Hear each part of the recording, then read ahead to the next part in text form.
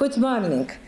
My name is Fotini Panaghi, and I shall be the Master of Ceremony for the opening part of the 13th Annual Scientific Conference of the Center of Applied Neuroscience. Before we begin the conference, we would like to inform you that photography, audio, and video will occur during the event. Professor Tásος Χριστοφίδης, Rector of the University of Cyprus, Professor Αντώνης Έλληνας, Dean of the Faculty of Social Sciences and Education of the University of Cyprus, Professor Fώφη Κωνσταντινίδου, Director of the Center of Applied Neuroscience of the University of Cyprus, members of the CAN Faculty Board and the CAN Advisory Board, dear members of the Departmental Board and academic staff of the Department of Psychology, esteemed invited speaker from Cyprus and abroad, dear delegates, dear students, ladies and gentlemen, good morning. I trust I have not left everybody out. The Center of Applied Neuroscience of the University of Cyprus warmly welcomes you to the 13th Annual Scientific Conference entitled Contributions of Predictive Modeling and Artificial Intelligence to Applied Neuroscience. This conference takes place today with the collaboration of the Department of Psychology of the University of Cyprus. A warm welcome to our keynote and invited speakers from Cyprus and abroad. I'm delighted to see distinguished scientists from Cyprus and abroad, psychologists, neuroscientists, social scientists, as well as researchers and students from various disciplines present at this conference today. We thank the Department of Psychology for supporting this important conference. This annual scientific conference of the Center of Applied Neuroscience contributes to the mission of our research center, which for 13 years has been operating as a point of reference and networking for the scientific community of Cyprus. At the same time, it contributes to the acquisition of knowledge about the latest developments concerning the study of the human brain and the relationship between biology and mental cognitive functions and behavior. We hope that you will find the conference informative and worthwhile. Without further ado, I kindly invite the Rector of the University of Cyprus, Professor Tásos Christofidis, for his welcoming address. Mr. Rector, the floor is yours.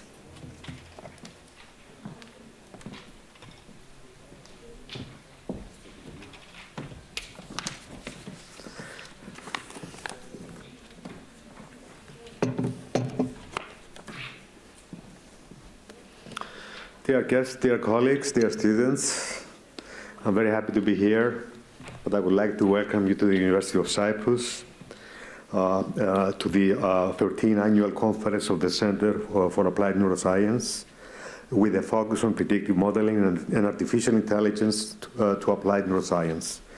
On this occasion, we also celebrate the 12th birthday of the Center. Congratulations, Fώφη. Happy birthday. CAN, the Center of Applied Neuroscience, is an approved research center by the Government of Cyprus and the only independent research center in the Faculty of Social Sciences and Education. The mission of the center is to conduct basic and applied research and contribute to the development of new knowledge, methods, and technologies that advance science and benefit health, quality of life, and society. The center in the last decade has become a major player in neuroscience research nationally and internationally. The recent pandemic and the global geopolitical events have increased our awareness on the value of research aiming to understand factors that affect human behavior, including psychological and brain health. These are central aspects in the research conducted at the center. The research teams at the center incorporate modern technologies and advanced computational and machine learning methodologies to achieve their objectives. Societal needs worldwide point to the fact that we need to collaborate across the globe to accelerate the development of methodologies that treat brain conditions affecting human functioning. The University of Cyprus is an active partner in several university networks, including UCY. UCY is the Young Universities for the Future of Europe an alliance of 10 universities funded by the European Union, aiming to closely collaborate with its partners for creating one of the first European universities, of course, tackling the multifaceted challenges the world faces. In this context, a twinning grant was acquired in 2023, which is coordinated by the Center in collaboration with one of the UFE partners, the University of Maastricht, for research on the post-COVID syndrome. The University of Cyprus takes advantage of its networks to build strong synergies for further accelerating in research and innovative endeavors. It is clear that the Center's research teams are committed in accomplishing their mission through the following 6 key activities, all of which help advance the mission of the university. These activities are training of new researchers and capacity building. Second, focusing on producing quality publications in top journals and presenting research work in international conferences. 3, serving on leadership positions of international organizations and participating as partners or coordinators in European Union-funded projects. 4, providing clinical training opportunities to students in applied clinical programs. 5, establishing and utilizing the physical and research infrastructure for high-level experimentation.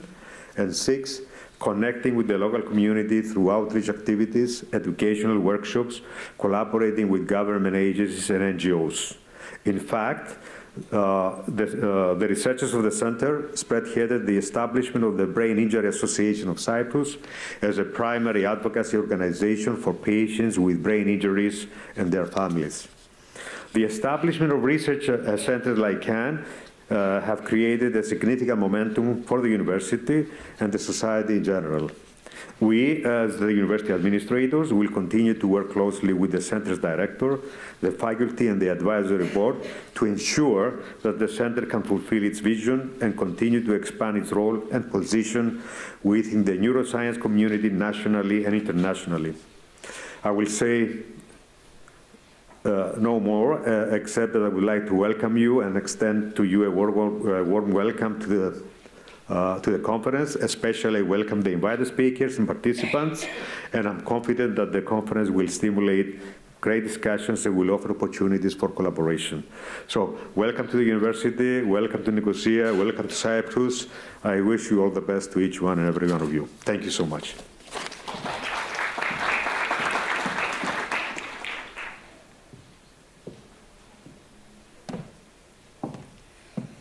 Thank you, Mr. Rector, Professor Christofidis, for your address and, of course, for your continued support to our research center. I next invite the Dean of the Faculty of Social Sciences and Education of the University of Cyprus, Professor Αντώνης Έλληνας, for his address.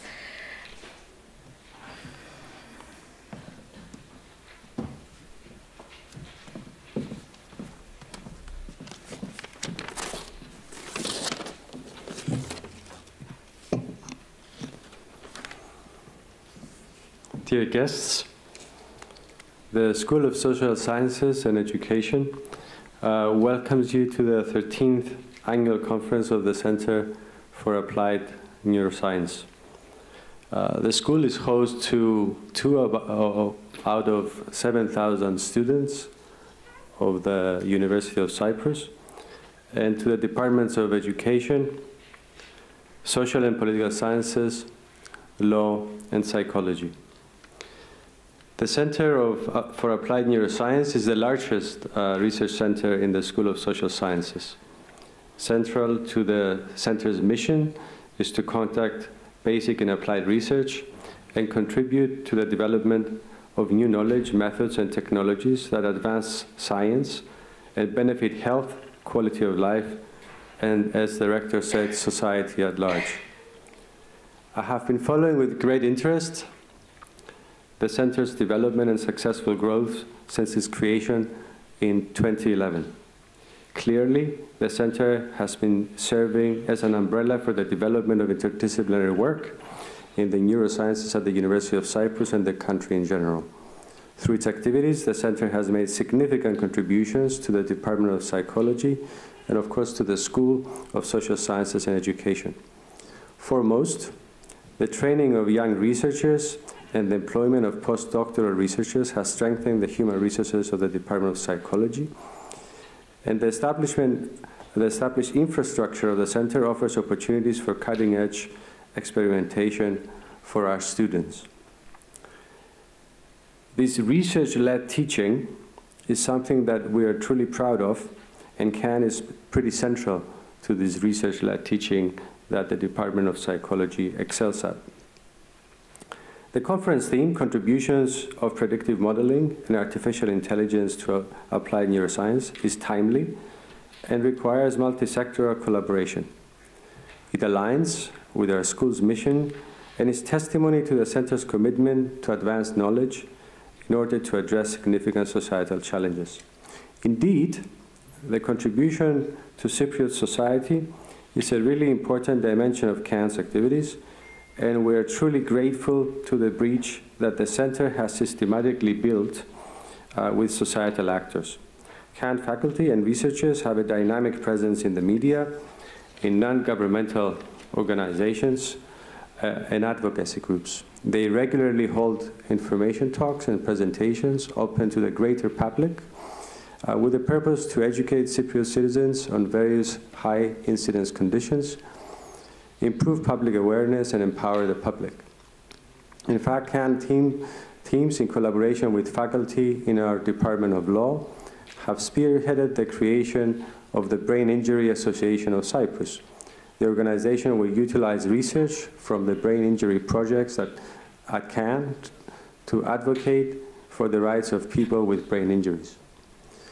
The Center for Applied Neuroscience is the only university unit which holds an annual conference open to the entire scientific community and free of charge since the first year of its operation. The 2023 conference marks the 12th year celebration of the center, as the rector has already mentioned, and this is the 13th scientific conference. Now, I know of many academic activities and initiatives which start but fizzle out after a few years. People move, people get tired, challenges arise, environments differ across time, often becoming more difficult.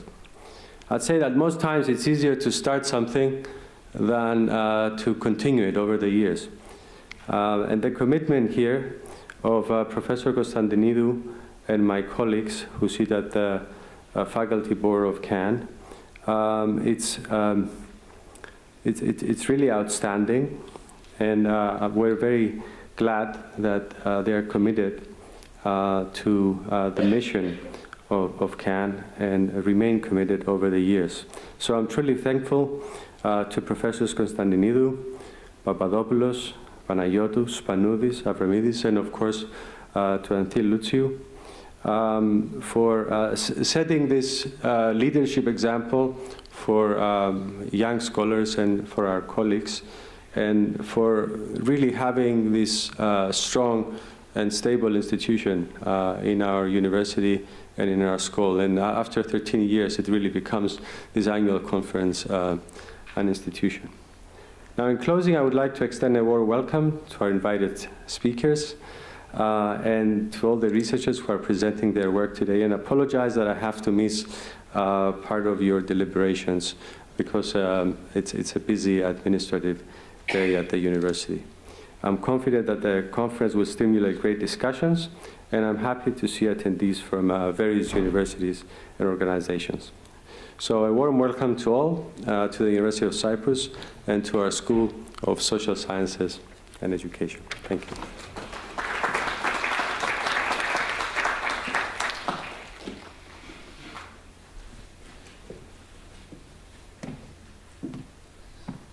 Thank you, Professor Antonios Éλληνας. Thank you also for your constant support. Now, next, I would like to ask Professor Fώφη Κωνσταντινίδου of the Department of Psychology and Director of the Center of Applied Neuroscience for her welcome speech. Professor Fώφη Κωνσταντινίδου, the floor is yours.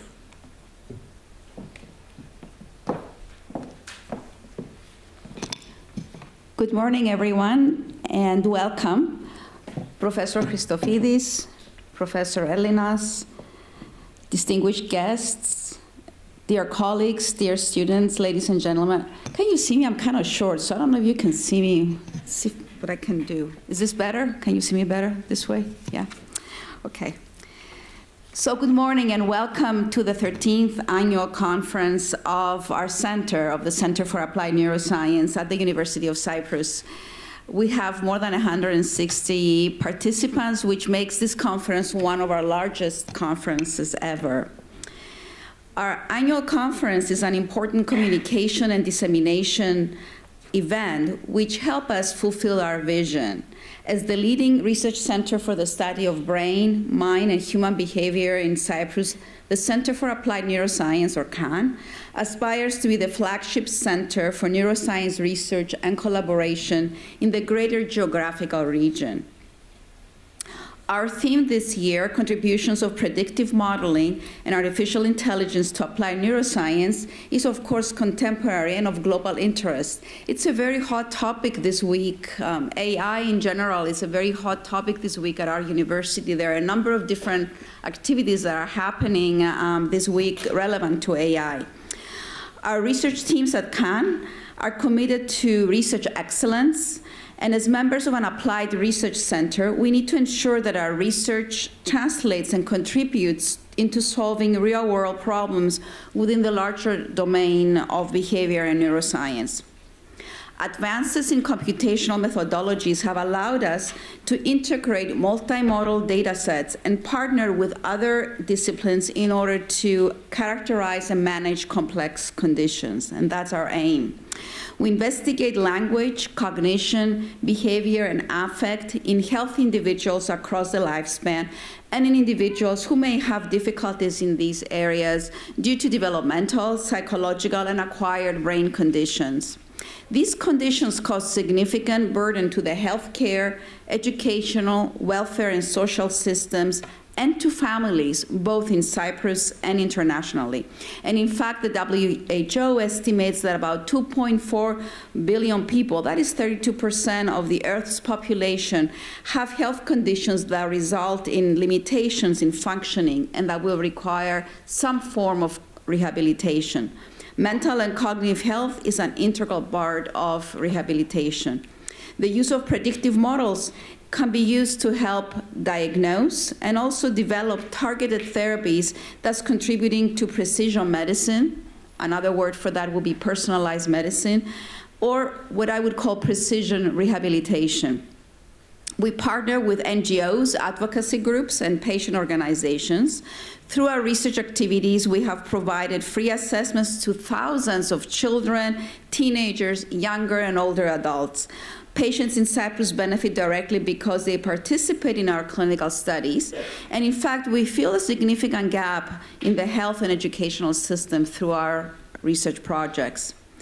Interdisciplinary collaboration is key to our work. We collaborate with other centers within the university and across institutions, nationally and internationally.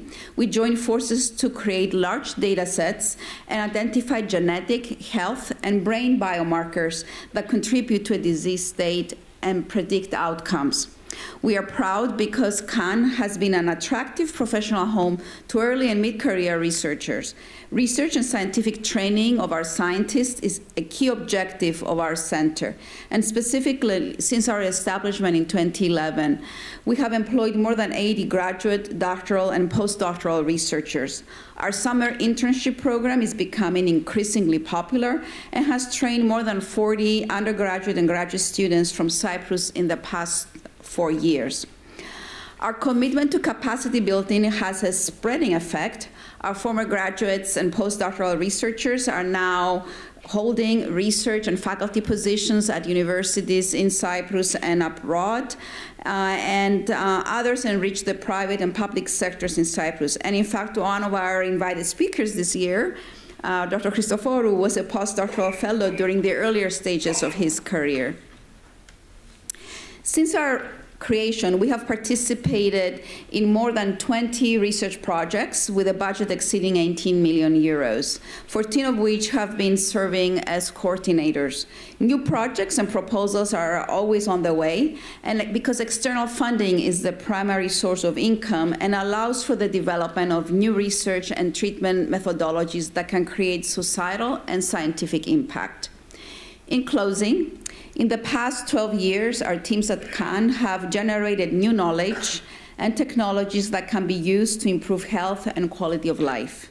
The question is, how can we transfer this technology from our labs into daily life to solve real-world problems? What are the facilitators and barriers to knowledge translation? How can we expedite this process? The implementation of advanced computational methodologies and AI could offer some solutions into accelerating the process and also into making research products more user-friendly. But true progress requires 4 key ingredients: culture for change, social norms that support it, legal and policy frameworks within institutions, and technological advancements and infrastructures. So to our university administrators, to our rector, to our dean, our ability to take our research products into the market is aligned with our university's mission to make a positive impact into society. It is a multi-layer process that requires university resources and commitment that fosters technology transfer and entrepreneurship. We would like our university to support and incubate startups that aim to translate neuroscience research into practical applications and products. Ladies and gentlemen, dear students, we're confident that the speakers today will stimulate your interest and offer opportunities for discussion, interaction, and future research collaborations.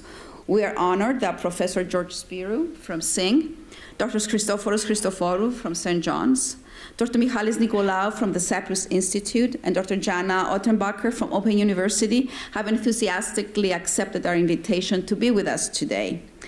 I would like to congratulate the many researchers presenting their work during our symposia, data blitz, and poster sessions.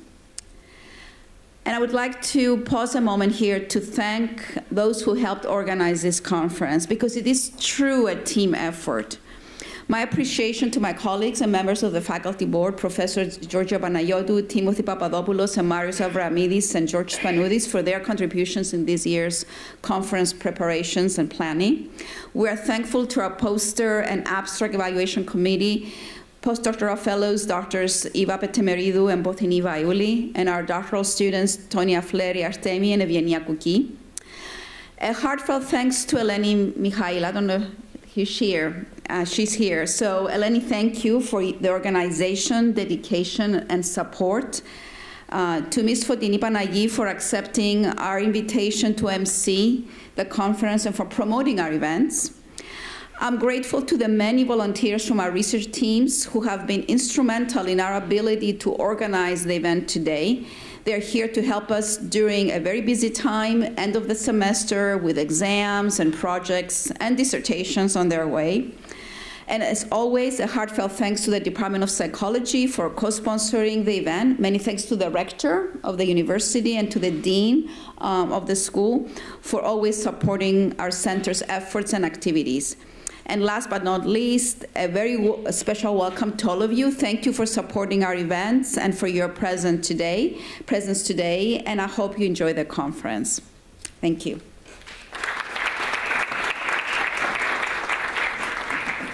I'm reminded here to direct you to your folder where there is some important information. On the program, we have a QR code where you can actually see the booklet analytically. We're trying to become, as much as we can, environmentally friendly, and this was one of our efforts to reduce paper printing.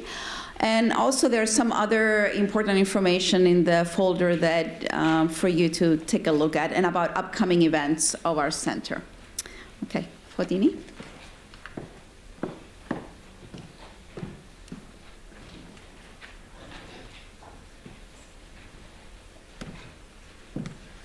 Thank you, Professor Fώφη Kωνσταντινίδου, and of course for your invaluable contributions to the CAN as the director of this research center.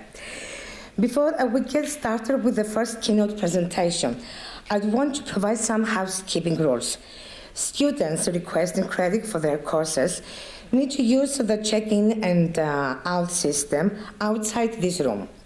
All attendees will receive a certificate of attendance after the conference and completion of the conference questionnaire. Ladies and gentlemen, please hold off your questions for the end of each keynote presentation or symposium during the designated Q&A. It is most important that we all stick to the time limits stated in the program. Thank you. I would like now to invite Professor Fώφη Κωνσταντινίδου of the Department of Psychology and Director of the Center for Applied Neuroscience to introduce our first keynote speaker and moderate the presentation. Professor Kωνσταντινίδου, the floor is yours. Hi again. So it is with great pleasure that I get to introduce our keynote speaker for today, Professor George Spyrou. I would like to say a few words about Professor Spyrou's prolific work. George Spyrou is the Bioinformatics European Research Area Chairholder and the head of the Bioinformatics Department at the Cyprus Institute of Neurology and Genetics. He's the Bioinformatics Course Coordinator at the Postgraduate School of SING, where he has been elected as full professor. He's a senior IEEE member, and he serves as member of the editorial board in well-known bioinformatics and computer science-related journals. His work is focusing on the design and development of computational methods for the discovery of complex patterns of biomarkers, the understanding of underlying molecular mechanisms, and the drug repurposing through network-based analysis and systems bioinformatics. On a personal note, it's been a pleasure discussing collaborations with George and also working on grant proposals together. Certainly, his presence in Cyprus in the last few years has been extremely valuable as he brings a whole new dimension to research in our country. So, Professor Spyrou, you will have about 45 minutes for your presentation. At about 5 minutes, before the end, I'm instructed to show you this, to cue you. And then we'll have some time for Q&A. Thank you.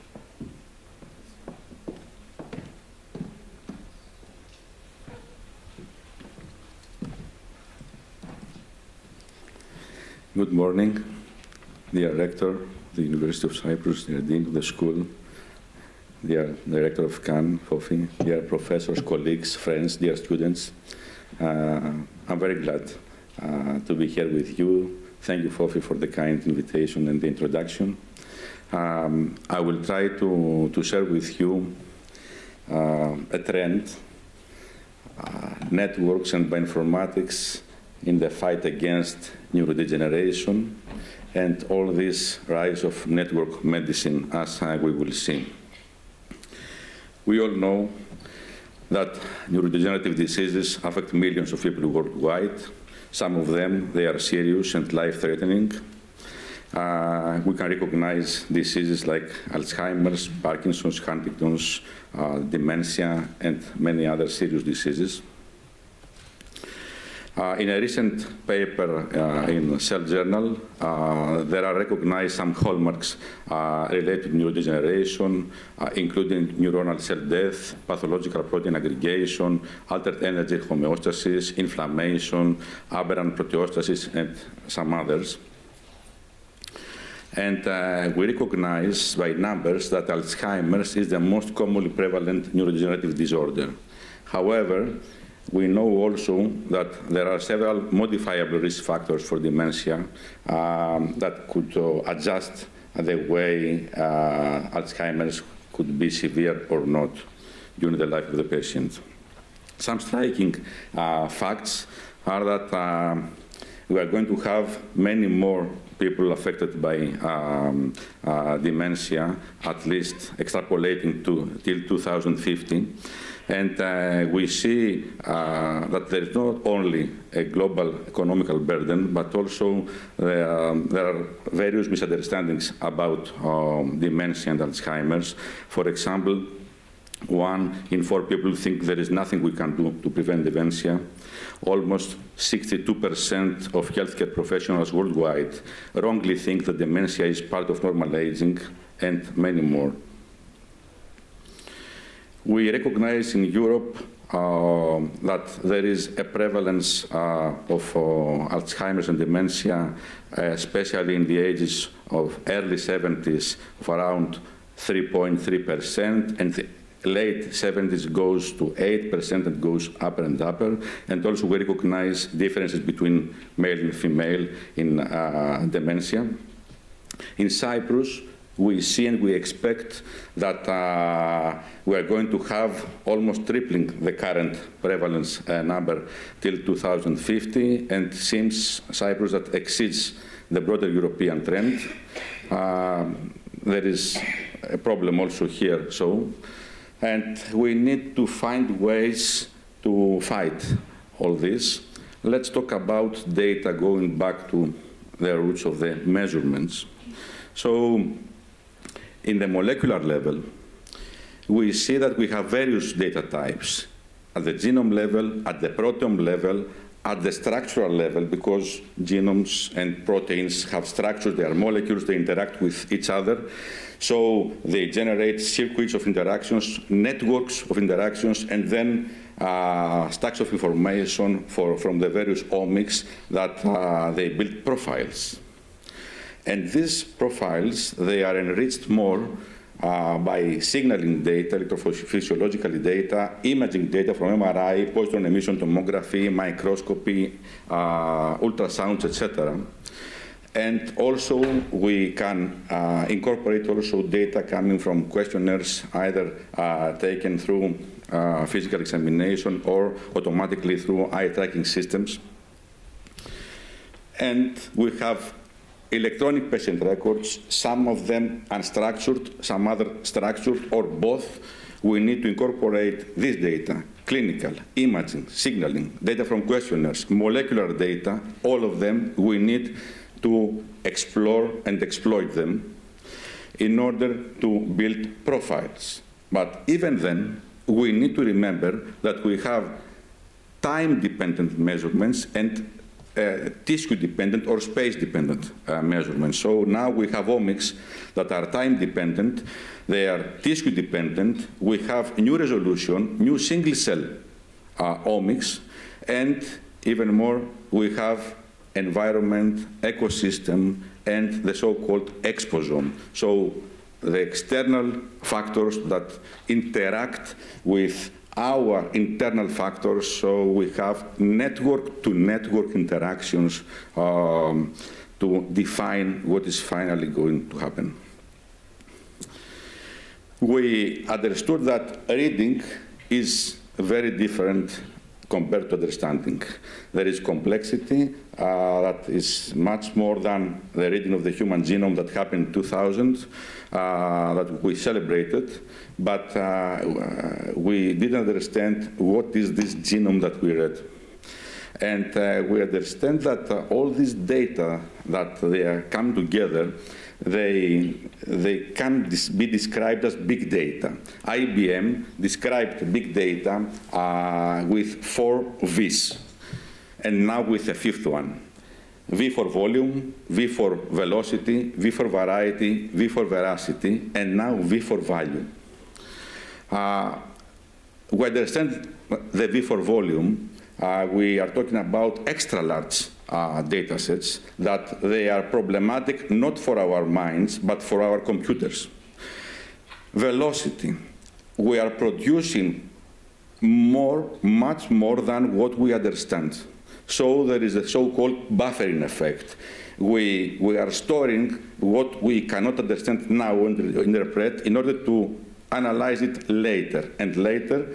So we have information that gets stored and sometimes never is exploited and investigated again.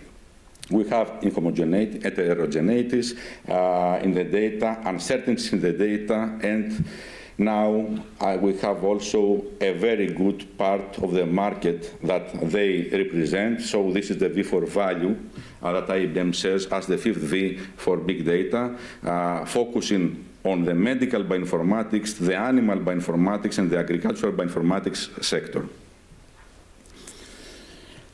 We have the data, and we have also some visions. As Fófy said, we see precision and personalized medicine as a vision of medicine. So we expect that we could and we would like to have a scenario where we have the patient, we are taking the standard measurements, we have also new measurements, the genome, the electrophysiology measurements, some habits, lifestyle, nutrition, microbiome, all of this, to be compiled together and to remember that this profile is not static, it's dynamic. So we need to take it across time and to have methods to predict and monitor what's going to happen based on this profile. Also, from the informatics side of the story, we have other visions. We have the vision to go from data to wisdom. So from data to information, and from information to knowledge, and from knowledge to wisdom. We are exploiting methods, many computational methods. We are dealing with supercomputers, mobile phones, workstations, clusters of computers, cloud computing, in order to try to solve these problems. The problem is that we don't need data, we need knowledge. We need a way to pass from data to knowledge in order to be able to decide. And if we have the data, all of this wealth of data, unfortunately, we need to find a way to reduce them, to find the best descriptors to describe the profile of the patient of the disease and to be able to reconstruct again this profile based on this data. So bioinformatics has a place in this roadmap. It tries to combine fields, biology, medicine, computer science, maths, physics, chemistry, many more, engineering. It tries to bridge the gap between these fields, and especially between biology and medicine, working the translational field, so trying to translate the findings from biology to applications to medicine, and the questions from medicine to new experiments to biology. And important enough, bioinformatics, it's not only a data science, it's not data analytics. It generates new questions because it gives potential to ask new things. So if we try to see what is happening with these stacks of information, that each layer has a connectivity because there are interactions between the molecules and the data have correlations. And also we have correlations between the layers of this building, then it seems that we need a nonlinear elevator or more than one to go across this building of information and to understand what is happening. A subfield of bioinformatics where we are working also at the Cyprus Institute of Neurology and Genetics Bioinformatics Department is called systems bioinformatics or network-based bioinformatics, trying to get empowered by graph theory and neuroscience to contribute to the so-called systems medicine or precision medicine. Some years before, a publication in The Guardian was this one: what links Alzheimer's disease with the bridges of Königsberg and Twitter? It's a little bit strange publication. Actually, Königsberg or Kaliningrad now is situated somewhere here, near Poland, and it has an island that we can reach this island through 7 bridges.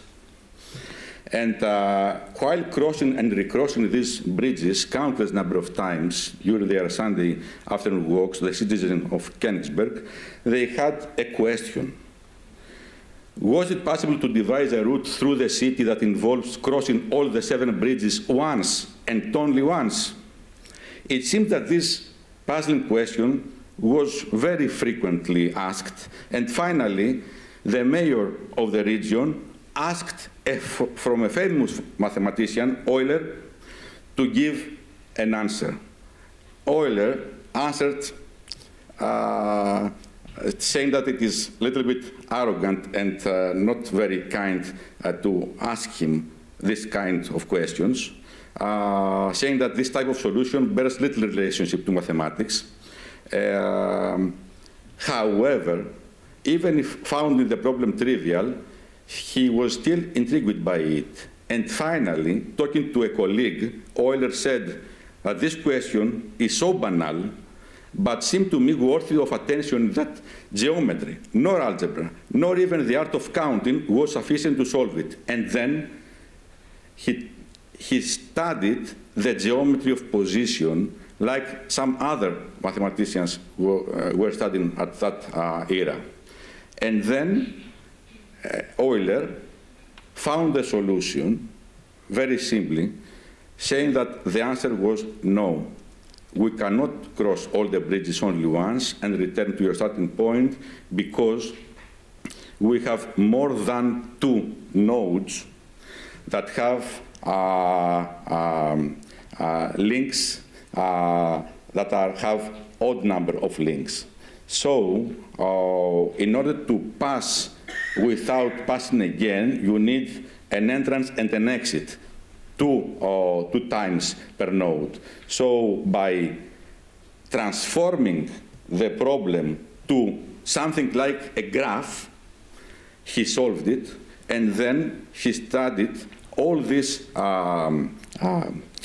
new field, saying that it was very, very impressive that the solution was driven only by the topology of the connectivity of the nodes. And this was the beginning of the graph theory, that is the fundamental behind the so-called network science. This is why is this publication linking Alzheimer's with the bridges of Königsberg, and this means graph theory and network science, because recent research suggests that graph theory can provide fascinating insights into the faulty wiring behind the progressive memory loss of Alzheimer's. But let's see what is a network. Actually, a network is a visualization of relationships among a set of entities. So we can have various networks. We can read databases, parse the data, and reconstruct these networks based on the relationships of the entities that we will ask. Or we can find statistically inferred networks where the correlation between the data gives the connectivity among the entities. So some of the networks that we can have in molecular level, they are gene regulatory networks where we have genes that activate or inhibit each other. We have protein-protein interaction networks where we have proteins that interact physically with each other. We have drug-gene target interactions and, importantly, disease-to-disease networks based on questions regarding the relationship between the diseases pairwise. So, do they have common genes? Do they share common phenotypes? Do they have comorbidities? We can ask and take back different networks that connect diseases. And if we have these networks, what can we do with them? We can analyze them. Networks are not hairballs. They are not visual things. They have properties. So we can analyze them by finding the hubs, the nodes that are multi-connected, the bottlenecks, the nodes that connect modules between the networks. We can measure the path length that separates nodes of significance.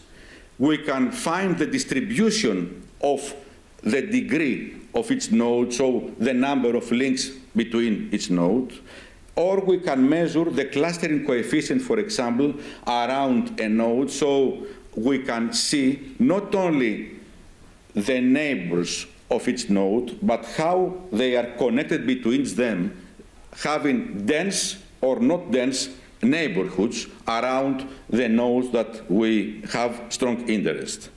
So we can study the topology of the network, and this topology is crucial because, as you see here, in the topology of a scale-free network, we have very few central links.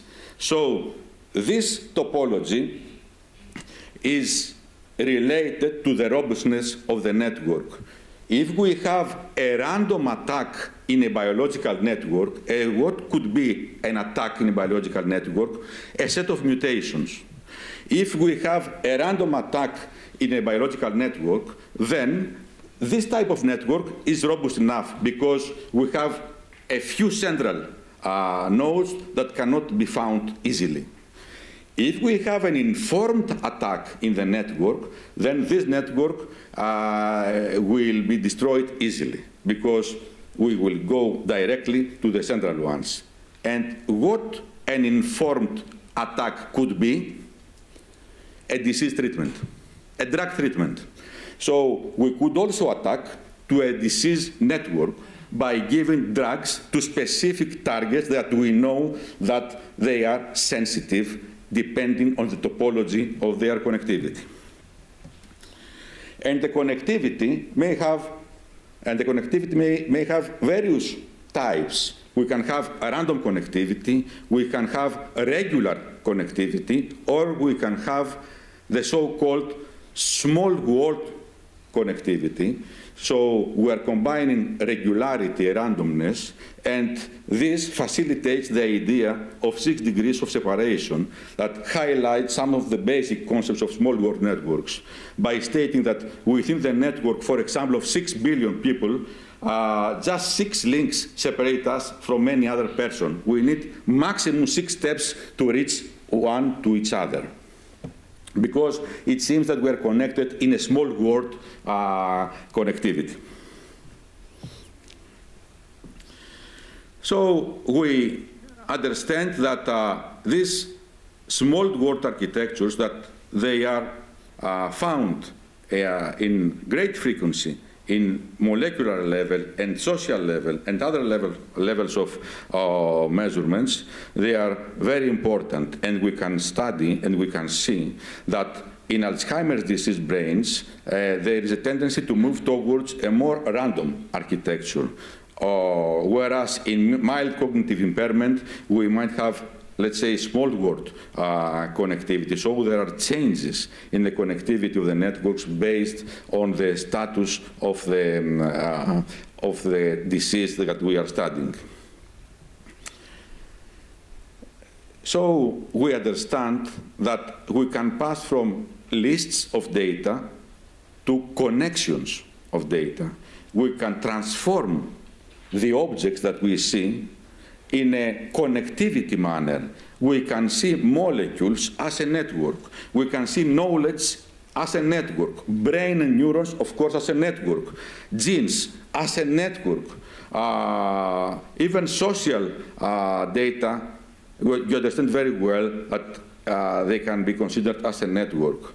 And then graph theory boosts other fields of connected nodes that may have processing power as artificial neural networks, or the current graphical neural networks that they are analyzing graphs. They are taking graphs as input and trying to provide link prediction and other predictions based on graph input, so we can translate all the inputs or most of them as graphs and give them to these powerful graphical networks. Or graph theory gives also boost to other fields like probabilistic graphical models, where we can encode the dependencies, the probabilistic dependencies between the variables on a graph and then calculate the probability model that we are building. So we see that there is cascading from graph theory to neural nets, graph neural nets, probabilistic graphical models, and many others, because they study connections.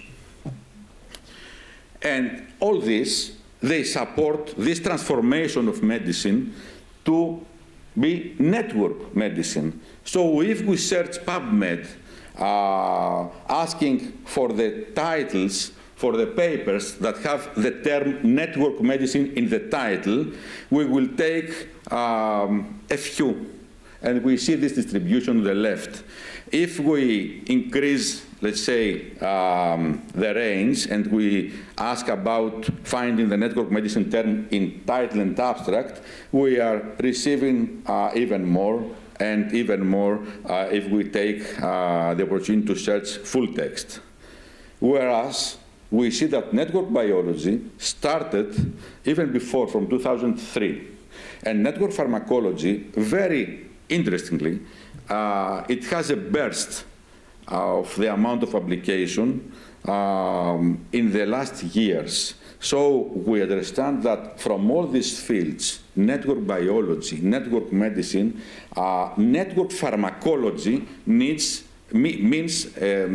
that it exploits more the capability and the capacity of the networks in order to provide clues for new candidate drugs. We can see that we have several papers starting this term of network medicine, starting from Barabasi with his well-known network medicine paper. We have network medicine around 2007, then 2011 and 12. We have the burst of this term. We see and we recognize papers even in the early days of network medicine related to neuroinflammation. We see titles related to systems pharmacology, systems proteomics. We recognize papers that are related to more complex phenotypes nowadays on 2023. And we see, for example, that we have dementia-related and other neurodegeneration-related network medicine papers that try to incorporate all these concepts of graph theory to provide solutions or to help in this precision medicine vision. At that paper, Barabasi in the 2011 stated a few things, saying that a disease phenotype is rarely a consequence of an abnormality in a single effector gene product, but reflects various pathobiological processes that interact in a complex network. We don't play with single entities. We recognize connections between them, and we try to find complex patterns of biomarkers in order to try to be more effective. Also, it seems that disease genes, they have a propensity to interact with each other, forming disease modules. So we can recognize these disease modules, these densely connected disease-related genes, trying to act as signatures and to relate these signatures to these pathophenotypes, trying to generate disease-to-disease networks, or the so-called diseasome. So in this area, our department, the Cyprus Institute of Neurology and Genetics, tries to work. So I will showcase several works, highlighting some of them. So pathway connector is a method and now a tool that gives us the opportunity to connect molecular, pathways. When we are analyzing omics, we have the opportunity to find the pathways that are related to these omics. But many times, these pathways are not connected with each other. So we try to ask, how can we generate connected functional stories? The solution is to map our findings to a super network of pathway-to-pathway connectivity that we have generated by mining well-established databases like KEGG, Reacton, Wikipathways, etc. Then we have a reference database, a reference network that we have generated. Then we are mapping our findings to this network, and then we bring the missing links that are required to achieve connectivity, the minimum connectivity that we need in order to have the so-called connected functional stories like these clusters of connected pathways. And we have applied this methodology to diseases like Huntington's disease and diseases that are related to genes found to be related to spastic ataxias, trying not only to generate connected pathways, but also to incorporate many types of data coming from various levels in order to try to bring together genes, pathways, known drugs, known variants around the disease, and from there we have devised a methodology that incorporates all of them in a synthetic gene-to-gene network in order to have a new network based on gene-to-gene interactions, that these interactions are not physical, they are synthetic. They have incorporated the a priori knowledge about the disease. So we have a network that has nodal information and edge information. And this network can be analyzed through the metrics that I described before, talking about graph theory, in order to find the most significant genes based on the a priori knowledge that we have related to this disease. This type of network can be further enriched with omics. So we can bring together a priori knowledge with omics as well in order to generate profiles and to generate clusters of connected functional stories. Another effort in the same direction on the community discovery. How can we find the best or a good enough community representation on the pathway level that is related to the disease that we are studying? We are using random walks or informed walks in this manner. Imagine that we have a tourist that comes to Nicosia and has a map at his hand, a map that is related to museums. Then, when he will go back to his country, he will describe Nicosia based on the museums that he saw. Another tourist, coming again to the same town, Nicosia, has another map, a map related to pubs and clubs. So, going back to his country, he will describe Nicosia based on the clubs and the pubs that he saw. The same town, different descriptions, and different storytelling. So if we have a proper map, a disease-related map, then we can guide millions of tourists, millions of random agents inside a network, and then we can ask what are the over-visited regions.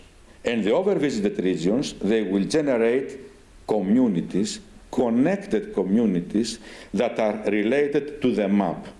And the map is related to the disease. So the communities are related to the disease.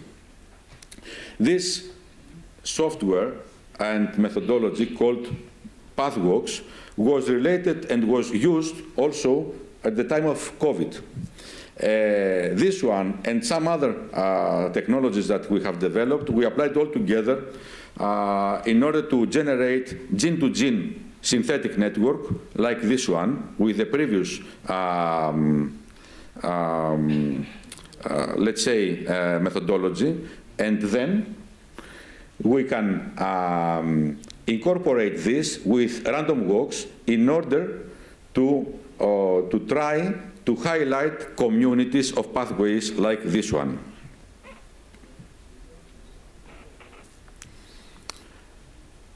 In another line of thought, if our hypothesis is correct and network representation is quite good in representing the disease state, then if we have the opportunity to describe different networks for different progression stages of the disease, then we can have networks and differentiation of networks across the disease.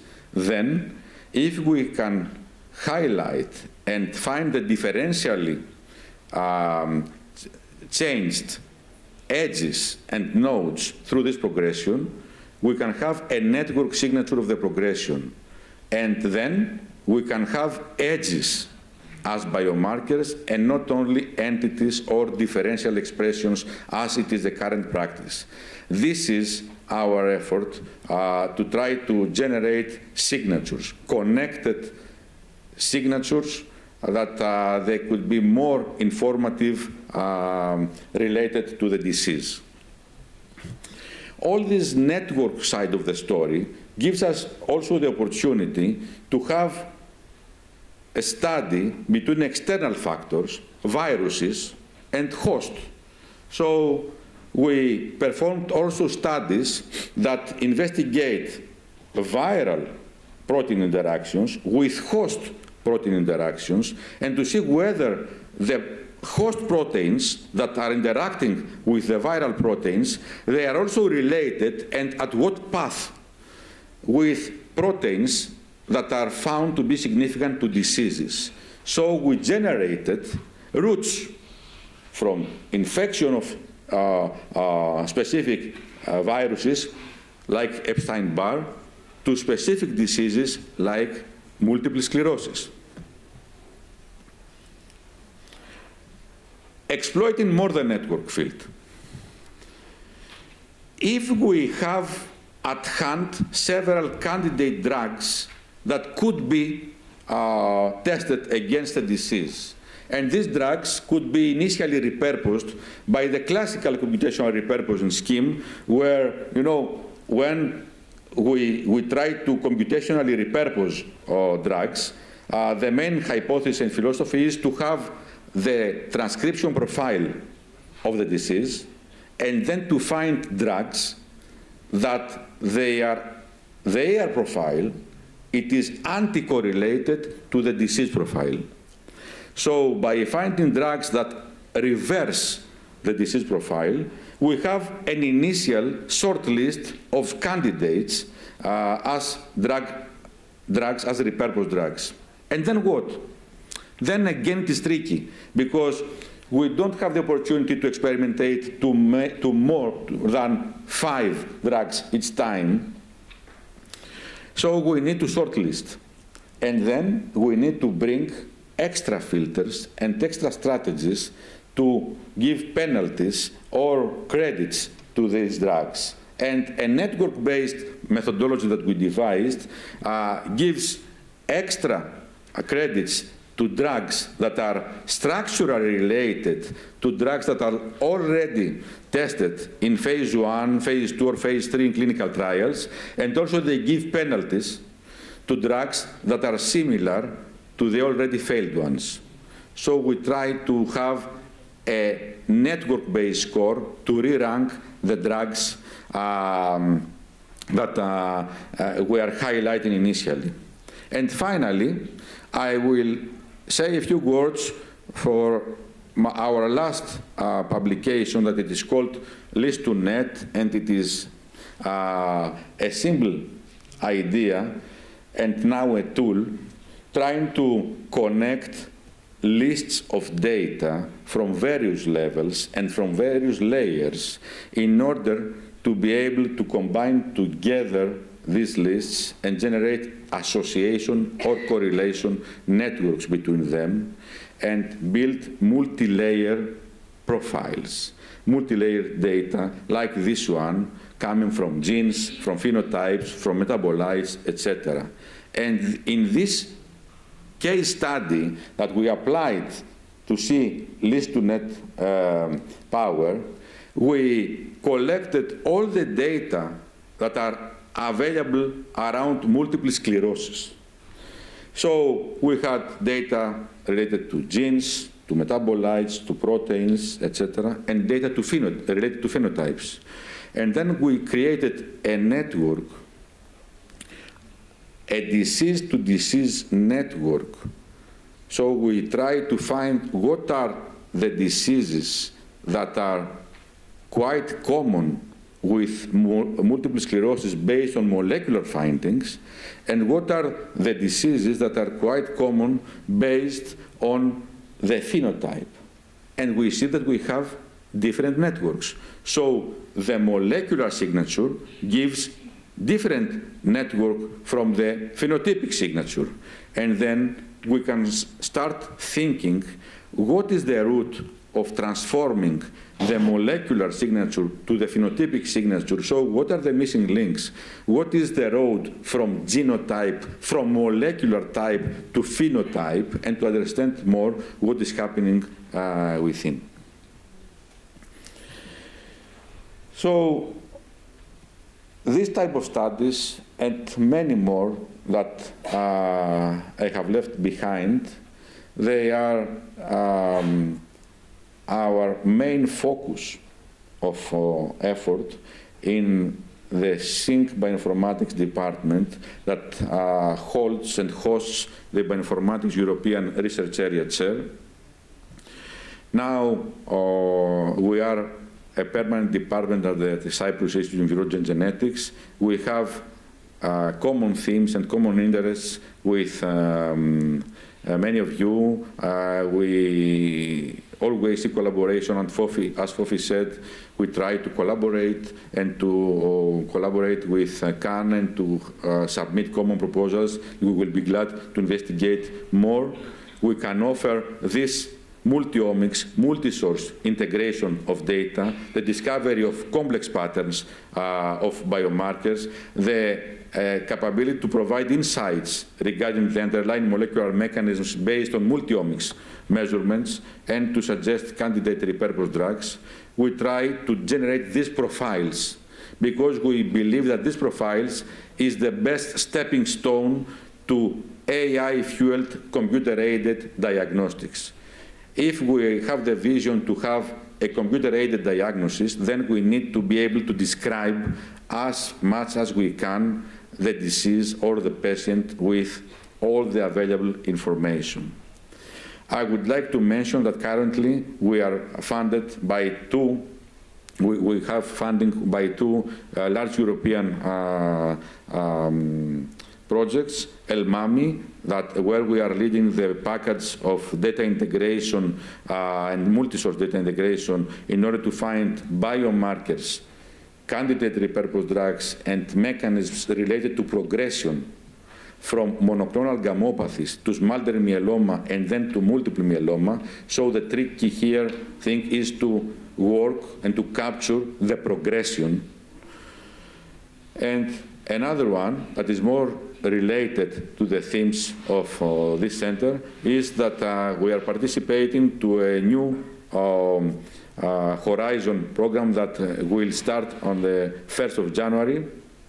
It's called Comfort Aids and is related to prediction, monitoring, and personalized recommendations for prevention and relief of dementia and frailty.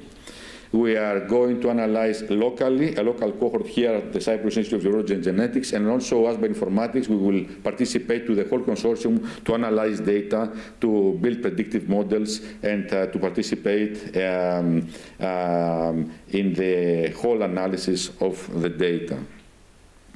All this research And this effort is done because I believe we have an excellent group of researchers, the members of the department and the associate researchers. I am grateful to them and also to our excellent PhD students that they are very excited with their research, and I would like to thank them all. And with this, I would like to close my talk, and I am open to questions. Thank you.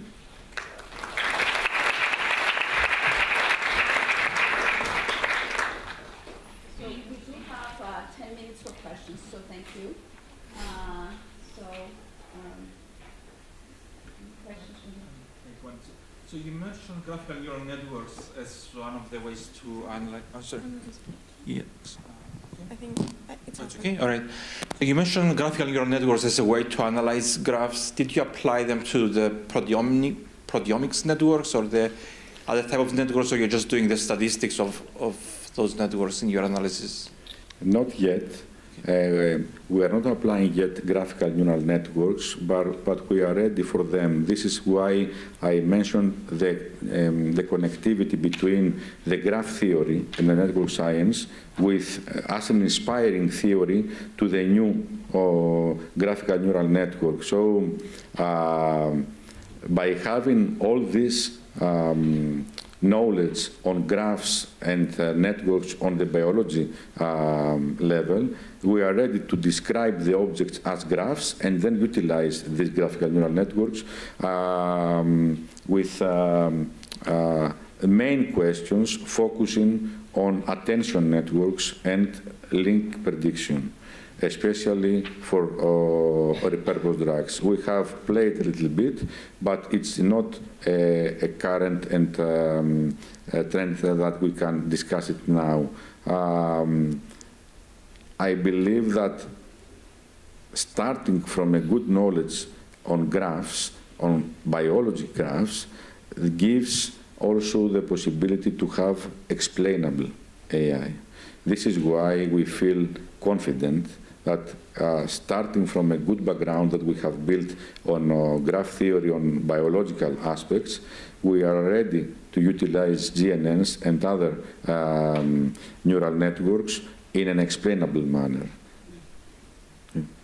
Other questions? That was great. Thank you. My question is this, developing network analytic approaches or frameworks is a way to address also complex psychological phenomena today. And as you have nicely demonstrated, graph theories can be the baseline for such an approach. What a young researcher should consider most, develop theory-driven or data or evidence-based networks when trying to find answers to complex phenomena? This is an excellent question. I would select data-driven approach because now we live in this era. We have a wealth of data, and we can exploit and find patterns within them, and we can state hypotheses that we could not imagine. This is why I think that we can have a first look at the data, and then perhaps we can go back to the theory to work more. But it is a wonderful period now to work with data because we can work with hypotheses that we could not imagine in a theoretical level. Thank you. Congratulations for your excellent presentation, very stimulating. My question is more general one, referring to cross-cutting creativity and innovation. For at least the last 10 years, there is a big gap question in innovation, both business and public sector innovation, concerning non-linearities, exponential phenomena, asymmetries, fatal events, and the like. Nassim Taleb coined this black swan theory. I don't know if you are aware of, heard of this theory and books, but there is a dilemma now that we are living in we have linear thinking in a non-linear world. This was the title of a Harvard Business Review article about 11 years ago. And I think this is very much true today. And the question is, are we using traditional static tools and linear business models and monoparametric, not polymerametric approaches, traditional approaches, single-dimensional approaches to tackle a non-linear world? Now, this gap that exists, I think, my feeling is that your excellent presentation identifies an answer, bridging this gap that we have linear thinking in a non-linear world. I would like to have your opinion on this. Thank you. Thank you very much for these questions. Very to the point. Networks are not linear. Network approaches are not linear approaches. So this way they give the opportunity to study easily non-linear phenomena, and also we can incorporate other measurements related to entropy calculation, related to mutual information calculation, and other information theory calculations in non-linear ways to go deeper to understanding what is the topology even in the local region that we are studying or in the global network. So we have tools, and I believe that we should go in a non-linear manner to solve a problem. If you're asking, yes, but the question is linearly posed, and we are going to solve it in a non-linear manner, I don't know. We need to revisit also our questions. I'm sure for this. We need to revisit, revise them, and also inject these new potentials to ask not more, but differently also. This is why we are very excited with this part of the computational applications and this field, because you know, you may have the methods and not the field. You may have the field and not the methods. Now we have both. So if we cannot solve problems, it seems that we are the problem. Thank you. Yeah. Okay, I think we're almost finished, but since I hold the mic, I do want to ask you something. In terms of Alzheimer's, you know, the difficulty in identifying, generating drugs that interfere with the disease, do you think then it's our inability to interfere with a primary network of the damages of the process that damages the network, so we haven't been able to interfere with that yet from a drug perspective, or are we approaching the problem too simplistically? I don't know, just your thoughts. Yes, I think that we're approaching the problem linearly. For example, why to go for one drug against one disease or one target? Now there are trends to utilize cocktails of drugs, combination of drugs, to try to target at the same time various targets that are in concert under a pathway or more than one pathways that are related to the disease. So we need to think in a nonlinear way to target immediately, at the same time, many targets, and of course to see the counterbalance and the counter acts, because sometimes we try to activate or inhibit a gene, and with the same drug to have a negative feedback to something that was healthy and now it is not, based on our treatment. It is a complex phenomenon, and I think that if we manage, let's say, to find a drug that covers a good percentage of efficacy, it would be a success. Also, I would like to say that it seems that there is a decrease in the drug discovery nowadays, because it seems that we have covered the space, the structural space of drugs. And we need to focus on the existing structures and to see this repurposing, how we can work repurposing, not individually, but in combination, in order to find more optimal and efficient drug treatments. Plus the modifiable factors that can help prevent the disease, I guess. Okay. Yes, of course. This exposome, for example, that I described is very crucial, because you give a drug in an isolated environment, and then this may not work in a real environment. We have also these external factors as well. Yeah. Thank you. Thank you very much. Okay. Thank you.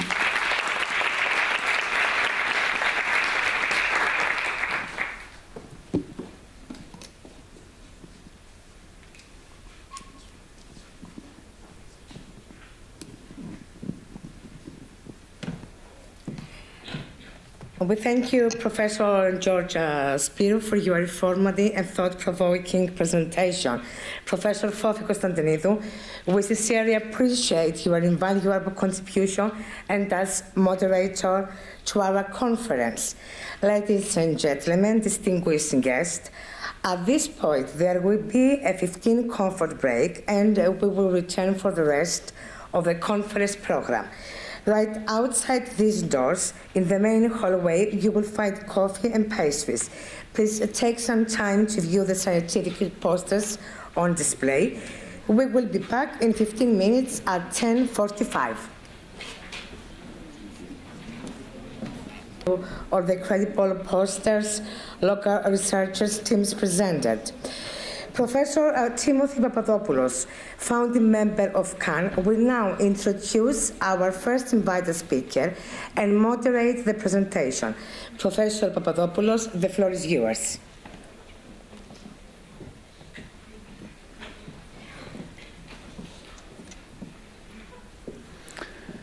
Good morning, everyone.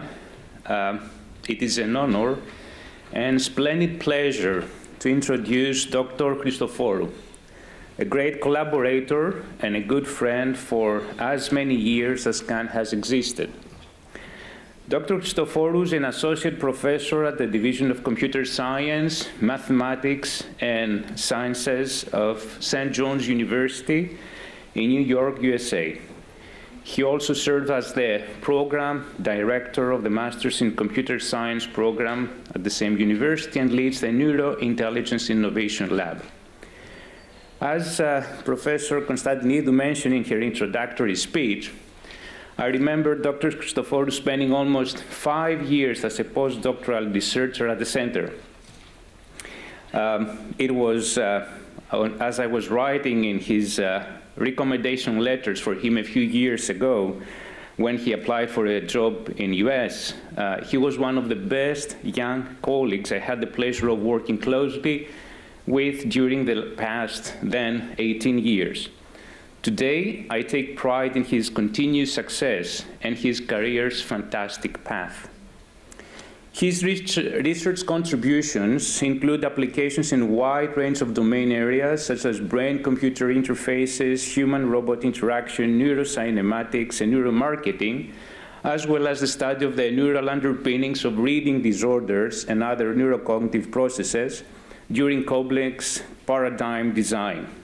He's therefore a key researcher in our international team maintaining a close collaboration with the Learning Disabilities Group of the Center for Applied Neuroscience. He will present today on the advances in machine learning and AI models that help extract information from neural signals, particularly EEG, during complex and dynamic tasks. He will demonstrate how those models open new opportunities for studying the neural underpinning of cognitive processes, as I mentioned, and particularly with complex reading tasks, namely serial, rapid automatized naming, phoneme elision, or spoonerism.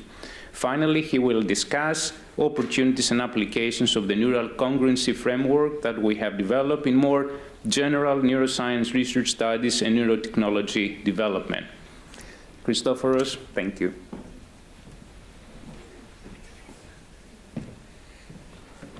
All right, thank you, Dima, for the really nice introduction. And good morning, everybody. So it's really nice to be back at the center after more than a decade. As some of you might remember, I presented at the very first conference, like 12 years ago. So it's nice to be back and see some familiar faces, and thanks for the invitation. So today's talk is titled at the intersection of machine learning, AI, and neuroscience. And my main goal is to give you an introduction or an overview of how machine learning models can help us study the neural underpinnings of reading disorders.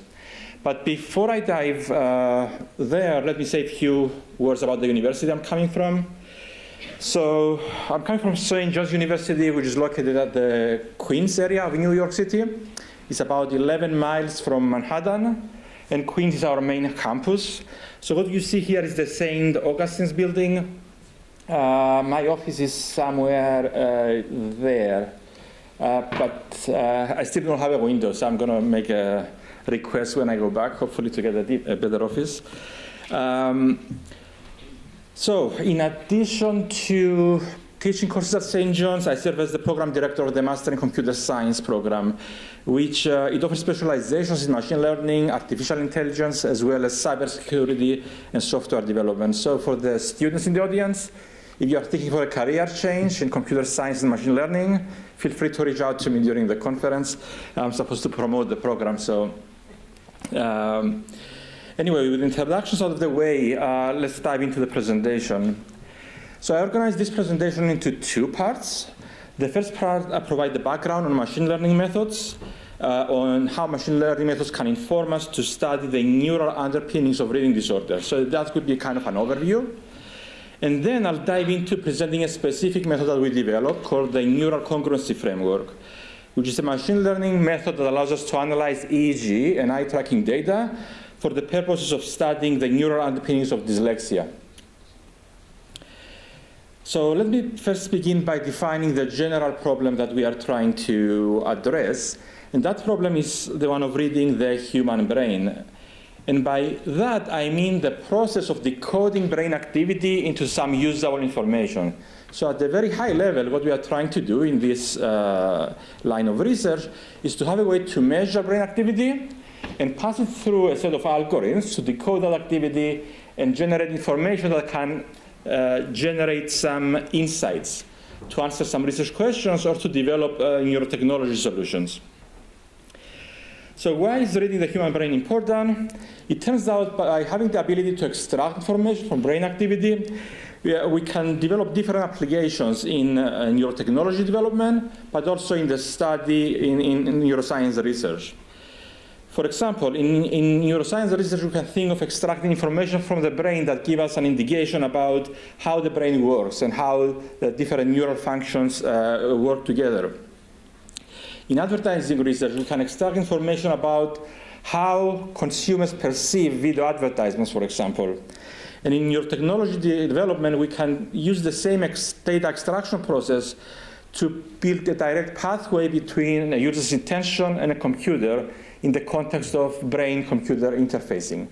All those problems fall within this category of decoding brain signals. So once we are able to extract those information, we are able to contribute to those application areas. So the first step in implementing this decoding process starts from eavesdropping the human brain. So we need to have a way to measure brain activity one way or the other. And here we have several options. Going from left to right, we can use intracranial EEG that requires surgically implanting electrodes over the brain and measure changes in electric field potentials. We can use non-invasive methods like functional magnetic resonance imaging, fMRI, that measures blood oxygenation levels. That's not mine, right? Yeah. We can use MEG or EEG. And for the purposes of this lecture, we're going to focus on this last modality, EEG. This is the GTEC G-Utilus system. I have 2 of those in my lab in New York to record EEG signals from participants. So what EEG does, it measures changes in voltage potential from around the scalp. So as you engage, as a participant engages into different thoughts, neurons in the brain fire, and the firing neurons modulate these EEG signals.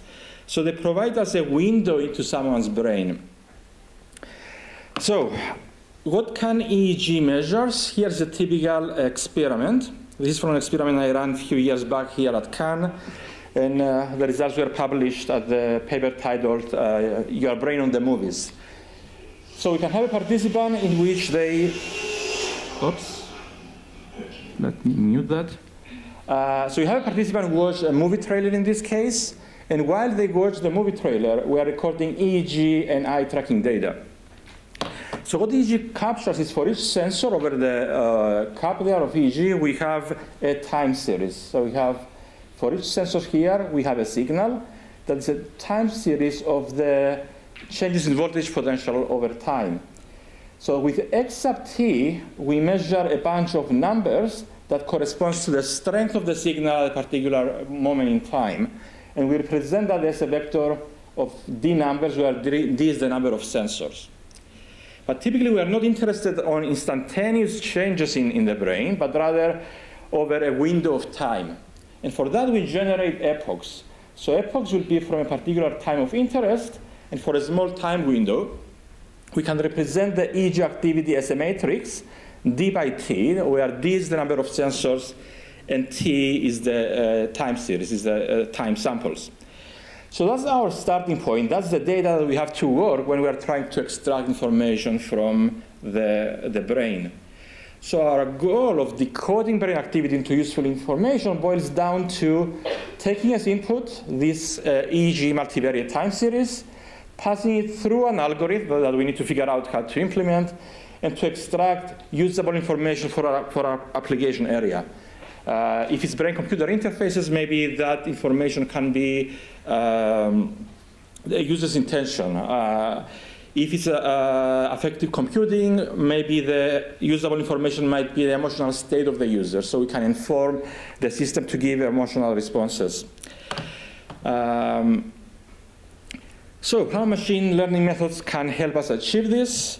In the next section, I'll discuss how we can model EEG data so we are able to decode them. And then I'll introduce how machine learning methods can help us analyze those data. I think the auto timing is on, so the slides change. So excuse me, I'll need to go back and forth. So what EEG measures? So this linear model here is an accurate representation of the electrophysics of the EEG signal. Essentially, it links neural activity at the source of the brain to what the EEG measures. It says that in the brain, we have various sources that are active at any given time. This is given by S of t. And what we measure is this X sub t. So this is what's going on in the brain. This is what EEG measures. And what we measure is a combination of a bunch of noise, this E sub t term, and then a linear combination of all the sources. So if we take a particular sensor here, what it actually measures is a linear combination of these values where the strength of each source as observed by the electrode is given by this vector here, this mixing matrix A.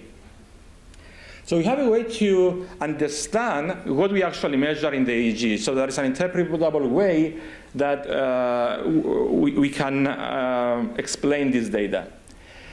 But what we are interested in is not this forward model, because what we are interested in is the actual sources in the brain. So we'd like to do the reverse process. We would like to be able to recover the sources in the brain given the EEG signals. And this linear projection here combines information from all our sensors as collected from the EEG into a single sensor that might represent the source activity on the brain. Essentially, it says that I can generate an estimate of a source activity y sub t by averaging all my measurements x over space, and where these coefficients w now dictate the strength of each electrode. The idea here is that if I have a sensor close to some electrode, it's going to observe close to some source activity. That sensor will capture that source at a higher amplitude than electrodes that are further away. So if we know this W, we can recover those sources. So the thing is, this W is unknown. So what we would like to do is to learn the values of W. So what W does is averaging essentially these multivariate signals into a single signal.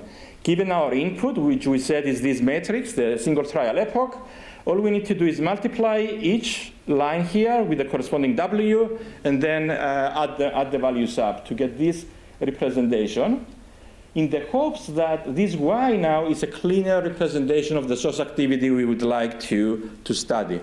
So we're going to refer to this W as a neural component. So every time that I refer to the term neural component, I mean that spatial vector W. And if I refer to a temporal component, I'm going to refer to this part here, which is the underlying source activity. So our goal now is to identify and isolate neural components during reading tasks. So if we are trying to understand reading disorders, what we would like to do is to measure the reading activity of participants while they engage into reading tasks, and to be able to extract these neural components. Not only that, but we would like those neural components to be informative of group differences. So we would like to find which part of the brain activity is the one that gives us information that differentiates the control group from children with dyslexia. So that's our primary goal. So we translated our problem of reading the human brain into one that requires us to extract these neural components that translates to essentially finding these values for W. So what are the best values for W?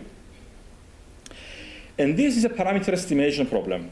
And machine learning is ideal for estimating parameters from data. So the machine learning answer of how can we read the brain, we learn the neural components from data. So it's a data-driven approach.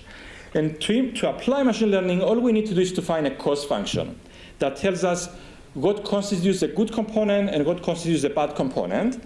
And then we can formulate an optimization problem that extracts those components. So for example, in the area of brain-computer interfaces, several such criteria have been proposed. If we are interested to extract neural components that come, let's say, from different sources in the brain, we can formulate an independent component analysis optimization problem. If we are interested to find neural components that have high variance, like in the case of ocular artifacts, we can apply principal component analysis. If we are interested to find components that differentiate between two conditions in terms of their amplitude, like ERP kind of features, we can apply either linear discriminant analysis or bilinear discriminant analysis, and so on. So as long as we have a way to characterize what constitutes a good component, we can formulate an optimization problem in machine learning that allows us to find this W, and by extension to find the corresponding neural components of interest. So that's in brief how we approach how we use machine learning in the case of decoding the brain signal. We specify the characteristics of the neural activity we'd like to extract, and then machine learning is able to find the corresponding source activity by optimizing those criteria. So now let me move to the second part of the application, that I'm going to introduce this new technique we developed called neural congruency framework that tries to find an informative criterion that is applicable to the study of reading disorders. So in our approach, we claim that the criterion to optimize in order to isolate brain activity must be the congruency in neural activations among participants. And this idea is illustrated from a video I found on YouTube. So I'll have the video playing and I'll try to explain the idea. So we hypothesize if you have a group of participants, like the cats here, in our studies will be children, and you have a particular task, like following a target. If the group of participants master that task, and we observe the participants engage in that task, then we expect them to experience some synchronicity in their responses. So you can observe this group of kittens and you can see that they can do the task well. However, if you take a silly cat that did not master yet the task of following the target, what you expect is to break that synchronicity. So what you would expect if you had them in the group, it would be easy to spot the odd one out, because comparing the overall synchronicity, it wouldn't match. So the idea, by extension now, we say that cognitive processes in the brain have the same synchronicity. If you have a group of children, let's say, in a control group, and you measure their brain activity, over time, if you observe them together, they're going to experience this synchronicity. However, if you have a child with reading disorders or dyslexia, and you compare it to that group or have it engage into that activity simultaneously, then you'll be able to easily spot them. So we take this idea and kind of translate it into math. And what we say is that we can encode or quantify this idea of synchronicity by measuring the correlation of the projected neural components. So if I have the EEG activity of some participant S1 and the EEG activity of the participant S2, and for some given W, I can project that neural activity into the corresponding source activity. And I can ask the question, what's the correlation between these two source signals? And that gives me a value that indicates how synchronous the EEG activities from the two subjects are. And if we have a way to quantify that, we can ask the question, what should be the W such that this value is maximized? So we'd like to find the optimal value of W, the value of W that maximizes this quantity. And this is an optimization problem. So neural congruency is nothing more than solving this optimization problem. So we take these intuitive ideas now and we formulate them into some mathematical formula. Essentially, I'm not going to go over all the math here, so don't worry. The term here measures the average correlation among every pair of subjects. So this quantity here is proportional to the correlation between every pair of subjects in that group for a given neural component W. And we are asked to find the W that maximizes this quantity. Not only that, but we are enforcing some regularization in the optimization problem, in the sense that we are forcing the values of W that correspond to sensors that are nearby physically to have values that are close together. So we are enforcing some smoothness in the values of W. So this is a optimization with constraints, and we can easily solve that. We can formulate the Lagrangian, take the partial derivative with respect to W, set it to 0, and we arrive to an analytic solution. The bottom line is that we can solve that easily, all right? And we can type these formulas on a computer. And what that will give us is a set of W's, a set of vectors W, each capturing some source activity in the EEG signals that maximize the congruency among participants.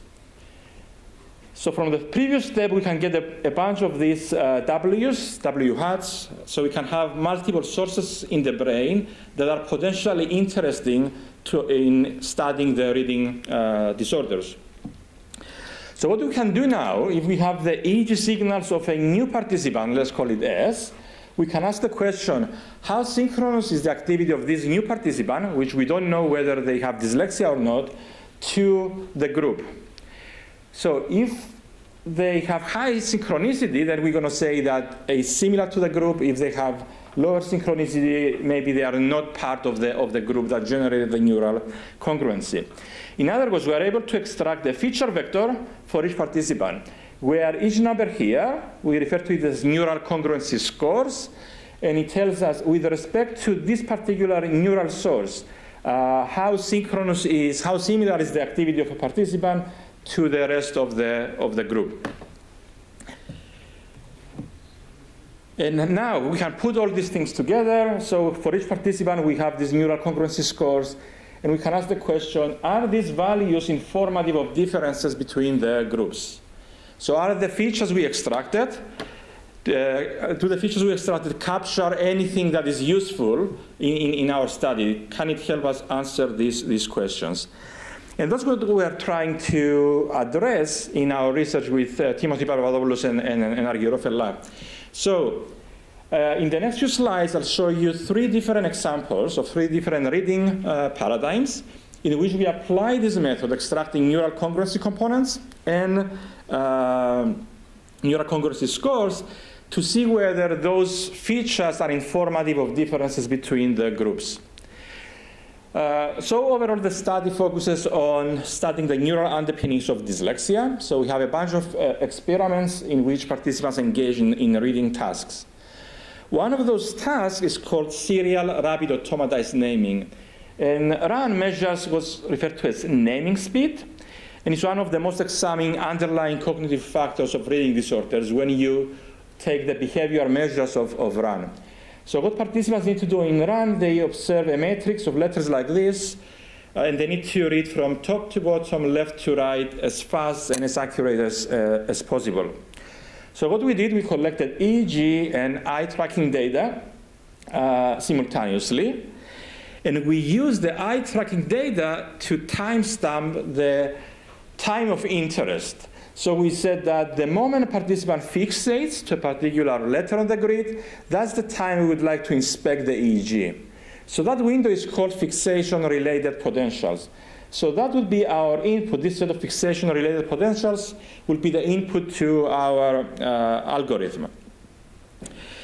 So what we did, we applied this neural congruency, calculated the neural congruency scores, and then we applied simple ANOVA in this case to see whether the neural congruency scores capture any differences. And we'll see that in the control group experiences a much higher neural congruency score on average than the children with dyslexia group. Again, the neural congruency scores here, the neural congruency components rather first here, were extracted using both children from both the control group and the group of children with dyslexia. And for neural congruency scores, the metric that we use is we selected only the top 3 neural congruency components and add them up. So we didn't do any optimization of this initial work, but still, neural congruency scores seems to have significant differences between those 2 groups. In a subsequent work, we went a step further and we apply a classifier to the neural congruency score feature vector to see if we can improve classification performance. So what you see here is each graph here corresponds to a different complexity condition of the serial run. And complexity is modulated by the difficulty of the letters in that letter matrix grid. The graph there is called receiver operating characteristic. So the orange curve here is called the ROC curve, and the area under that curve indicates the ability of the model to predict and differentiate between those 2 groups. So the larger the area here, the higher the accuracy of the model. The gray line there tells you the 95 percentile under the null hypothesis. So if you see an orange line that is above the gray curve, it indicates significant results in the ability of our neural congruency scores to predict differences. And what we found in this work is that for all complexity conditions, the model can differentiate between both groups with high accuracy that is in the 80s. And not only that, but children in the control group experience higher synchronicity compared to the children with dyslexia. So this was our first indication that neural congruency scores indeed carry information that relate to RAN and are useful to study dyslexia in children. Now, another task that is used to assess dyslexia is through the phonological deficits. So there is a theorized causal link between phonological deficits and dyslexia, but this causal link is established primarily through behavior observations. So what we aim to do is to try to analyze the neural origins of that causal link. So the paradigms that are typically used to measure phonological deficits are the initial phoneme elision and the final phoneme elision. The idea there is that you have a participant that they first listen to a target word, followed by an elision word. And the elision word is formed by removing either the initial or the final phoneme from the target word. And what we are interested here is to explore how the participant's brain responses at each one of those words. So we use the onset of the target word and the elision word as the onset of our single trial epochs.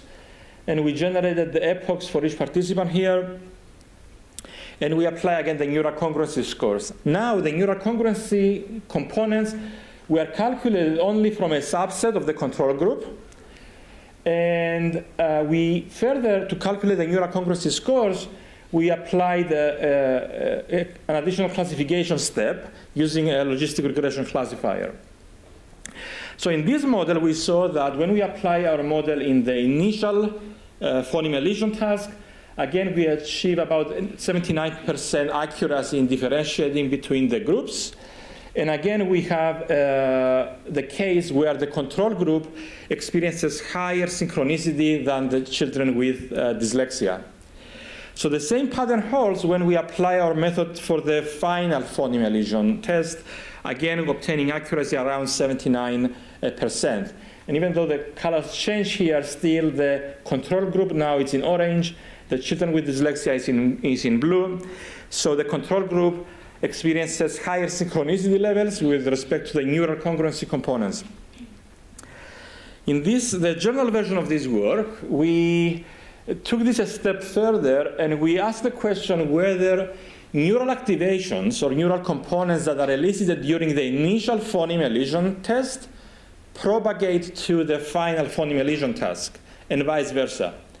So what we did is we generated the neural congruency components using the initial phoneme elision, and we applied the neural congruency scores on both paradigms. And from what you can see here, when we apply the left top figure, when we apply the neural congruency scores to the initial phoneme elision, we obtain high accuracy. So we train on the initial phoneme elision, and we applied on the initial phoneme elision with accuracy around 86% or something like this. And the same holds true for the final phoneme elision test. So we extracted components in the final phoneme elision, and we investigated whether the strength of them in the final phoneme elision. However, if we do the cross thing, so if we extract components from the initial phoneme elision and we apply them to the final phoneme elision test, we still get high and significant accuracy. And this suggests that components that are engaged in the initial phoneme elision are also present and informative in the final phoneme elision test. However, components that are extracted only from the final phoneme elision test do not carry sufficient information in the initial phoneme elision test. So we discussed the importance of these findings with respect to phonological loop theory and Bradley's theory of something, I don't remember. Huh? Working memory, all right. So, all right. So that's the second paradigm in which we see that neural congruency components and neural congruency scores carry information relevant to a reading task and can help us study these disorders. So the final test that we applied our method is called the Spoonerism test, and it's another test that measures phonological processing, and it's used in the diagnosis of reading disorders. So this is a kind of challenging task, even for adults to perform. And the idea here is the participants listen to 2 pairs of words. So here, let's say the example would be Milo and Fidi. And then they listen to a second pair of words where the initial phoneme of in these words is flipped. So you can see that the third word here is formed by taking the first phoneme of the second word and the second phoneme from the first word. Similarly here, the Midi, it takes the first phoneme from the first word and the second phoneme from the second word. So what we are interested to explore here is the EEG response to each one of those stimuli. And we again apply the same methodology. We use the onset of the 4 words as different stimuli to generate the epochs, and we apply neural congruency analysis on this data. So we generated a predictive model for each one of the 4 stimuli. So here is the predictive model on when the participants listen to the first word, second word, third word, and fourth word. So we can see that the neural congruency scores differentiate children with dyslexia from controls in their processing of the target word. So when they encode those information, it seems that the control group is better able to encode those information in memory. And those are captured in the processing of listening to the first 2 words. Then when the response words are processed, we see that when the first word is processed, both children with dyslexia and controls have similar neural responses. So it seems that by just listening to the first word in the stimulus, they don't have enough information to solve the problem of the task. However, the moment that they listen to the second word, the second response word, we see that children in the control group have a much higher neural congruency scores, and that differentiates them from the control group. And this suggests that once the children in the control group are able to integrate information from both stimuli to be able to find the correct answer, and that processing is done when all the information are available in the task. So this is a third example where, again, the same methodology using the neural congruency approach generates features that can provide some insights about the neural underpinnings of reading disorders. So to sum up, or the conclusion, I guess, is neural congruency components and neural congruency scores as a criterion of extracting neural components can be powerful in studying the neural underpinnings of dyslexia. And although we don't understand all the relations of those components to behavioral properties yet, this is work in progress, it seems that it generalizes well in several paradigms and most probably will generalize in additional reading tasks we are currently exploring. So with that, I would like to thank my collaborators, Timothy Papadopoulos and Argyro Fella, for this work. Again, this is a really recent work. These are 7 papers in the last 3 years, and I think it's a very promising area of research. So I guess the goal of this presentation was to motivate you, any one of you that uses EEG, to explore this method as a potential tool to give answers to your research questions. All right. Thank you very much. So I'll be happy to address any questions. Yep. Feel free to ask, yes. So, I had a question. So for example, for the Spoonerism, there was 60 repetitions. You have repetitions. There was in another slide there was 100, another task. Yes. did you analyze the learning ability of the children? So was there, for example, some children got bored towards the end, or attrition, or at the beginning, one of your groups was faster in anticipating the task? Did you look at the time frames? That's a really good question. We didn't analyze the trials over time yet. But the good thing is that this analysis is doable using the neurocongressive framework, because we can do the analysis at a single trial level. So we can see how that progresses over time, and that's one of the things that we're going to look into, yes. Any other questions? Yes? Thank you very much for the talk. Thank you. What are your expectations regarding the ROC curve analysis? So the accuracy that you are taking, is it good enough? You expect to go upper? And I'm wondering whether there is also resolution in terms of sensitivity and specificity regarding the false positive and false negative findings that you have. So can you elaborate a little bit? Yes, sure. So our goal, unlike classification problems or machine learning problems, our goal is not to maximize the predictive power. Our goal is to identify components that are informative and to prove that they carry those information. So anything above significantly above random performance is going to be considered as an informative component. So we are not in the race of improving the predictive power, and already at the 80%, 85% that some of those responses are is good enough.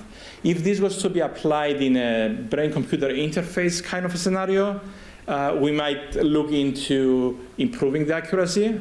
But for the purposes of studying the neural underpinnings, all we need to prove is that it's worth looking into those components as informative signals. Does that answer your question? Yes. Okay. Yes. All right. Okay. So I assume the more the better. Or if it passes a threshold, it's okay. It's informative. We are more confident to the importance of each component. So the higher the predictive power of any individual component, the more likely will be a viable component to study further and interpret in terms of their underlying behavior correlations. So how each component correlates to what psychologists have been measuring already. So it's kind of feature selection, if you like, process rather than a predictive accuracy kind of race. Okay. Okay. Thank you. Yeah. Yes.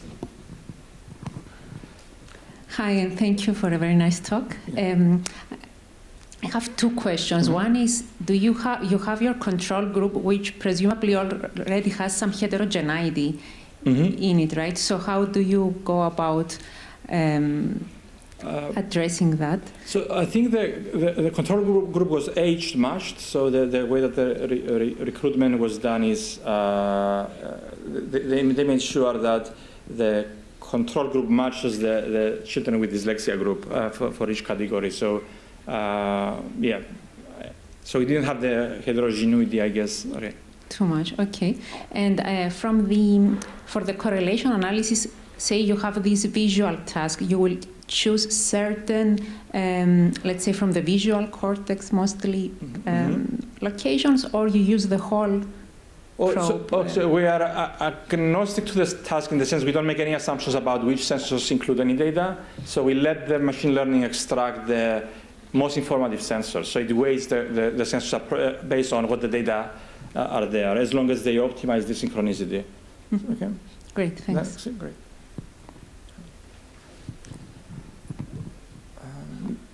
Yes. Thank you. It's a little bit connected with the previous question. I would like to ask that, is there any specific channels or waves take your attention that they might be most prominent, or are you interested in focus on in any of them? Okay, so in this line of analysis, I guess, we just apply some basic preprocessing. We didn't apply any specific frequency band filtering. So we didn't focus on any particular frequency bands in the EEG signals. We just operated on the time series. However, the same methodology can be applied in a frequency band specific case. So if you're interested, for example, in the beta frequency band, you can pre-filter those signals there, and then you can hope to get some improvement in the accuracy of the signal. So the more insights you put into the model, the more informative components it's going to extract. Make sense? Yeah, thank you. Okay. That's it? Okay. Thank you.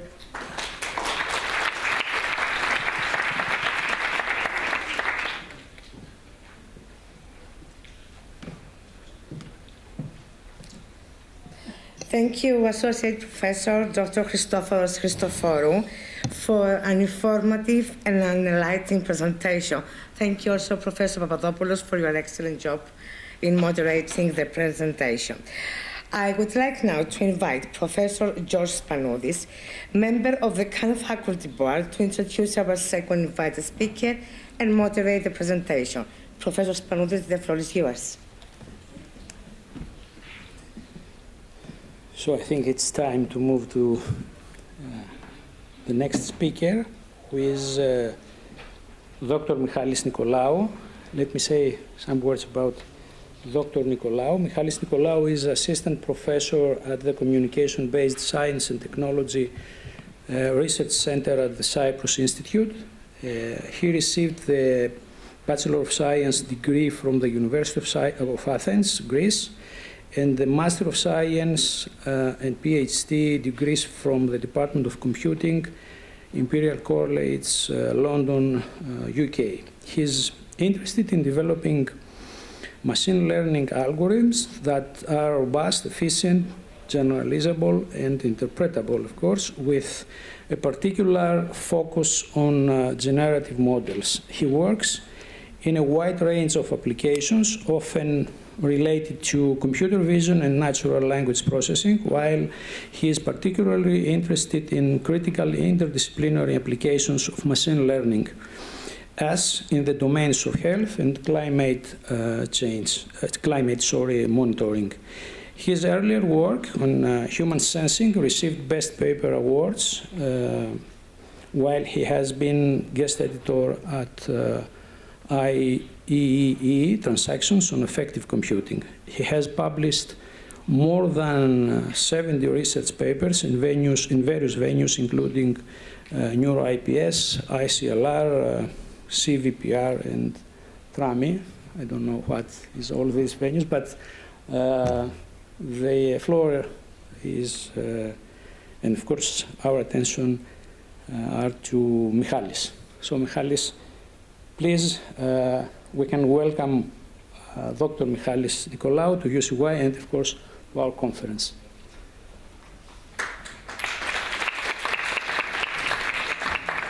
So thanks very much for the great intro. If I knew it would be read out, that would make a simpler abstract, right?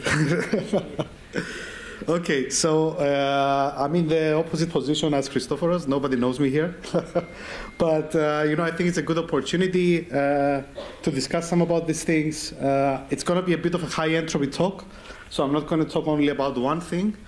Essentially, let me see if I can, yep.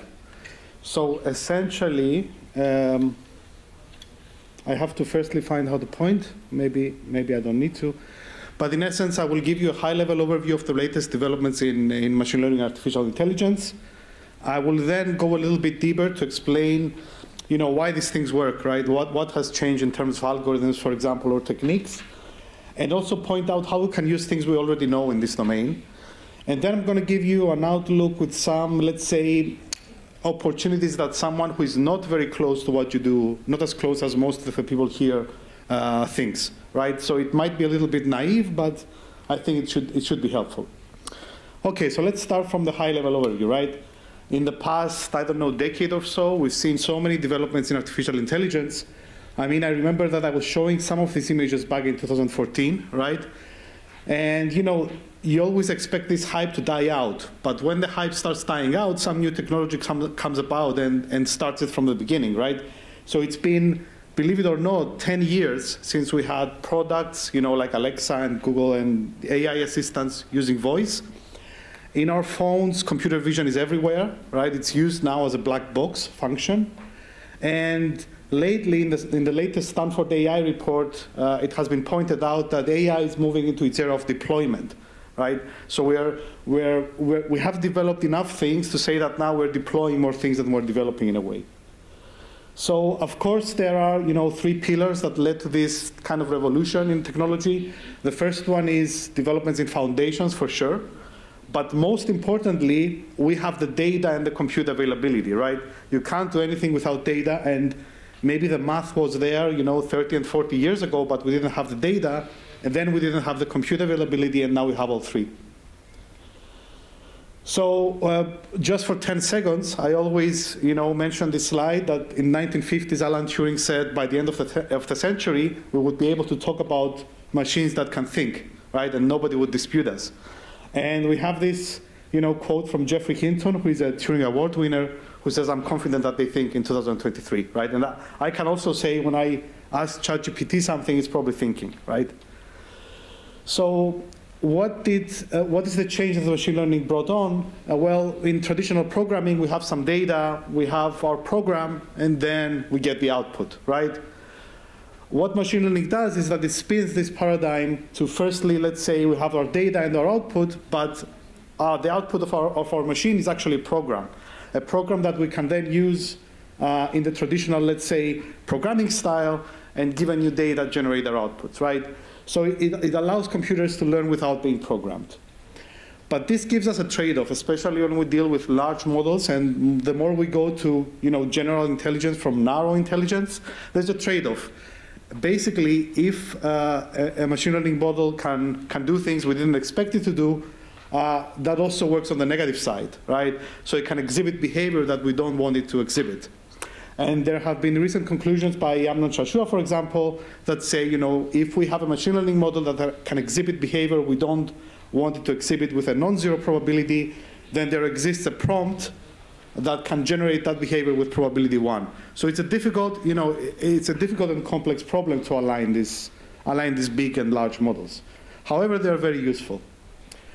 So in essence, one major point that I want to make today is that large-scale data sets catalyze progress. Until 2009, where Fei Li started collecting the ImageNet database, which contains, you know, 14 million images, which back then was large. Now we're at, you know, 14 billion. There was no real, you know, large benchmark that we could evaluate algorithms on. And as soon as this data set was collected, by the way, it was made possible with Mechanical Turk. So if a single human was to annotate this data set, it would take 22 years, right? This was a data set inspired by linguistic ontologies, right? So there are categories and classes and objects in many variations. And this has brought on the required data that allowed people to develop the models, the large models, that would beat human accuracy in ImageNet.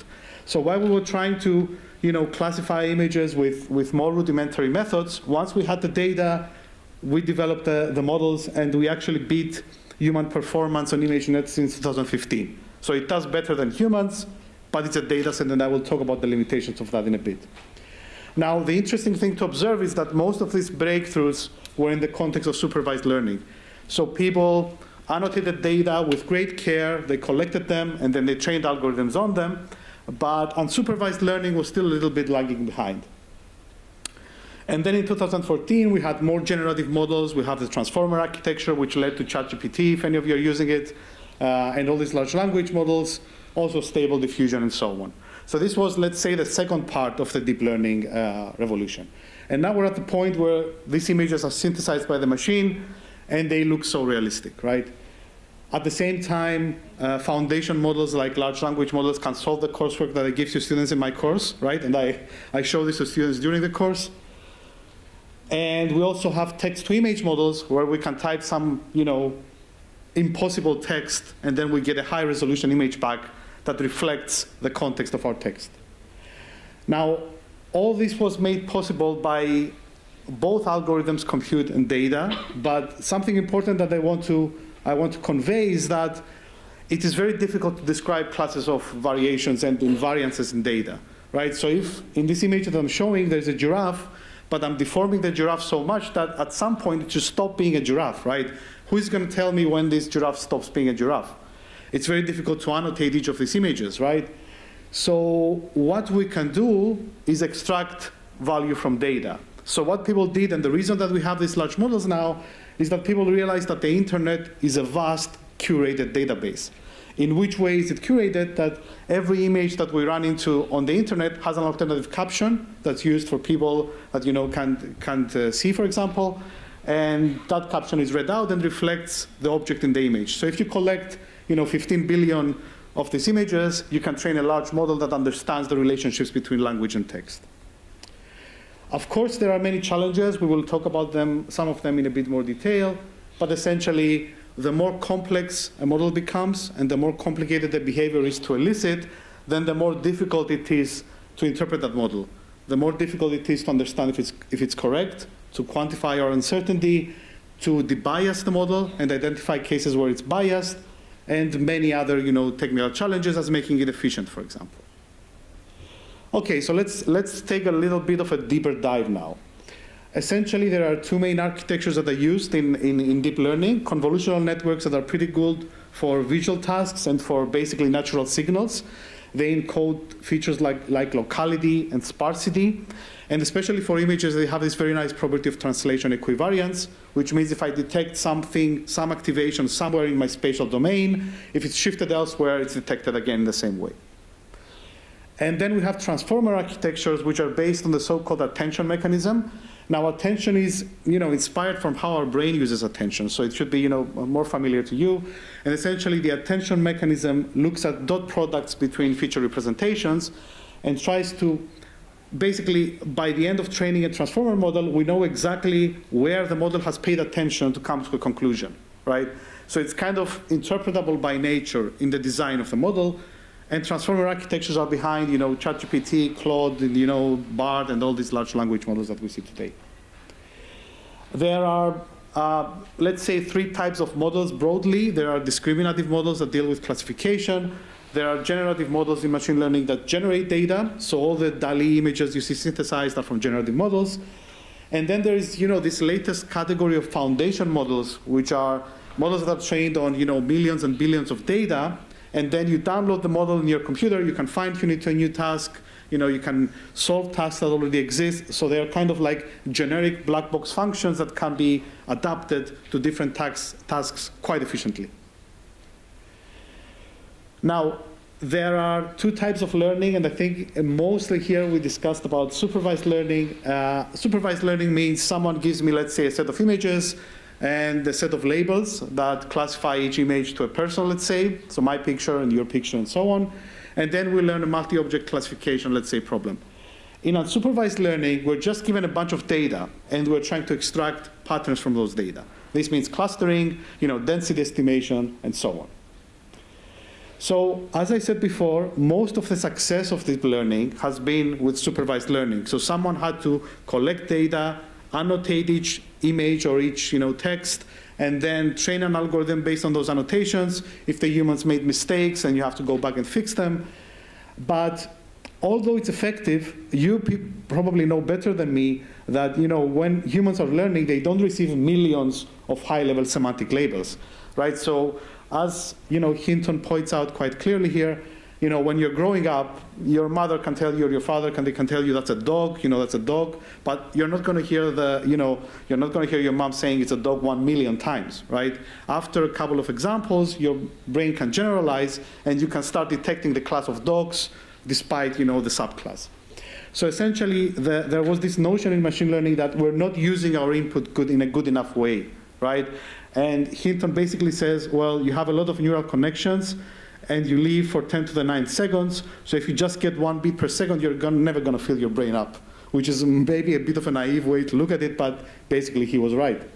So the question is, can we learn more by looking at our input signal rather than just trying to collect, detailed labels from, from human annotators? So this brings us to unsupervised and self-supervised learning. So essentially, we are trying to reconstruct our input. I will show you how we do this then, via autoencoders, for example.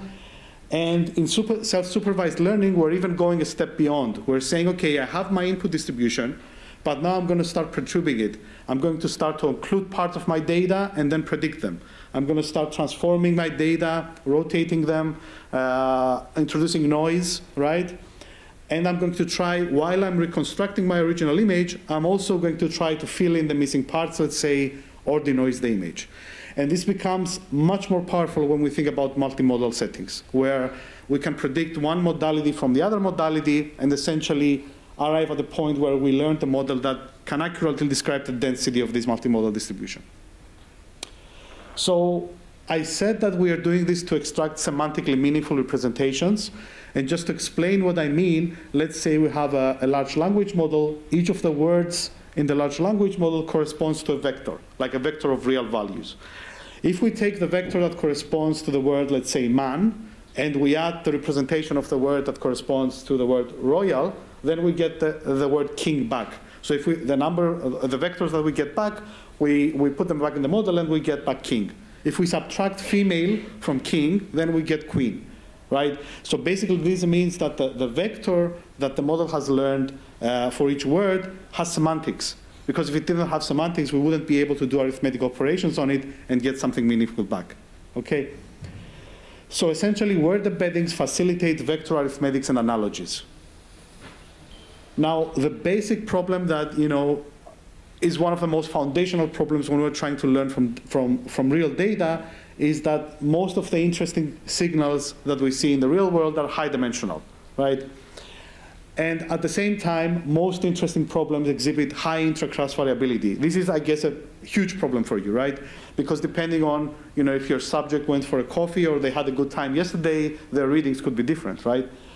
So in principle, high dimensional data means if I take an image from my phone, it probably has 1 million pixels.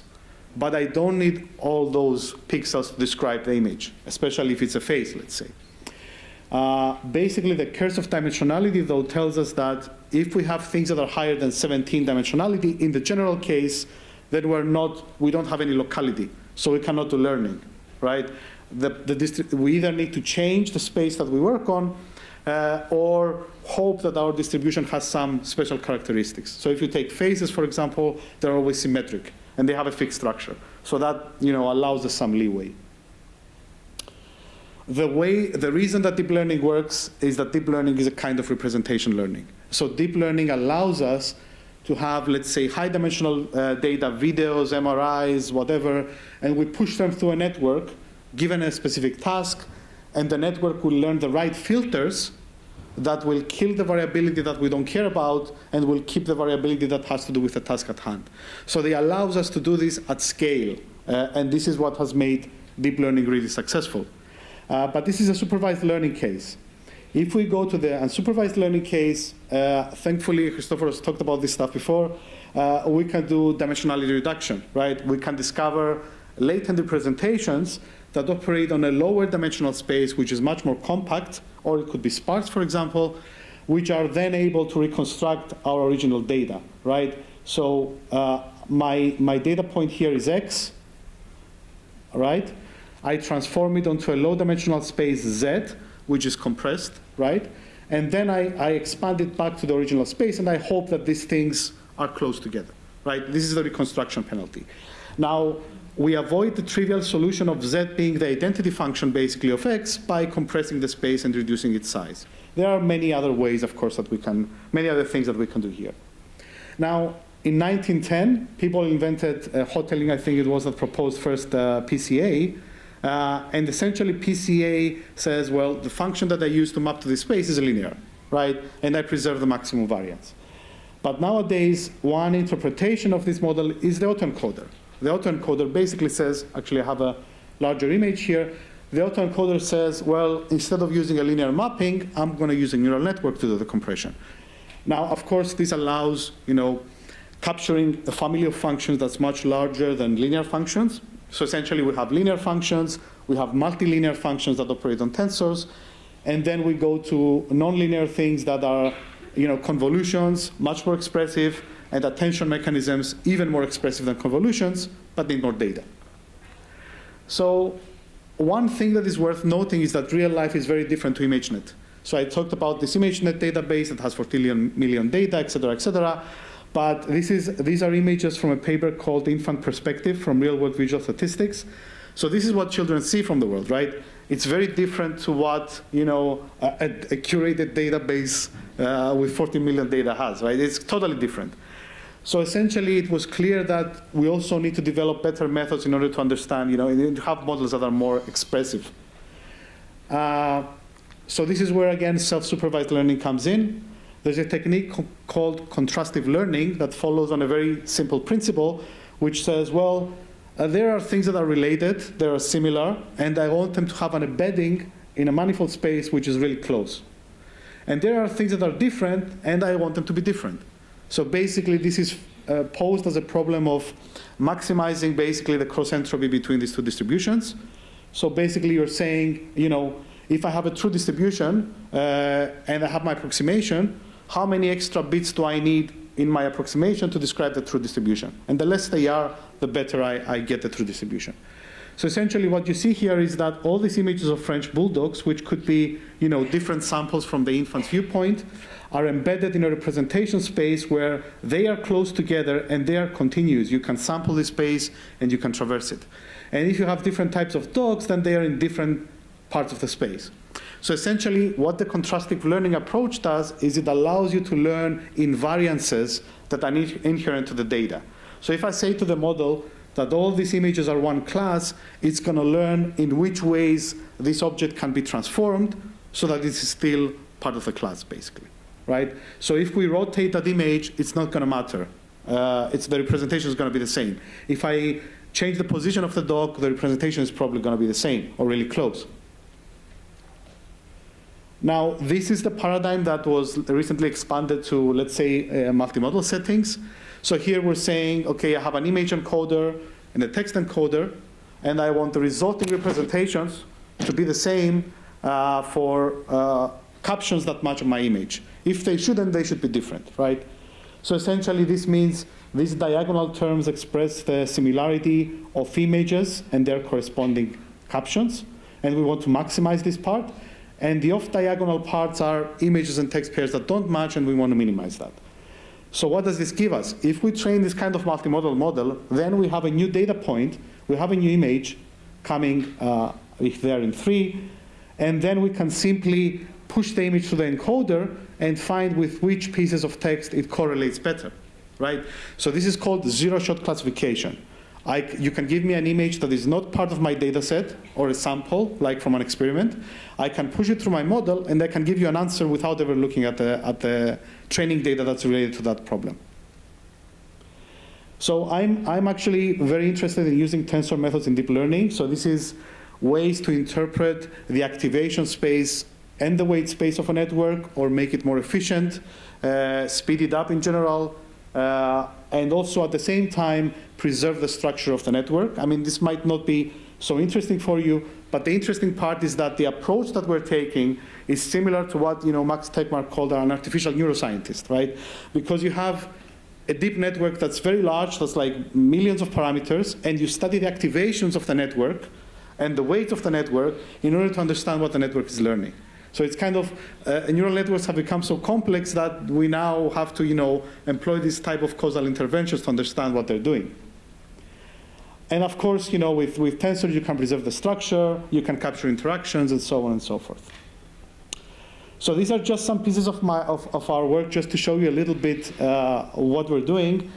This is a way to analyze a network that has been trained on arbitrary data, and then get back spatial parts and appearances of the data that has appeared in that network. So without any supervision, right, someone can give me a pre-trained network, and I can give you back something like this. So I have all the parts that show the variation in my image, and then I can do vector arithmetics on the image itself. So I can subtract things, I can add things back, I can detect the background, I remove the bird here. So basically, by analyzing how my network has learned the data that it has been trained on in a proper way, I can understand things about how my network generates the data, and I can control what type of data it generates, which I think can be readily applied to any type of problem where you have a large generative network trained on whatever data.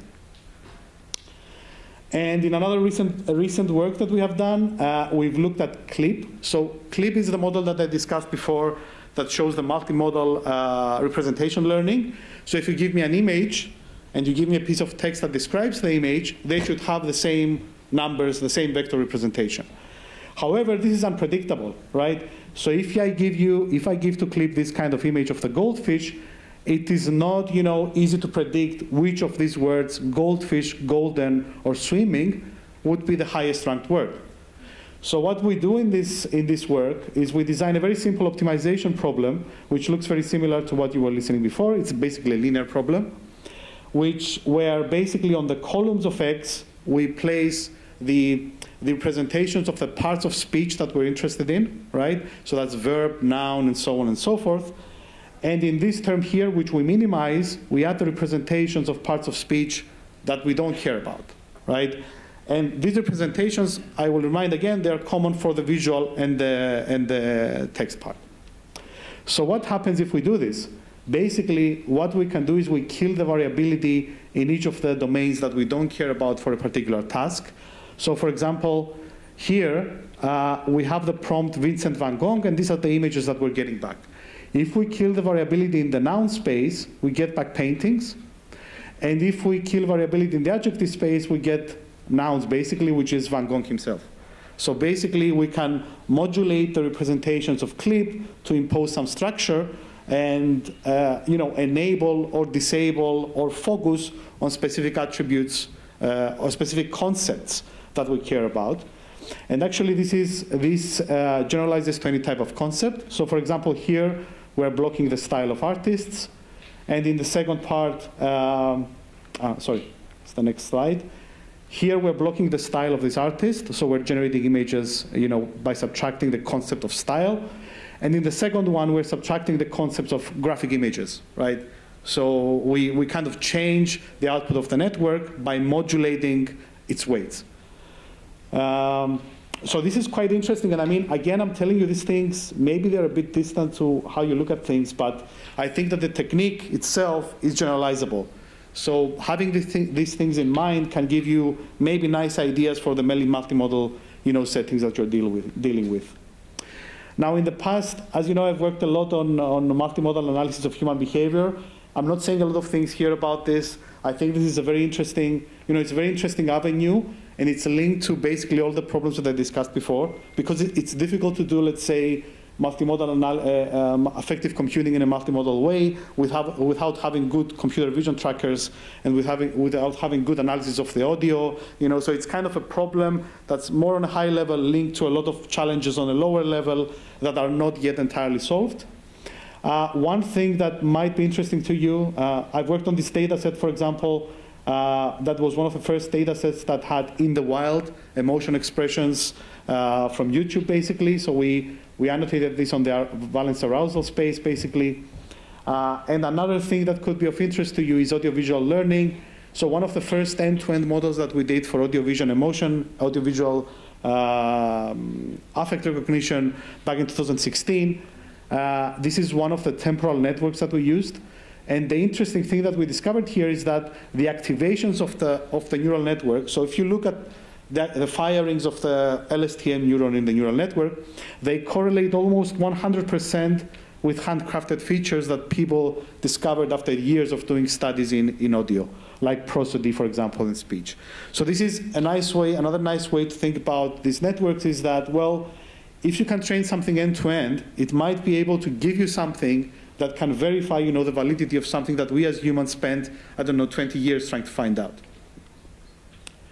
So I'm going to finish with some, let's say, opportunities in how I would see it in a very, non-expert way, I must say. So maybe some of these things are trivial to you, but in any case, I think that, in a lot of the works, you see people looking at first and second order statistics like correlations, linear regressions, and so on, which is great.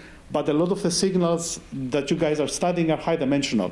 So it's very difficult sometimes to capture semantics if you just look at the mean, let's say, of an EEG.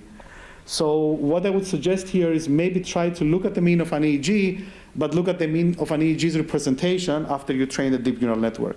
Because the network will absorb most of the nonlinearity and most of the variability that you don't care about. So when you go then and do your PCA or linear regression or whatever, these things will be more, let's say, distilled, right? So you'd have less noise. Also, machine learning and deep learning offers a suite of tools that can be used for multimodal fusion and nonlinear analysis of data. So for example, in a collaboration we've had with your center, we used a time series feature extraction library that, you know, basically tried out all the wavelet and all the Fourier coefficients that it could on time series data, and was able to give us some nice results. One thing you can always do is leverage foundation models, right? So there are these big models out there where you can plug in any piece of text and do whatever you want, right? So let's say you have an experiment and you have your script. You can push it through a large language model, and the large language model can do sentiment analysis directly. You don't have to train a classifier. So these things should be leveraged, I think, because they're now freely available to anyone. And I think the most important thing is to curate data sets, right? Because you might have data that seemingly are large, right? Because you have one sample and it's like 1 million measurements, right? But how many subjects do you have? And how many measurements do you have of these subjects? If you have 10 subjects and 1 million features, things are difficult. You need to, because you have very high intra-subject variability, you need as many subjects as you can get. So basically, data catalyzes progress. I know this is the work that we've done, as I mentioned before, but also, you know, from people that work in the industry, let's say, and they're working on these brain-computer interfaces. What I hear from them is that there is a lot of signal in the noise, there is large variability, and basically, when they're starting their work, they're saying, I'm going to collect the largest data set in the world that has to do with what I'm interested in. And collecting the largest data set in the world is going to give you, basically, it's going to facilitate you know, the development of the algorithm. Otherwise, you know, it's always limited. Of course, you can do things, but it's always limited. Another interesting thing is how people are now studying large language models with causal interventions. So I'm going to translate this example into something, you know, the paradigm that my student is using to explain. So you have a deep network, you have a ChatGPT, and you're asking it, you know, where is the Eiffel Tower? And it's saying in Paris. You go to the network, you find the node that's responsible for answering Paris, and you change Paris to London. And then you ask the network again, you know, how do I get to the Eiffel Tower? If the network says, you know, you go to Heathrow and you take Piccadilly, then your intervention has generalized, right? So you did the right intervention, and the network can keep answering questions, let's say, based on your intervention. So this is, again, a way, you know, this term artificial neuroscience is coming back, right? So we're basically, these networks are so big that we're studying them similarly, let's say, imitating to how you guys are studying the human brain. As I said before, use foundation models. So you can take your transcript of your experiment, plug it in through ChatGPT, do sentiment analysis straight out of the box. There is this method called image bind that's been released by Facebook, I think, recently. So here you can have a representation of joint representation of image, text, video, thermal, audio.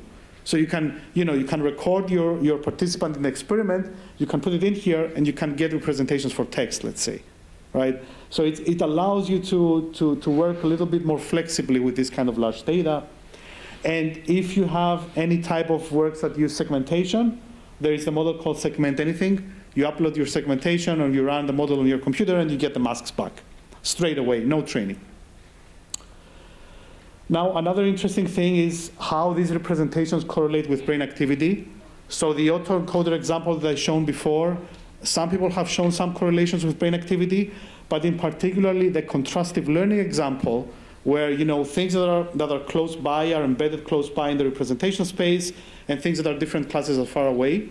It has been recently shown that this kind of representations basically yield some brain-like representation without labels, without knowing what kind of object an image represents. Okay, and finally, I'm going to leave you with two videos that I watched recently. The second one is quite interesting. It's on the reciprocity between neuroscience and AI. And if you're interested into these correlations with brain dynamics, it has a lot of papers there. The first one is called Provocative Predictions for the Future of Tech. I enjoyed this talk a lot, and it's quite nice. But the reason I have this slide there is because Galloway points out how AI is going to transform health, and healthcare in particular. It's basically begging to be transformed and disrupted, right? Because I think we have solved all the technical challenges individually to achieve something like personalized sensing, but someone needs to bring everything together, right? And give, I don't know, $2 billion to make the infrastructure. So it's quite interesting how people are looking into the interaction of AI and mental health, you know, in the near future. And that's it from me. Thank you.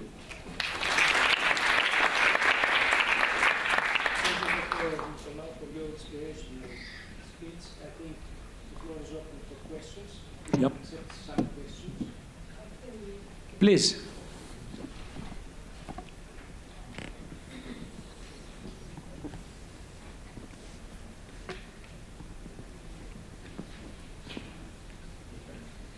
No. Thank you. So at some point I think you mentioned something about applying Tiger decomposition on the tensor space. Yeah. And can you elaborate more? How did you go about from the decomposition to identifying the right features for? So I mean, in this case, for example, I can give you an example where we use Tiger decomposition to make something more efficient for multitask learning, directly Tiger. I mean, unless you were asking something else. Yeah, my understanding is that you inspect each tensor in the network, right? And it seems to have a rank 1 decomposition at some point. So let me give you an example for the fine-tuning. You take, let's say there are these attention weights in the network, right? Which are 4 matrices, query, key, value, etc. So you take these 4 matrices and you form a 4D tensor. And then you do a Tiger decomposition on the 4D tensor, and you keep the core frozen, right? And then when you have new tasks that come into the network, you can train only those matrices that map the core Tiger tensor to the actual weight tensor. So this is a way to make networks more efficient. In the paradigm that I shown before, it was basically not a Tiger decomposition. It was a semi-non-negative tensor decomposition. So you have basically parts and appearances, or is it? Were you talking about the ground? Because I don't have the slides. Again, I think I linked two slides. One, you show that you do a decomposition of the tensors. Yeah. And then you made a point that that decomposition can be used to identify which features control which. Yes, so that was the part-based. So basically, that's a decomposition that's done on the activations of a tensor in the neural network. So you have a convolutional network, and the output is 3D, space height, and channels, right? So in the spatial domain, you have information about the geometry that's going to be in the output. And in the channels, you have information about the appearance. So you have the shape and the different appearance. So if you do a kind of joint decomposition there, using this semi-non-negative thing, basically the semi-non-negativity applies to the spatial parts. So they are basically non-negative and orthogonal, so that means they're sparse. And they basically, because they're non-negative, they're additive. So you basically figure out all the modes of variation in the data set spatially. So you have like a circle here, which means it's the mode variation around the eye. And then you can combine that in the outer product formulation with the appearance factor, and it will give you, a different eye, let's say. So, correct me if I'm not wrong, so if you do this kind of rank 1 decomposition, even though it's non-negative, like semi-positive, so you select which of the ranks is going to keep in the structure? Yeah, so basically this is kind of a proxy to soft clustering in a way. So you detect, you can say, I have some examples that I don't have on the slides, where you vary the number of the rank, and this gives you a different granularity in the clusters, basically. Yes. Okay, Anthi, go ahead. Anthi.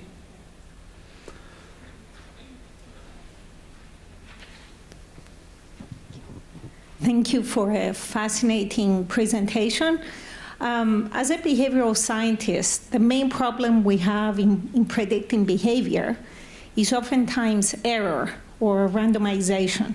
And I was just curious how you deal with that in AI. Yeah, so I mean, subjectivity is a big problem, and you know, when I was doing my master's, the problem that I had to solve was audiovisual affect recognition, right, from videos. So I spent a lot of time tracking, but when things are subjective, it's very difficult to do anything. I mean, you can do very rigorous. I mean, some of my work in my PhD was, for example, on how to deal with this subjectivity. So if someone gives me 10 annotations, how do I find the shared information that's being conveyed by all of them? And how do I isolate information that's, you know, if one or two annotators gives me some information, probably I can disregard it. But I think that the only true answer is in numbers. The more, I mean, we know from the weak law of large numbers, if your data approximates infinity, then the mean is going to well describe the distribution. So basically, increasing the numbers of labels and annotators that you have has been proven to work throughout time. So what they did with ImageNet, the mechanical Turk means, you know, you hire 10 million people over the internet and they annotate the same image, right? So basically you're using the knowledge of the crowd to average out your error. So because I think that, you know, there is some misconception always when you're teaching machine learning courses that people think that you can design a function that will generalize on everything, which is, it's impossible. There is an inherent limit on how well you can perform on a data set, and that inherent limit has to do with label bias. So if I have examples that are close together and they have different labels, what is the right answer? I mean, not even I cannot tell. So essentially, I really think that there is definitely the space for designing better methods that, you know, have prior knowledge, domain expertise incorporated in the model. They can define in a rigorous way the problem setting, etc. But the power is in the data. If someone goes out and they spend, I don't know, 200,000 and they get all the annotators, they're going to beat you. You know? So I think that the most, you know, the most sensible thing to do is to collect more data and more annotations. Okay.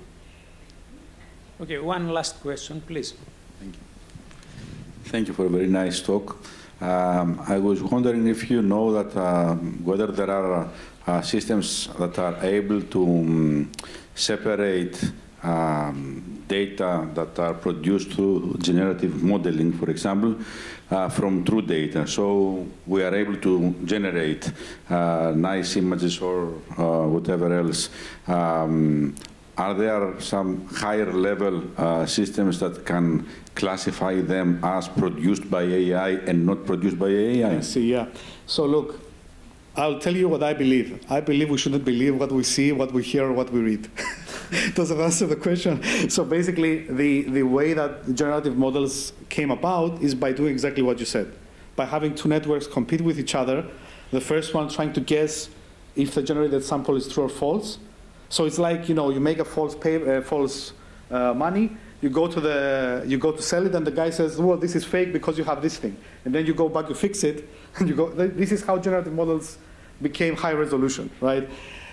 There are people that will tell you that there are ways of detecting this data, and I'm sure there are. So if you look at, for example, comparing the essays of students in high school versus what ChatGPT does, you can easily detect that. When one of my researchers sent me a script for a presentation and they used ChatGPT, I realized that, right? But on the general case, I would say you cannot. So if I actually intended for people not to understand that I used it, I could have done that. There are styles. So some of these models have particular styles in the way they write or they generate images, which can be detected. But I think that in the general case, without considering specific instances, this is like trying to say, I'm going to understand when someone is cheating at chess, right? And you say, how am I going to do that? I'm going to see what moves they make, and I'm going to see how well they correlate with the game engine. Yeah, but you know, they could correlate if they play well. And there are many game engines. And so you cannot, it's a kind of, they use perplexity as a way of detecting it, for example, by saying, if it comes from ChatGPT, then each word should have a similar high likelihood of appearance. Humans write in a more, let's say, episodic way. Not everything is correlated with everything. But then you go to ChatGPT and you modify the temperature threshold, and this doesn't hold. So I would say there is no objective way to do anything machine learning, moreover detecting real versus generated data. I mean, as I said before, in specific instances, There is a Kaggle challenge now that's 99% accuracy and can tell if something was written by a high school student or ChatGPT, right? But it's those high school students, right? Not anyone. You don't know if this will work with other high school students. What if the high school student use a better prompt, right? So I wouldn't say there is a way of knowing for sure. There are flags. So you know, if you're an academic, you have flags. You raise the flag. You talk with the student. You understand if they did it themselves. I mean, that's I think the best that you can do. Okay, I think here we have to close. To thank, of course, Dr. Nicolaou and all of you, and move to the next activity. Thank you.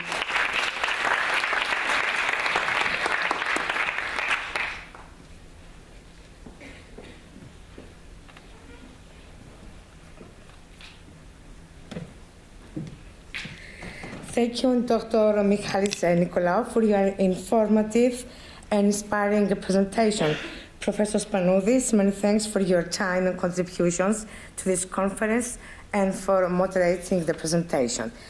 Ladies and gentlemen, today, Khan's Faculty Board would like to acknowledge the significant contributions of a dear colleague. I invited Professor Fώφη Kωνσταντινίδου to come up and present the award. Professor Kωνσταντινίδου, the floor is yours.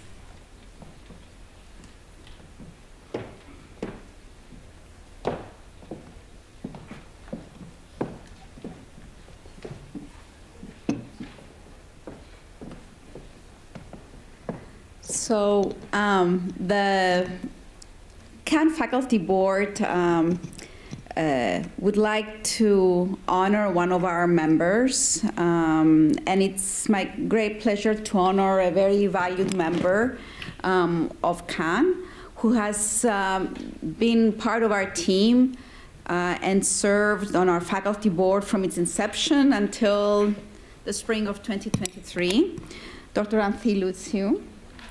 And I would like to say a few words. I know most of you know Dr. Lutsiou, but some things you might not know. She joined the University of Cyprus 20 years ago almost, in 2004, and she holds the position as Director of Clinical Training. She obtained her doctorate in clinical psychology from the University of Denver in Colorado.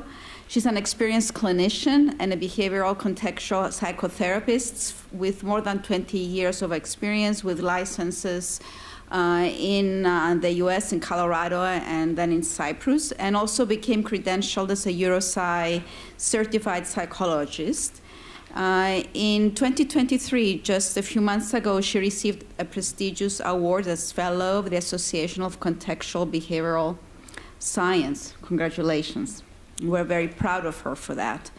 As a scholar, Anthi stands firmly on three pillars: practice, teaching, and research in psychological science. She's an accomplished trainer and one of the pioneers in establishing the professional training of psychologists within universities in Cyprus. She's a founding member of the master's program in school psychology and the PhD program in clinical psychology in the Department of Psychology. And during my early years when I arrived in Cyprus, Anthi and I used to go a lot to the Ministry of Education setting up the school psychology program. So I saw her persistence and passion in clinical training. Under her leadership, the school psychology program secured a prestigious certification in 2014, the first outside North American program to be certified by the International School Psychology Association.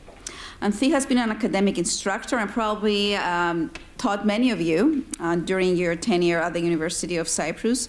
And during this time, she has facilitated the training of more than 170 school psychologists and clinical psychologists, and the placement of more than 1,000 undergraduate psychology students for field experience. Anthi has been the recipient of multiple research grants as a principal or collaborating investigator. She's a founding member of our center, and she served on our center's faculty for more than a decade. During this time, along with her research team, she developed an innovative behavioral technology to enhance the parenting skills of parents with younger children, which was tested through a series of clinical studies with more than 400 parents. The technology showed significant results and is currently in the pipeline for commercialization in order to reach more families. Last month, Anthi was the recipient of a large research grant to develop and implement the prevention programming for school bullying in partnership with the Cyprus Youth Organization. Anthi is an avid advocate of psychological well-being in the arenas of everyday life, workplace, family, and sports, and continues to be a very passionate and accomplished athlete, herself swimming and dragon boating in her personal time.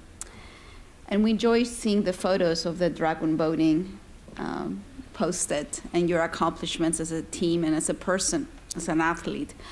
Now, on a personal note, as the center's director, as Anthi's colleague, and I dare to say friend, in addition to your contributions to your science, I really appreciate your common sense demeanor, along with your practical and solution-focused mind, and most of all, your friendship. So thank you for that and for your many, many contributions to us. So on behalf of the faculty board, we would like to honor you and provide you with a small gift, and if you can come up.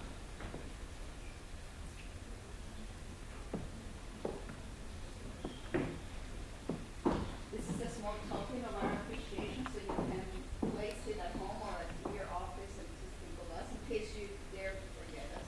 This is beautiful.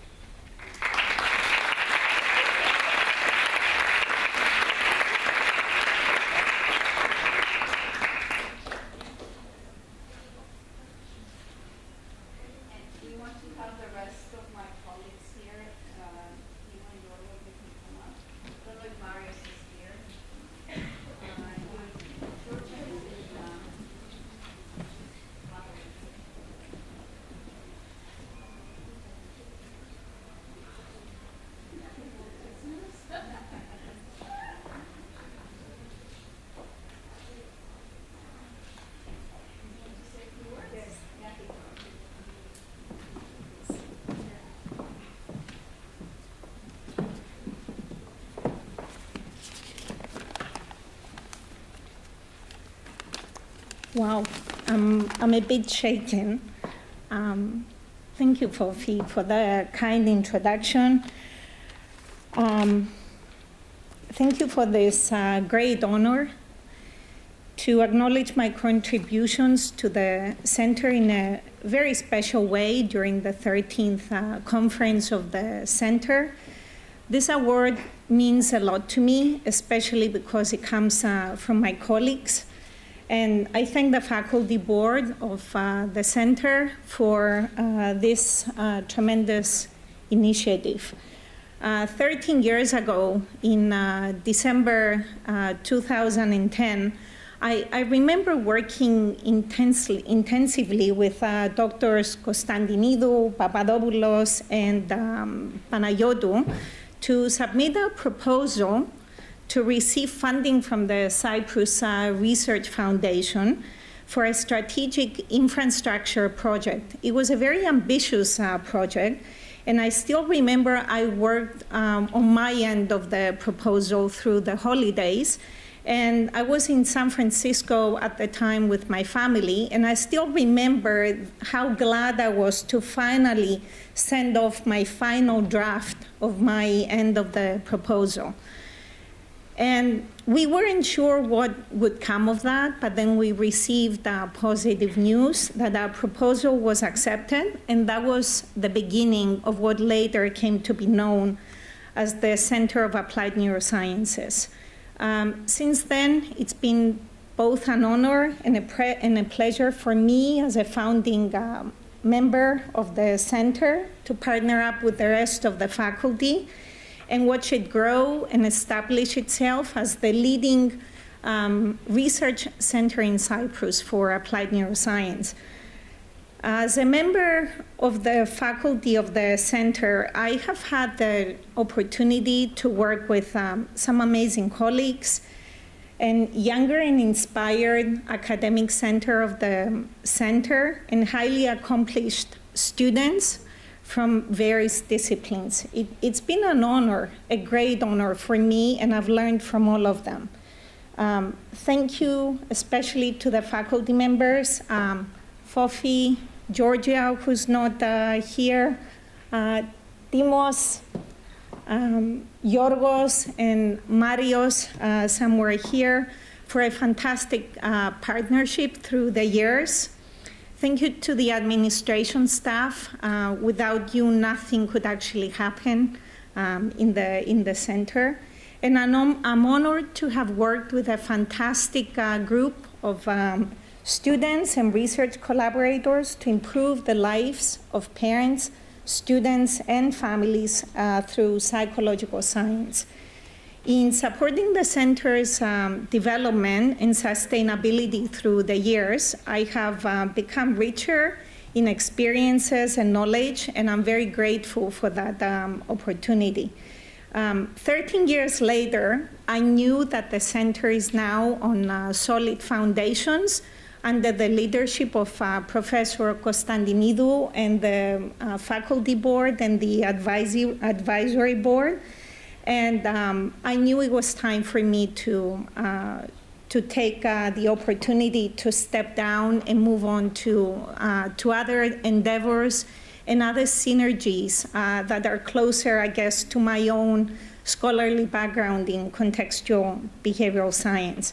But as I step down, I will keep very fond memories of CAN conferences, faculty meetings, retreats in the mountains, and spending time together in the sunset, drinking zivania. Yeah. Yes. Relocating the center twice, holiday gatherings, secret Santas, and many, many others.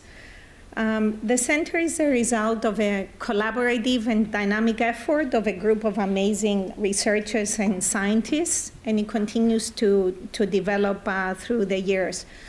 I've been really lucky to work with some amazing people during this time, and I stand in front of you here very humble and very honored. I look in front of me and I see current students and past students and alumni of the center. It's a fantastic honor to be here at the conference today, listening to one of our own alumni. Christofore, thank you for coming back and sharing your knowledge with us again.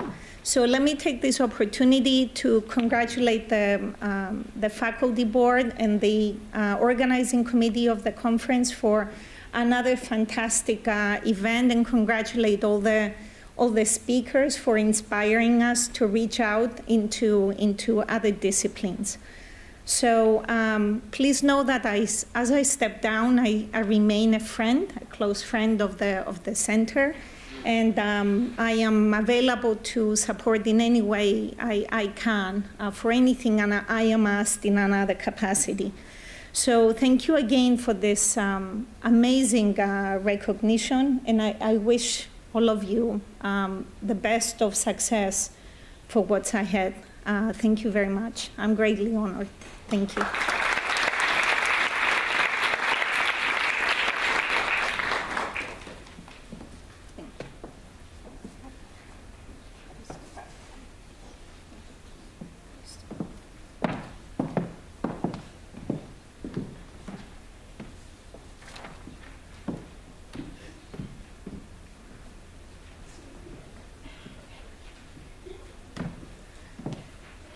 Congratulations, Dr. Afi Luciu.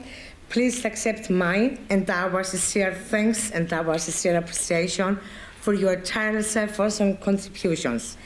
Ladies and gentlemen, this is the end of our morning program. We thank you all for coming, for your attendance and participation, and we also thank our keynote and invited speakers. Lunch is provided in the main hallway. If you haven't already, enjoy the wonderful scientific posters on display and the scientific discussions therewith. The afternoon program begins promptly at 1:30. We will see you back here shortly. I wish you all an even more productive and constructive conference. Thank you. Have a pleasant time.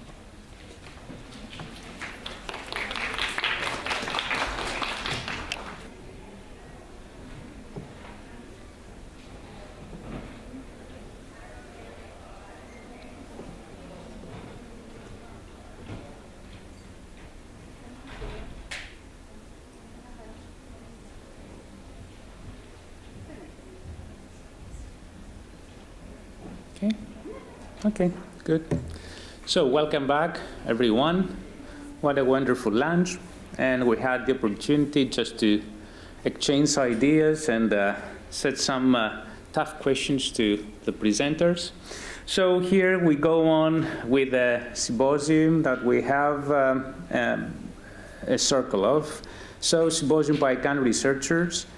And it is entitled Predictive Modeling in AI in Clinical Population.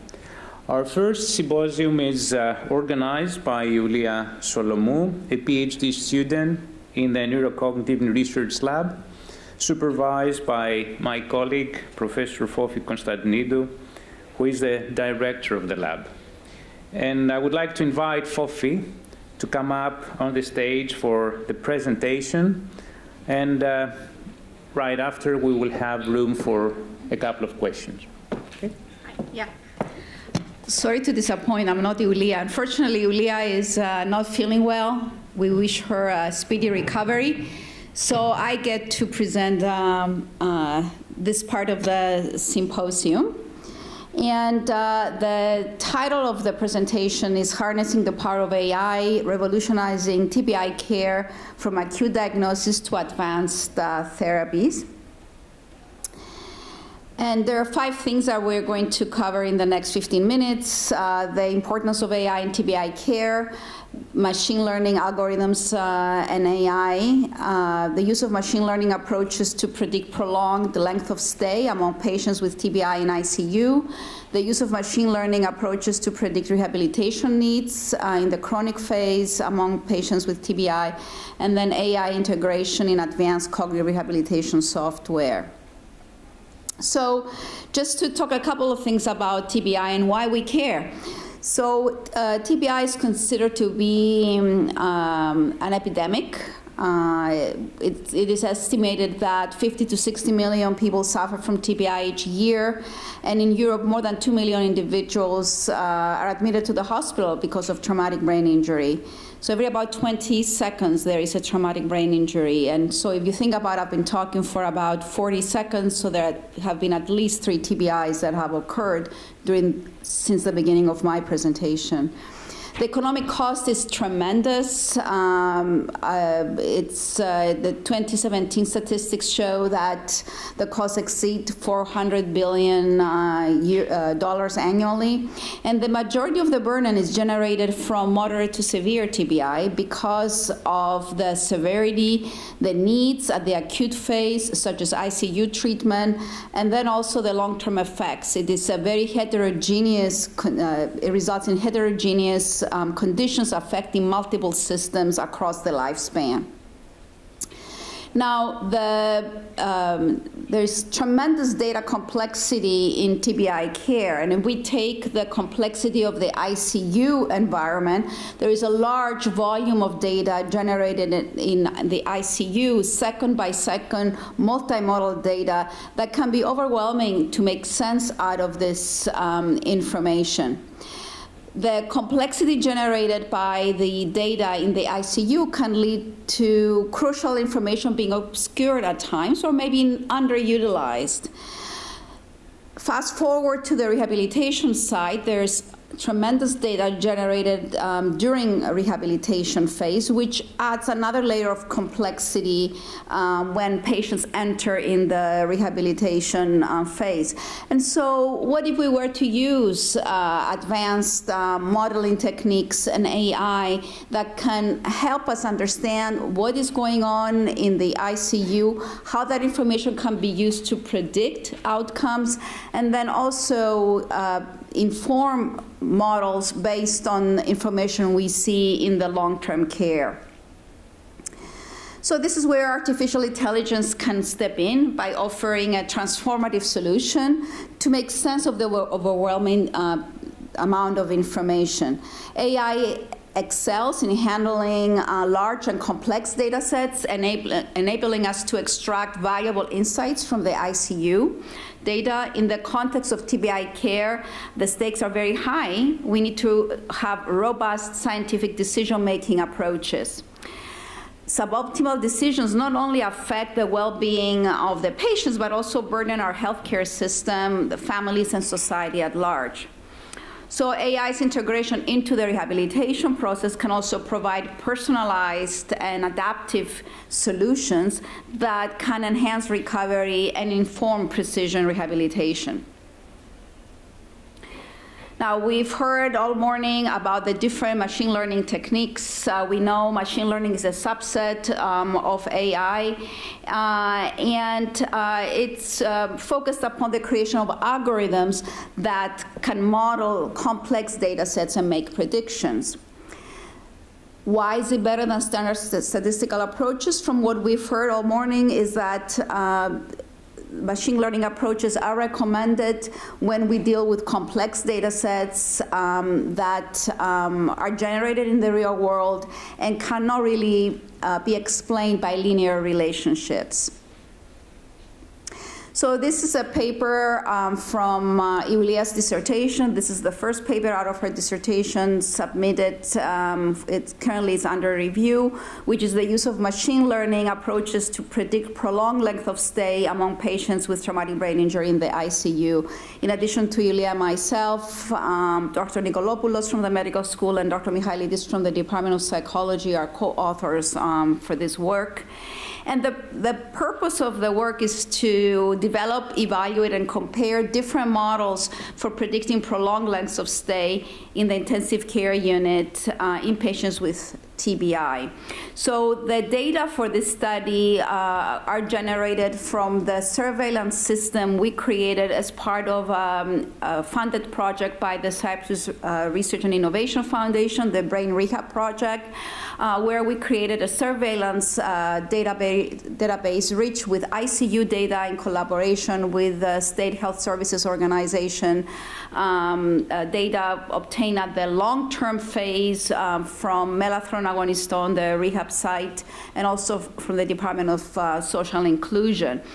And it aims to develop, evaluate, and compare different methods for predicting prolonged length of stay in the intensive care unit in patients with traumatic brain injury. So why do we care about prolonged length of stay? Why would somebody in psychology really care about that? Well, for a number of different reasons relevant to psychology and neurorehabilitation. One's that the hospitalization, from a practical perspective, we know that the intensive care unit is the most expensive part of a hospitalization process. So we also know that outcomes in TBI are related to length of hospitalization. We know that extensive length of stay in the ICU has been associated with increased risk for hospital mortality, increased deaths, for increased risk for morbidity, that is, deficits in cognition and psychological health as a result of long hospitalization, in-hospital complications such as infections, sepsis, strokes, high risk of mortality a year after discharge, and extended rehabilitation after trauma. So it is an important component. And to our knowledge, no PLO's prediction models have yet been developed using predictors exclusively from the acute phase of trauma, that is the first 24 hours post-injury. So our sample was a true population sample. All data from the ICU, which were collected starting from 2012 through the CREACTIVE process, which was an EU-funded project that the Nicosia General Hospital, the major trauma center in the country, has obtained. What is the definition of prolonged length of stay? And this is important. For every ICU, you need to calculate its PLOS. And so it is the stay in the ICU of more than 19 days in the case of Cyprus, from the date of admission after TBI to the day of discharge, considering all patients who survived, didn't die. The 19 days, in our case, corresponded to the 75th percentile of the length of stay. So we have a dichotomous variable, one PLOS, meaning extended length of stay, 0, non-extended length of stay. And so the study conducted in accordance with a cross-industry standard process for data mining, the CRISP-DM, which provides guidance to researchers as to the 6 phases that need to take place, understanding the data, to prepare the data, clean the data, do the modeling, evaluation, and deployment. And so during the modeling phase, there were predictive models that were developed, and we used the following candidate models: the naive Bayes, the random forest, the ANN, artificial neural network, and a more conventional approach that the committee asked of Yulia, which was a logistic regression model. And so the table represents the performance evaluation of the algorithms, and we see that the naive Bayes model outperforms all others in terms of accuracy, specificity, sensitivity, discriminability area under the curve, and precision. To do this approach, the final sample consisted of 279 patients. Those were the patients that had all data available. We excluded the people who died during the ICU before they were discharged. And 80% of the participants were in the training of the model, and then 20% were included in the testing of the model. Interesting, what are the important predictors that predicted prolonged length of stay? Was BMI, the ER, Glasgow Coma Scale scores, and the total number of failures on admission. This includes cardiac failures, metabolic failures. So these 3 were the most robust predictors of prolonged length of stay in the ICU. So what does this mean? The results are pretty profound in that it extends beyond the realms of medical predictions. Early identification of prolonged length of stay risk is an important aspect to crafting personalized treatment plans. In our exploration supervised, ML techniques were demonstrated to be superior over other traditional models. It was interesting that the body mass index has emerged as a key predictor, shedding lights on the potential link between obesity and prolonged length of stay in TBI. Interesting, we're seeing this in other conditions as well, such as long COVID, for instance. This finding underlines the importance of considering not only injury factors themselves, but also the patient's physiological condition in general in predicting outcomes.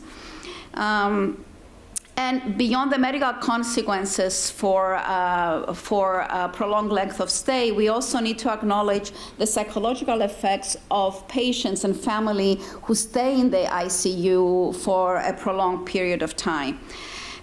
Certainly the role of BMI in TB outcomes in the chronic phase requires further investigation. And currently we're exploring the role of genetic factors, polygenic risk scores, in collaboration with UCY Biobank on chronic outcomes.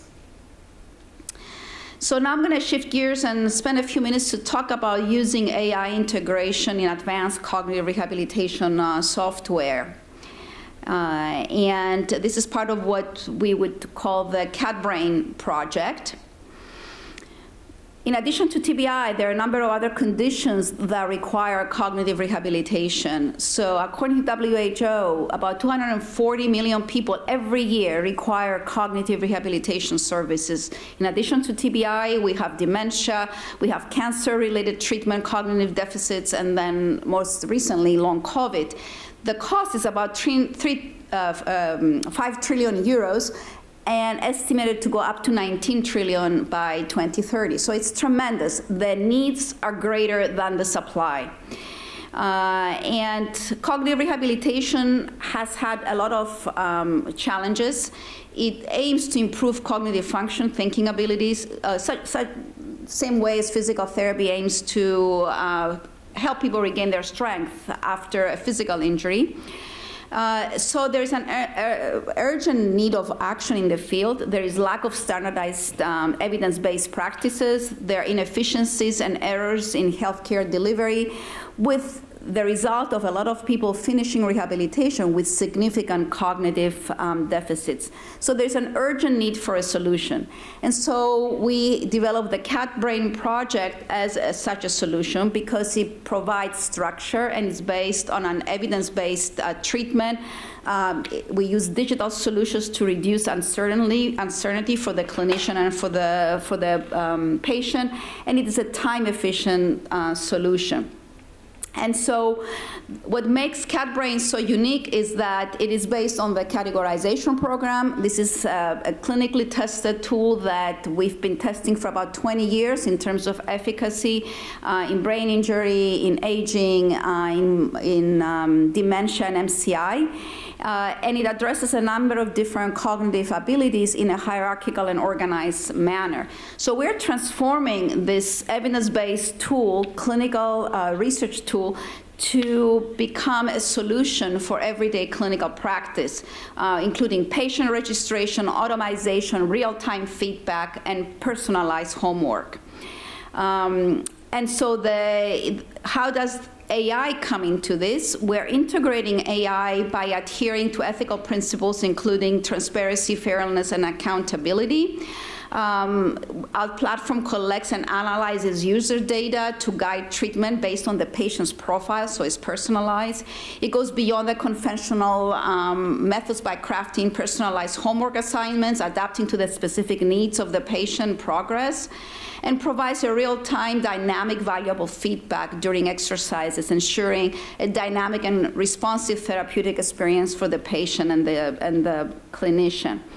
And so this is when I was saying earlier in my welcome speech that it requires action and it requires a team approach. We're able to do this because of funding from the Cyprus Seeds program that targets taking research tools, research products to bring them into the market. So in addition to Julia and myself, we have a team of talented software engineers in collaboration with Kios Research Center.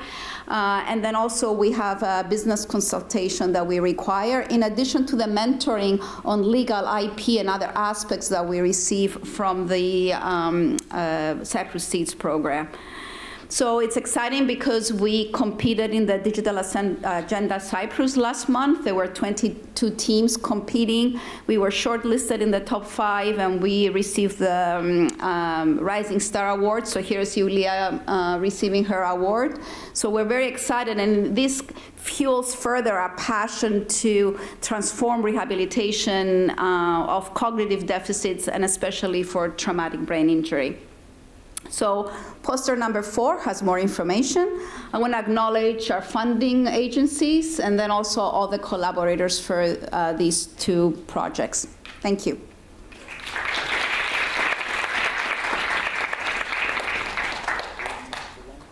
One question, yes. Or if you want to wait for the very end, that's fine too. But I can do one question. May you ask how collaborative the hospitals are? That's a very good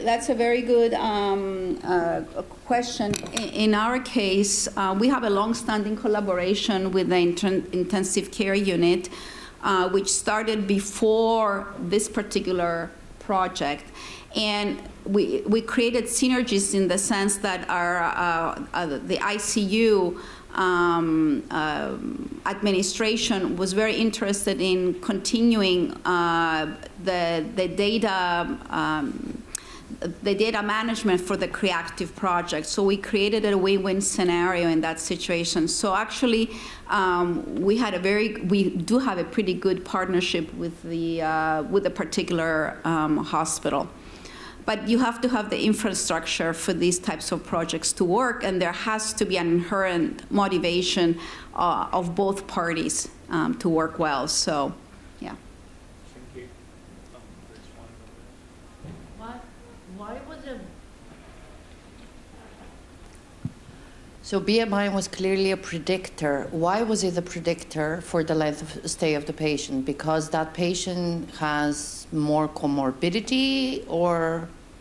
Exactly. So we're investigating to see the contribution of BMI in terms of cardiometabolic functions and other functions, but the predictors were selected based on the literature and based on evidence about some other conditions, such as diabetes, for instance. Those predictors, interestingly, we tested to see if they discriminate between the two groups. So before we tested the models, we checked to see if these predictors will discriminate between prolonged length of stay and not prolonged length of stay, and they did. So the take-home message here is that to create, because one of the challenges in TBI acute management has been the difficulty in creating accurate prediction models, which results in patients surviving the injury, but then resulting in really extensive neurocognitive, neuroendocrine, and other problems down the line.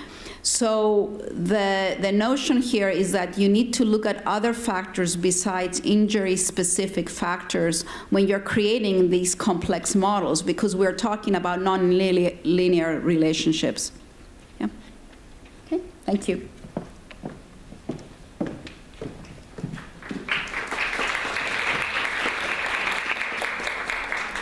Thank you, Fófi. Now our second symposium is organized by Dr. Eva Petemeridou and Kalia Lofitou, who are both working also in the Neurocognitive Research Lab. So I invite Eva and Kalia, you come together to the floor.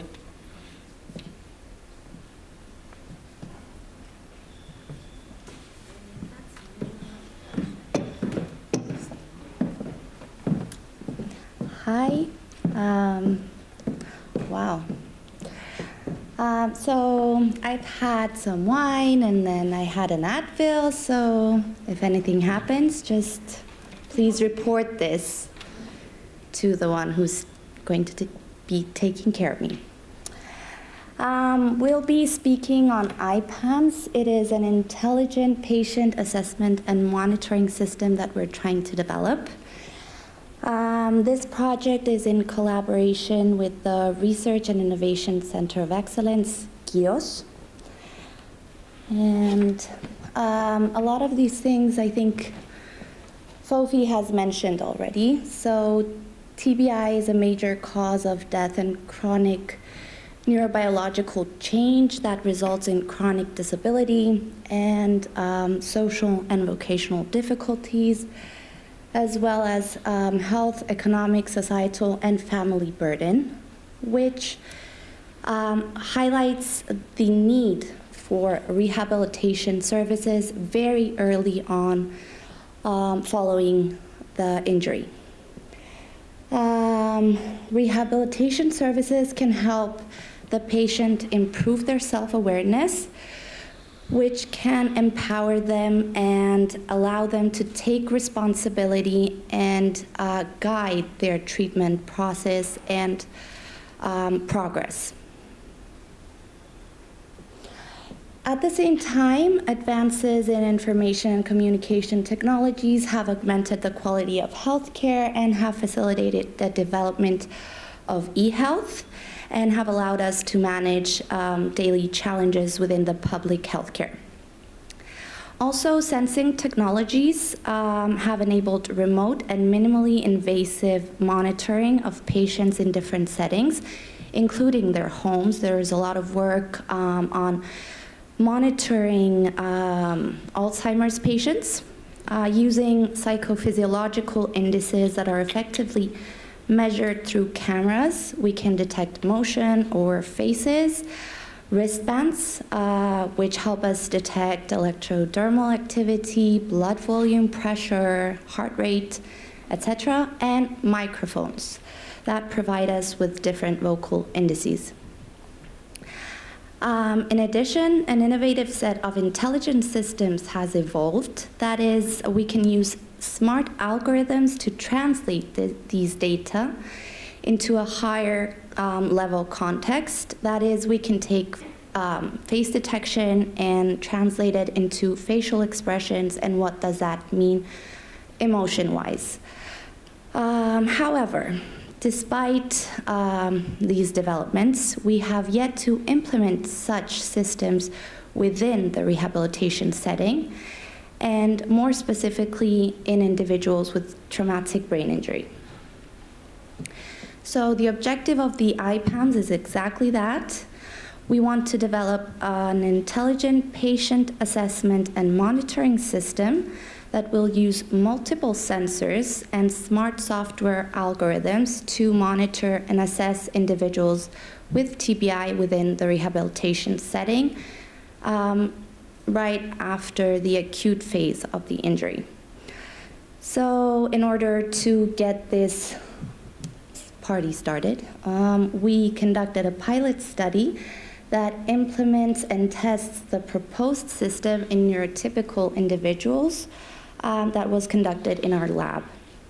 So we had 24 neurotypical participants between the ages of 18 to 51 years old, and we monitored them through typical webcams, microphones, and wristbands during a semi-structured interview concerning the COVID-19 experience. This topic was decided upon based on the fact that the whole pandemic had a significant effect on very many people, and we hope that this would elicit and record the different expressions and emotions. So, so far we have been able to develop the facial emotion recognition algorithm, which can detect and classify facial expressions into different emotions in real time. That is, if you put the camera in front of someone, then the computer right away tells you what emotion you're experiencing based on the different action units of your face. However, this is still under development, and further data is required, especially from individuals with TBI. And we're at the stage where we have finalized the speech emotion recognition algorithm. This was a process. We borrowed a readily developed code and tried to fit that to our data. However, we did have some technical issues, and we obtained lower accuracy rates than expected. Therefore, Galia did a lot of work in refining the algorithms to work appropriately and provide high accuracy levels, and she will be speaking further on this. Galia.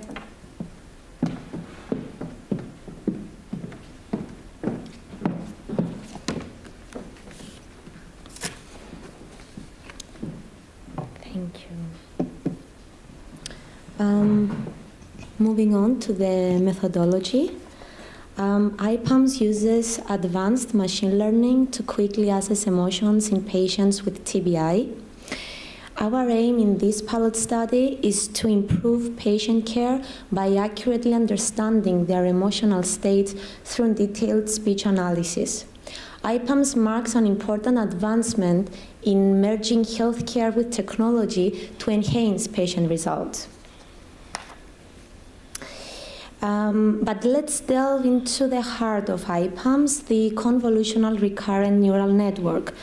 Our model combines two advanced neural network types. The convolutional neural network identifies key features in speech, and the long short-term memory, the LSTM network, understands the timing, and flow of these speech patterns. This combined method is very effective for analyzing complex speech. For training, we use the Rarson audiovisual database of emotional speech and song, or RAFDES dataset because it offers a wide variety of emotional speech. This ensures that our model can accurately identify many different emotional states. So we begin by taking the speech, which is just the words and sounds someone says. This speech goes into a special system called the CNN. Think of it like a smart filter that picks out important features from the speech, like how the words sound and how they're put together. Next, this information goes into another system called the LSTM. This part is really good at noticing patterns over time. It's like it translates the speech into sounds. So,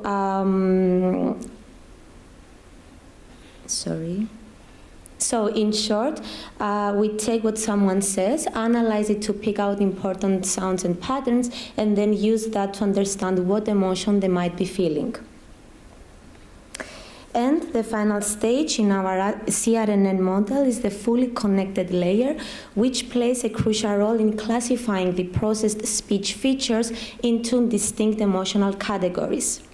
This layer uses a softmax activation function to accurately categorize emotions, ensuring precise and reliable emotion recognition from speech data. In preparing data for our emotion recognition model, we first sampled speech at high quality using the Limbrosa library. We then cleaned this audio by reducing noise and normalizing volume levels, ensuring clarity. Silent parts are trimmed to focus on meaningful speech segments. Next, we transform this cleaned audio into Mel-scale spectrograms. These are like visual maps showing how speech varies over time. We segment these into smaller frames, each packed with emotional information. These frames are then ready for our CRNN model, where they're used to identify and classify emotions in speech. It's a process of turning sound into insights about emotional states. And moving on to the results, the interesting part. Our model achieved a high accuracy rate with 85.12% for analyzing entire audio files and 79.2% for specific segments. Particularly for recognizing sadness, it reached up to 98.3% of accuracy. These results are not only robust, but also show a significant improvement compared to earlier studies, highlighting our model's advanced capability in detecting emotions, especially for TBI patients. Our confusion matrix, based on the RAFDES dataset, provides a clear view of how well our model identifies different emotions. Basically, the confusion matrix is a table that shows how accurately machine learning makes predictions. Here we use shortened labels like AG for angry and HAP for happy for easy understanding. The matrix shows the rate at which our model correctly identifies each emotion with high accuracy rates, especially for neutral and happy emotions. While there were a few cases where emotions like angry were misclassified, our model's performance is still notably better than what was observed in previous studies. This not only proves the effectiveness of our CRNN model, but also its significant contribution to advancing emotion recognition in patients with TBI. In our study, the CRNN model showed strong ability in recognizing emotions accurately for both male and female subjects. For instance, it identified angry emotions with a 97.3% accuracy for males and 96.3% for females. These findings show that our model is both accurate and versatile, working well for different emotions in both men and women, making it suitable for a wide range of clinical uses. And in conclusion, today we've seen how IPAMS, our innovative tool, performs well in recognizing emotions with an accuracy of 85.12% for complete audio files and 79.2% for specific parts. It effectively identifies a range of emotions and works well for both men and women. This shows IPAM's strong potential to improve how we assess and how we monitor emotions in TBI patients. By providing accurate, data-driven insights into patients' emotional states, IPAMs can significantly enhance the effectiveness of their treatment. And as we move forward, we are focusing on making our algorithm run in real time without interruption, ensuring consistent performance. Our goal is to integrate the data from 3 different sensors into a single classifier for more accurate analysis. We aim also to boost the system's accuracy to ensure more reliable outcomes. We are also looking to develop algorithms that can generate individualized profiles for each patient, offering a more personalized approach. And lastly, we are working on providing immediate feedback to both the rehabilitation team and individuals with TBI to improve treatment effectiveness. And thank you for your attention, and these are our partners.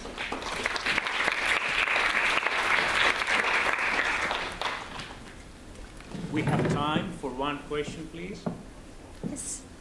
Hi, thanks so much for that presentation. I was wondering if you could tell us a little more about the data set that you trained on and the data that you evaluated on. So we use the RAFTES dataset, which is it is a red, like it is an already used algorithm. So we use that to train our model, and then for testing we used our data from our 24 neurotypical participants. Okay, so the data that you evaluated on was actually collected here in site. Yeah. Yes. That's a good sign, because from what I know, there are significant cross-cultural differences Yes. in the way that we express emotion. Mm-hmm. So that's a really good sign. Yes. Okay. Another question? No? Okay. Yes? Okay. Are there any variables that you could control their possible effects, like the physical condition of the patient or where you collect your data to improve the accuracy? So this was a pilot study. So do you?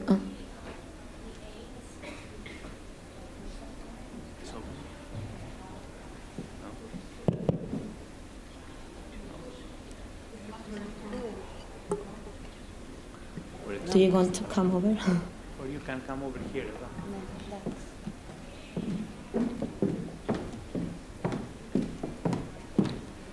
So as Galia was saying, this is a pilot study using neurotypical individuals, but the aim is to enter with our system into the rehabilitation setting and incorporate within the system patient characteristics such as gender and injury characteristics such as injury severity, or even like differences within facial expressions due to the injury, because we know that the injury itself can harm cranial nerves and may create variances within the expression of emotions.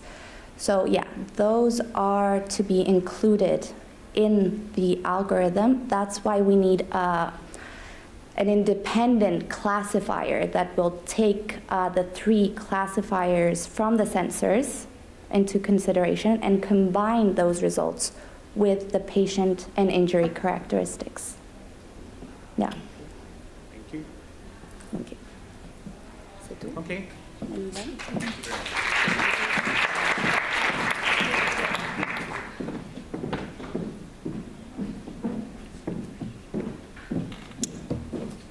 So we thank Eva and Galia for their presentation. That's a very promising project, and hopefully it will develop well. Our final symposium is organized by Tonia Fleri Artemi, a PhD student in the Clinical Psych Lab. My colleague, Professor Georgia Panayotou, is here, supervisor and director of the lab. She's unfortunately traveling. She's not with us today. So I invite Tonia Fleri to come up on the stage for her presentation.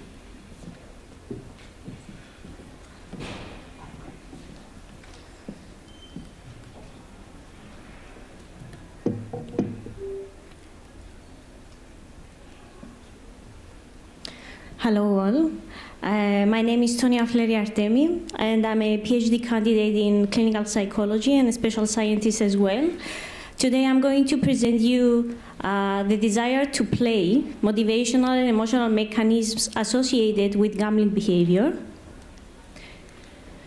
So, in my previous presentation, I asked the question, who in this audience wants to win 1 million euros? And I received many answers here. Because for many people, gambling is a fun, enjoyable, and of course a harm-free activity. However, for an estimated 1.5% of the adult population, gambling is a disorder with serious negative financial, social, health, and occupational consequences. Gambling problems are considered a public health concern.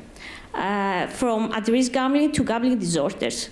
So a persistent and debilitating gambling behavior leading to reduced quality of life, legal, financial, and family problems, and impaired psychological functioning, according to DSM-5. So according to my question before, which is the difference between a recreational or pathological gambler? Typical motives include positive reinforcement strategies in order to receive rewards, like gaining money, for example, feeling the arousal of the moment, entertainment and excitement associated with winning, and socialization. However, gambling may have also negative consequences and a negative reinforced behavior. For example, people gamble as an attempt to cope and escape from difficult emotions. Some previous results from our studies, vulnerability factors for problem gambling are high sensitivity to reward. So gamblers have greater motivation to behaviors that may lead to potential gambling gains. Use of dysfunctional cognitive emotion regulation techniques, such as self-blame, and also have deficits in emotional regulation processes, and therefore turn to gambling and other addictions, as we found, in order to escape. This is a coping mechanism known as experiential avoidance, and I'm sure some of you know this mechanism from clinical psychology courses. So emotion dysregulation, drug consumption, and gambling behavior are associated. These are some papers we already published. The first one is Gambling to Escape. This is a systematic review we have with my colleagues Claudia Neofidou, Dr. Claudia Neofidou, and Dr. Marios Theodorou, myself, Christiana Theodorou, and of course our professor, our supervisor, Georgia Panayotou. The second one is Not Just for Fun, and this shows the comorbidity with substance use of the gambling population, and the population screening we did about the desire to escape from negative emotionality. Today I'm going to present a study that is not already published that refers to subtypes of gamblers based on temperamental sensitivity to punishment and reward. And this is through a latent profile analysis. Before we go there, I want to speak about existing research points about the heterogeneity within gambling disorder, suggesting that there are subgroups of gamblers in which different mechanisms may drive to a problematic gambling. Initially, this study aims to identify profiles of gamblers based on their level of sensitivity to punishment or sensitivity to reward. And we want specifically to examine how these subgroups differ in regard to gambling behavior and gambling motives. So I'm sure most of you know about the motivational systems of Gray, the behavioral inhibition system, and the behavioral activation system, BIS or BAS. BIS is responsible for organizing behavior in response to stimuli that are fearful or signal condition aversive events. And BAS, at the opposite side, is responsible for organizing behavior in response to desirable stimuli. So relief from punishment, for example, or is involving approach behaviors, reward behaviors. Since winning in gambling is rewarding, individuals with high BAS sensitivity, so high sensitivity to reward, engage in betting more, and they are motivated to seek these rewards. Individuals with a high BAS bet larger amounts and exhibit greater confidence, even in situations with high likelihood of losing, while individuals with high BIS may engage in a variety of risk behaviors, including gambling, to alleviate the negative effect and escape reality. So, we used latent profile analysis to identify subtypes of gamblers, and based on theoretical conceptualizations, we expected that higher levels of sensitivity to reward combined with higher levels of sensitivity to punishment would be associated with increased gambling severity and more coping motives. So I want you to notice the combination between sensitivity to punishment and sensitivity to reward, because more often we see them as two separated mechanisms. So we also hypothesized that higher sensitivity to reward with medium or low sensitivity to punishment was expected to associate with increased gambling severity and enhancement motives. The method. Eligible participants needed to be at least 18 years old and had to spend at least 25 euros per month on gambling activities. This is due literature criterion that was indicating that regular gamblers typically spend at least 26 euros per month. The final sample comprised of 886 adults and 24.6% of them were women, and their participants were from 18 to 82 years old. Here, you can see the correlations between them. So you can see the SOX is a questionnaire that measures the gambling severity. So you can see the highest here correlation with coping. And of course, you can see the other motives, the enhancement motives, social and financial, that has also a medium correlation with SOX. According to latent profile analysis, we have 4 profiles. The first is low sensitivity to punishment and medium sensitivity to reward. Low sensitivity to punishment and low sensitivity to reward. Medium sensitivity to punishment and reward, which contain the most of our participants, 59.6%, or high sensitivity to punishment and low sensitivity to reward. And you can see here. So, general results. One way ANOVAs indicated that we had no significant differences among subgroups in age, but a chi-square analysis showed that we had a significant gender difference, with women scoring higher in high sensitivity to punishment and low sensitivity to reward profile. So women were closer to BIS, to behavioral inhibition system. And higher gambling severity scores showed that the profile low sensitivity to punishment and medium sensitivity to reward, and medium sensitivity to punishment and medium sensitivity to reward. While lower gambling severity scores showed the profile low sensitivity to punishment and low sensitivity to reward, and high sensitivity to punishment and low sensitivity to reward.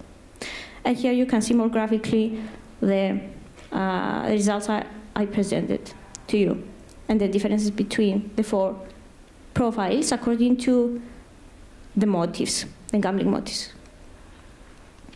So, we're coming to the present now. That is a part of my doctoral dissertation. Motivational mechanism in gamblers during a virtual slot machine task.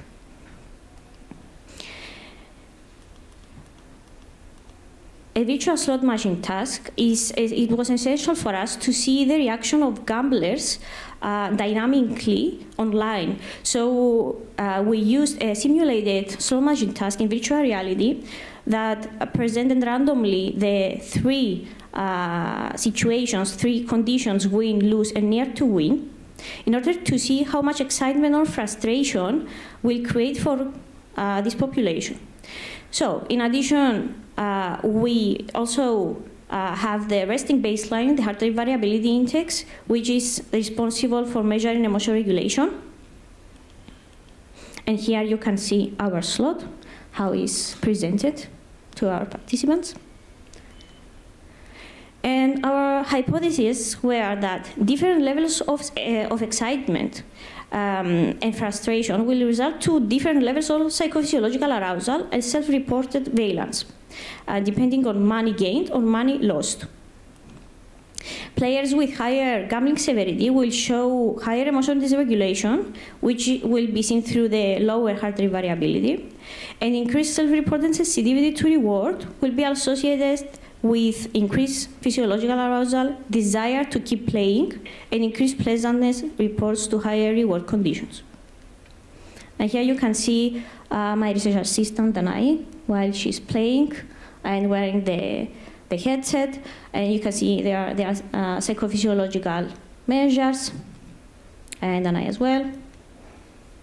And just I wanted to show you how it is the experience for our participants in the lab. And here you can see the message, for example, you lost, or almost, when the person is near to win, which is a fun, I think, activity for our participants as well. So what we plan to do? To use this slot machine simulated task to assess the motivational responses for individuals with different levels of gambling involvement, use objective indices of arousal, as I showed to you, psychophysiological measures of heart rate variability, and skin conductance level. Use the conditions, win, near to win, and lose. And this all will result to see and to be correlated with severity of gambling behavior, dominance of different motivation systems, and emotional regulation ability. And some info about heart rate variability, which, as I told you, is about it's a very good marker about the emotional flexibility and the best psychophysiological marker we have. And during baseline, especially, and reflects the capacity of autonomic flexibility. So, prior research work on problem gambling has identified the need to understand subgroups of gamblers that may differ in pattern and severity of gambling to tailor and maximize the efficacy of gambling interventions. Profiles with elevated sensitivity to reward, they score high in motives connected to enhancement, social, and financial. A combination of higher sensitivity to reward and higher sensitivity to punishment results to gamble for coping purposes. And gamblers with this profile may use potentially rewarding behavior such as gambling to cope. And our experimental study, focusing on motivational mechanisms during a game, can provide more evidence towards a deeper understanding of how these mechanisms, these systems serve as a potential underlying purpose and factor for gambling behavior. So our scientific team contributors are Professor and Supervisor Dr. Georgia Panayiotou, Dr. Marios Theodorou, Dr. Elena Constantinou, Claudia Neophytou, and me. And of course, I wanted to include my research assistants, Rebecca Christodoulou, Danai Tranda, and Telos Fata, and Georgia Kubeba, and our fifth research associate, our Carlos, because Georgia didn't want to take a photo without him. So thank you so much for your attention.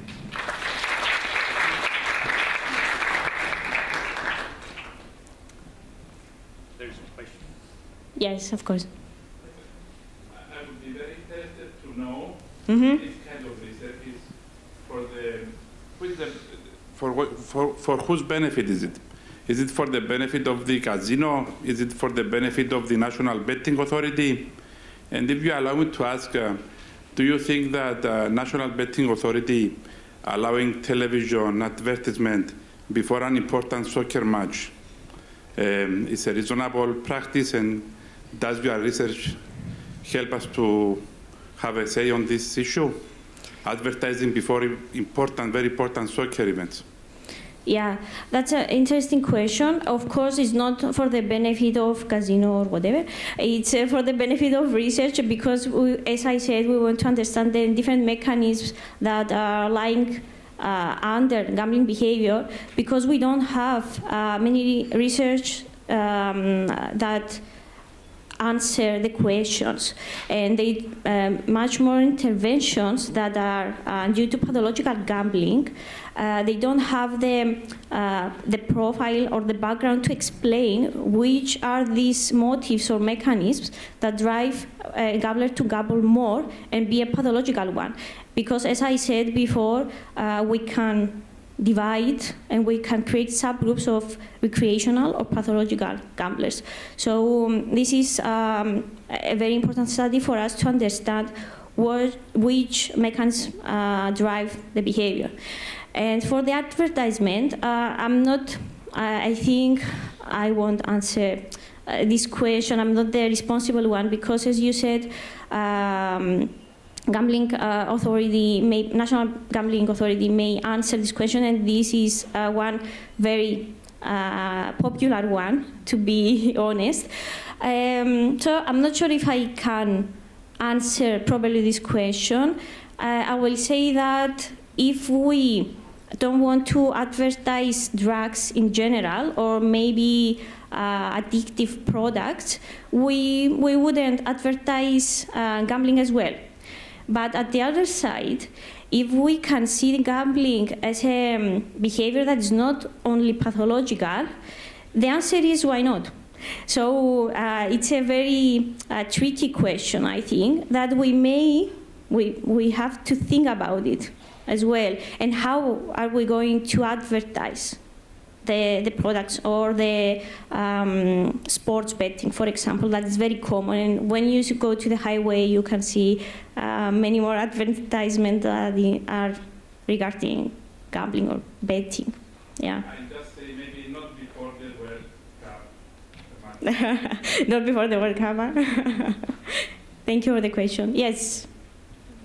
Thank you for this work. I had a question listening to you about the different profiles. Yeah.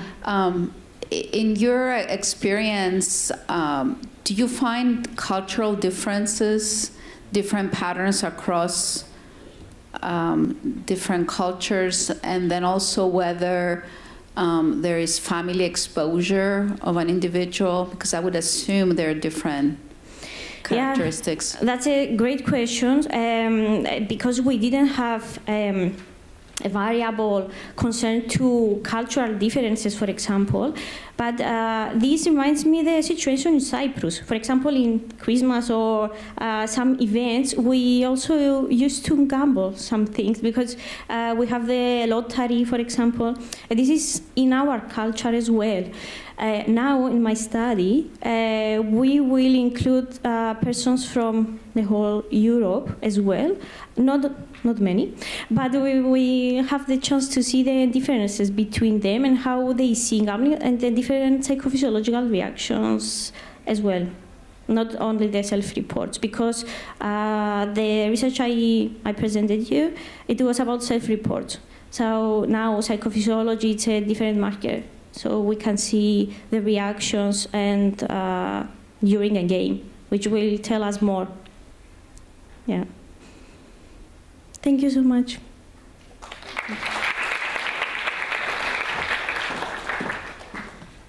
Okay, we can go on with the next set. Thank you.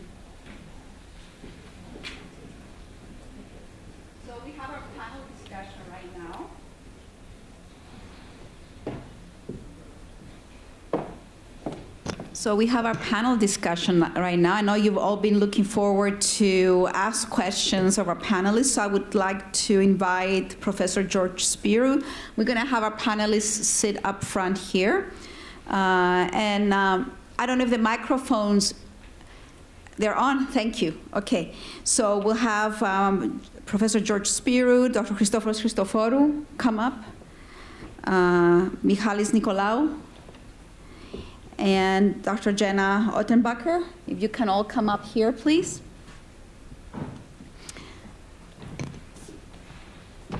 And thank you, Ms. Nikki, for the waters. Now, you've met all the three gentlemen before, but this is your first chance to meet Jana. So I want to say a few words about Dr. Jana Ottenbacher, who is a graduate of the University of Michigan. She's an associate professor and vice dean of the School of Pure and Applied Sciences at the Open University of Cyprus. At OUC, she leads the Cyprus Center for Algorithmic Transparency, CyCat, which conducts interdisciplinary research focused on promoting technical and educational solutions for promoting AI, transparency, and literacy. Concurrent to this, Jana co-leads the Fairness and Ethics in AI Human Interaction Group at Science, Center for Excellence and Innovation. Her research has been funded by the EU Horizon Research and Innovation Program and the Cyprus Research and Innovation Foundation. Since 2022, she's included in the Stanford Elsevier list of the world's most cited scholars in the area of artificial intelligence and image analysis. So thank you for being with us. And we did prepare a few questions to ask our panelists, but we will also open the floor to the audience. I will answer one question. I will ask one question, and then maybe we'll take turns with our audience. So the way we want this to work, dear colleagues, is that we will ask the question and then give each of you a couple of minutes to respond to the question. That way you all have a chance to do that. And I'm going to start off with this first question. I will ask Jana to answer first, okay? Because this is right up your alley, okay? How can AI-based methods support the ethical and social aspects of neuroscience research and clinical practice, such as data privacy, informed consent, and human dignity? So, oops, is this on? It should be. Is it on? Okay. George says it's on. Okay. Oh, okay, great. I tend to speak loud anyway, so it probably doesn't even matter. But thank you so much, Fófi. It's a pleasure to be here. Nice to meet you all as well. I didn't even get the chance to say hello. Coming here, I have to admit that I felt that I was a little bit out of my comfort zone because I haven't ever worked with neuroscientists or applied neuroscientists before. But now that I see that some of you are actually involved in developing technologies, I really enjoyed what I heard so far, and I can relate to it. So since you are involved in development, you're probably well aware that the European Commission has this vision for a trustworthy AI. The vision is that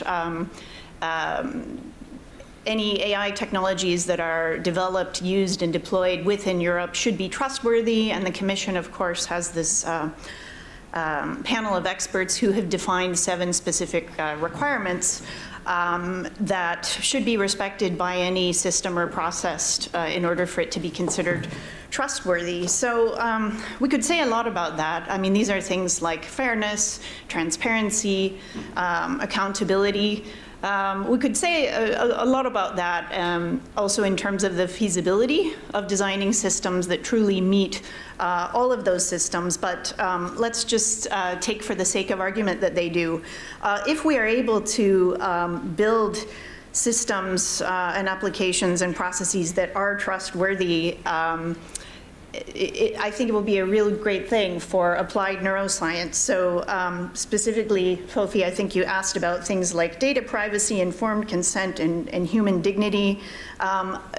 It seems, I think, at a first glance that the development of AI is sort of in tension with the issue of data privacy, because in our everyday lives, we're very used to large internet companies training their models from data that is collected from our things that we do every day on our smartphones and what have you.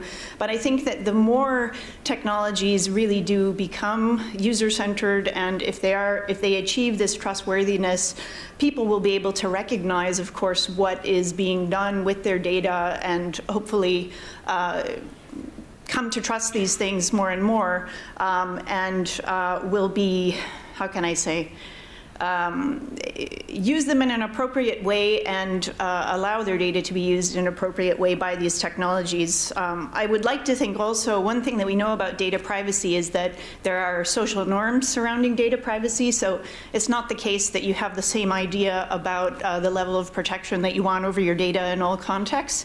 So I would like to think that AI techniques could be used maybe to understand better the context sensitivity of data privacy and then behave accordingly. I hope that makes sense. With respect to informed consent, that was another question.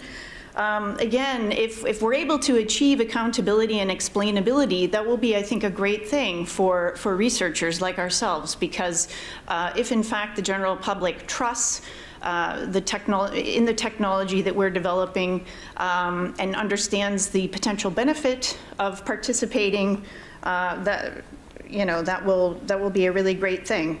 And human dignity, I think that's what these trustworthy principles are really all about. I don't know, maybe I should end by saying again, I'm skeptical as to whether or not these 7 requirements can truly be met in a real-world system that's deployed in the wild, but I think it's a beautiful vision, and I think it's worth aiming for. Thank you. Yeah, so I mean, I agree entirely with what Joanna just said. I mean, I don't have a lot of things to fill in.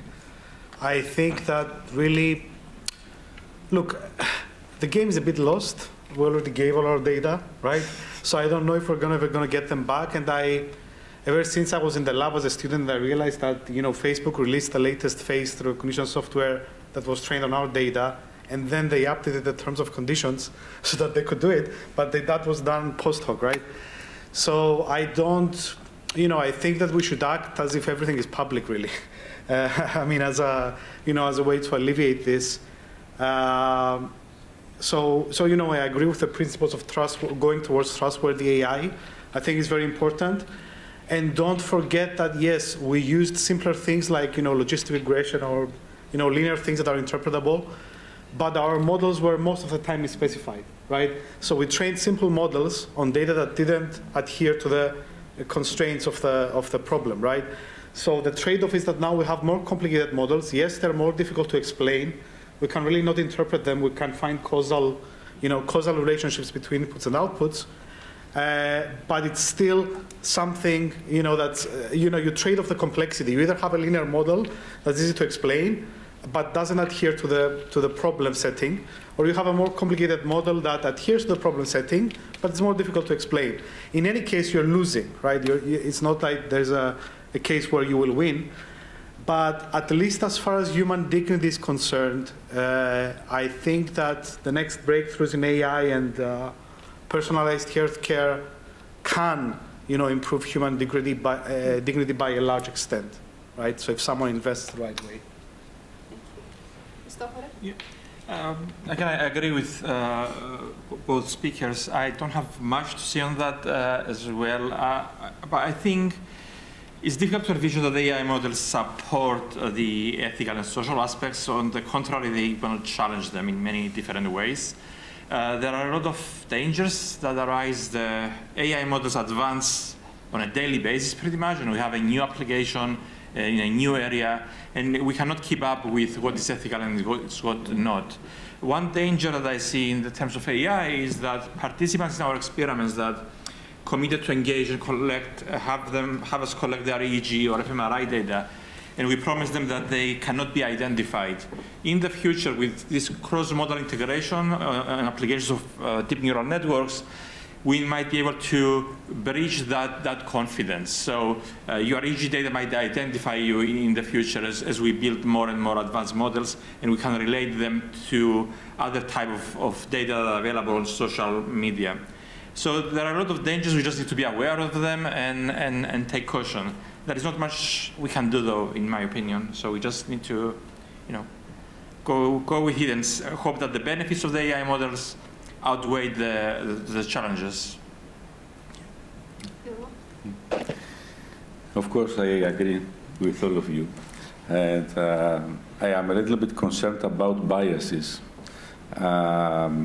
So I would like to see AI to detect biases in various levels, but I am also concerned whether AI has been built over a biased context. So what's happening with all this data and all this world that we live, that we know that there are sex biases, other biases. So the AI have been trained using this data. So I'm not sure if they can safeguard this bias as well. So I have this question mark. I would like to see an objective AI to be trained in a nice way and then safeguard these biases in various levels. Another theme that I would comment on is that I would envision dynamic informed consents. So I am signing now something, perhaps I would like to change my mind afterwards, or perhaps the researcher could persuade me to change my mind in a logical manner, or I can find ways, or I can understand more what I am accepting or denying. So AI systems could help on informing the patients to have good or better decisions and not sometimes randomly sign an informed consent paper. And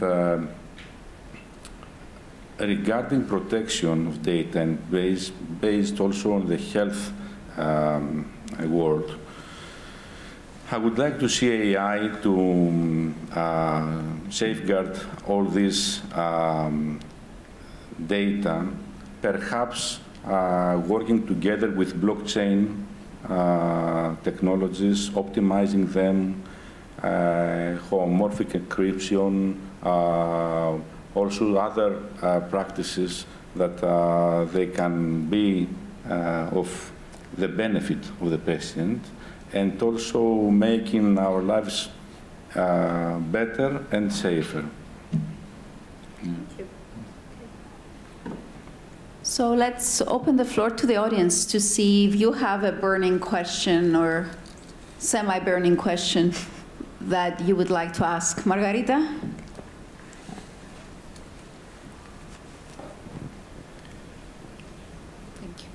So my question is with regard to the biases. So if we take as an example ChatGPT, we've seen some sexist or racist behavior coming out, right? So this comes out and then goes back to the universe from where these algorithms are trained from. So we have like this error keeps propagating, right? So how is this supposed to be, let's say, fixed in a supervised or unsupervised way? I would like to hear your opinion. Sure, thank you. Go ahead. Well, I'm just going to come out and say that I don't believe in debiasing anything, because if I were going to believe in that, I would have to believe that humans are not biased. And I mean, we're, you know, from the moment that you're born and raised in a human society, you grow up learning stereotypes. And these are not always bad. I mean, you all know better than I do this. They're cognitive heuristics up to a point until they're overused. So I don't believe in debiasing. I do believe in doing due diligence to reduce bias in training data sets and what have you. But I think we need to raise awareness amongst end users, because I don't believe, particularly in those technologies that are hyper-democratized, like the LLMs are now getting to be, I don't believe that you can debias them. Yeah, and actually, if I may add something, there's this work by Amnon Shashua that talks about the fundamental limitations of large language models. And basically, he develops this expected behavioral calculus theory, which says that if there is a non-zero probability that the model can exhibit a biased or malignant behavior, then with probability 1, there exists a prompt that will always elicit this response, right? The silver lining, as he calls it, is that if you develop architectures that are, let's say, debiased or less prone to bias from the get-go, you have to write a longer prompt to elicit that behavior. But the corollary is that if you use reinforcement learning with human feedback, which was what they do with ChatGPT, so basically they have human operators, they show 5 variations of the prompt, let's say, and the human operator chooses the right one. If you do that, you can easily discriminate between bad and good behavior, which means that we need a shorter prompt to elicit the bad behavior. So, you know, in principle, the thing is that, as Joanna said, you need to raise awareness. You need to make people understand that this thing is not a magic box, that it makes mistakes, that, you know, we can say it thinks, but it thinks like maybe a 4-year-old, you know. It's not an advanced intellect. It just has read the whole internet, right? So basically, if you're aware of that, then, okay, when you're getting your response, you can, you know, filter it out, right? But if you're not aware of it and you're using it as a black box, you know, that answers everything, it's the same thing with applying it, you know, to science and medicine, right? You don't have uncertainty quantification. You don't have good uncertainty quantification. So you never know if it's biased, right? So I don't think it's something that we can easily address, right? Yeah, I would like to say on this that it depends on our view on AI. If we see it as a game or something that it happens in our lives and we can use it or we cannot, yes, we can behave like this, but if it is a tool and we can use it as a tool, then it should be optimized and it should have rules, not just awareness of the users, but rules, a guide, and a well-defined description on the set that it has been trained on. So I believe that AI should be used as a tool and nothing more, not as a protagonist or a synagonist in our lives. For me, it is a tool. So if it is a tool, then it should be very well defined. I mean, I can add there this quote that people often say that, you know, AI is not going to replace radiologists. Yes. It's going to replace radiologists that don't know AI with radiologists that know AI, right? So in a way to augment the skills of humans rather than replace them, right? Okay, all right. So I don't disagree. I don't think the problem can be solved at the training phase of the model. You're going to throw whatever data is there and you're going to get the bias. When we want to use it in different application domains, we have the option to do some post-processing in the responses to decide if we're going to show them or not, somehow to safeguard the output. But that is as far as we can go, I think. It needs to be on a domain-specific solution. So the model itself, I think, nobody that spends 100 million to train a large language model will retrain it for you to remove the bias in any way. But to some degree, we need to get used to it. If we Google something, we're going to get biased pages, right? So the output is there. The case with the large language models, it's automatically generated. We need to understand that it didn't came from a person, it came from a process, and just move on, I guess.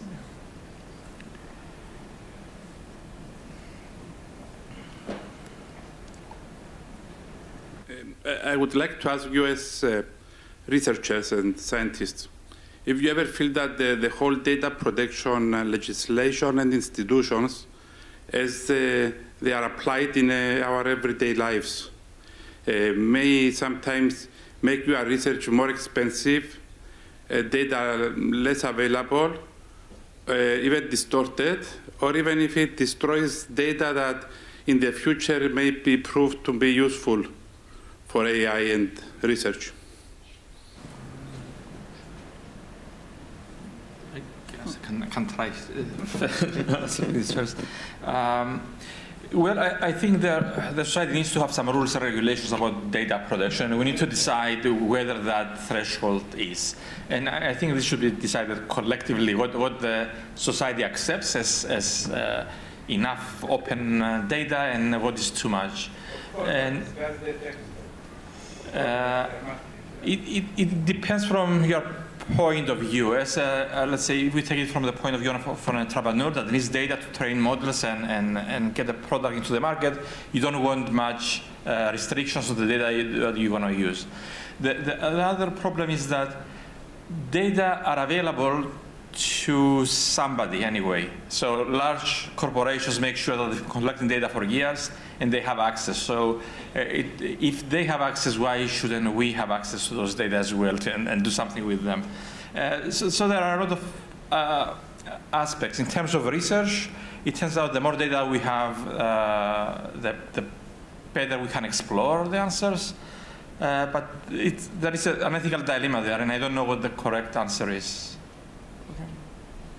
Yes, if I may, I think that there is a lack in education of the researchers and all the scientists, that we should be more educated on the correct usage of the data. And if we were educated, well educated on this, perhaps these restrictions would be less restrictive for us. Now, I feel that they are restrictive. Because I want to do my job and sometimes I cannot.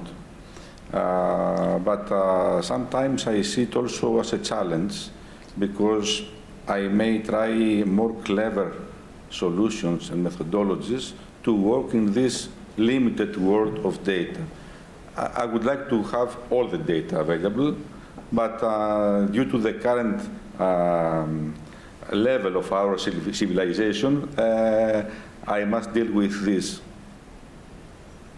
I mean, since you've talked about data, basically, I would like to say that, I mean, I was listening to a talk by Michael Jordan, who is one of the biggest machine learning scientists in the, at least in the pattern recognition era. And he says, you know, if everyone shared data, then probably cancer will be much more solved than it is now. Because you would get a disease, you do a DNA test, they find the nearest DNAs to yours, and they propose a treatment, right? That's tailored to yourself. So what I would like to say is, you know, forgetting about GDPR, the system does not incentivize data sharing. People want to collect their own data, do their study, apply for a grant and claim that they have unique access to this data and not give them to anyone else. If this wasn't the case in the system and hospitals would share data between them, we would be like, you know, 500 years ahead, I think. So there is also a systematic bias against this.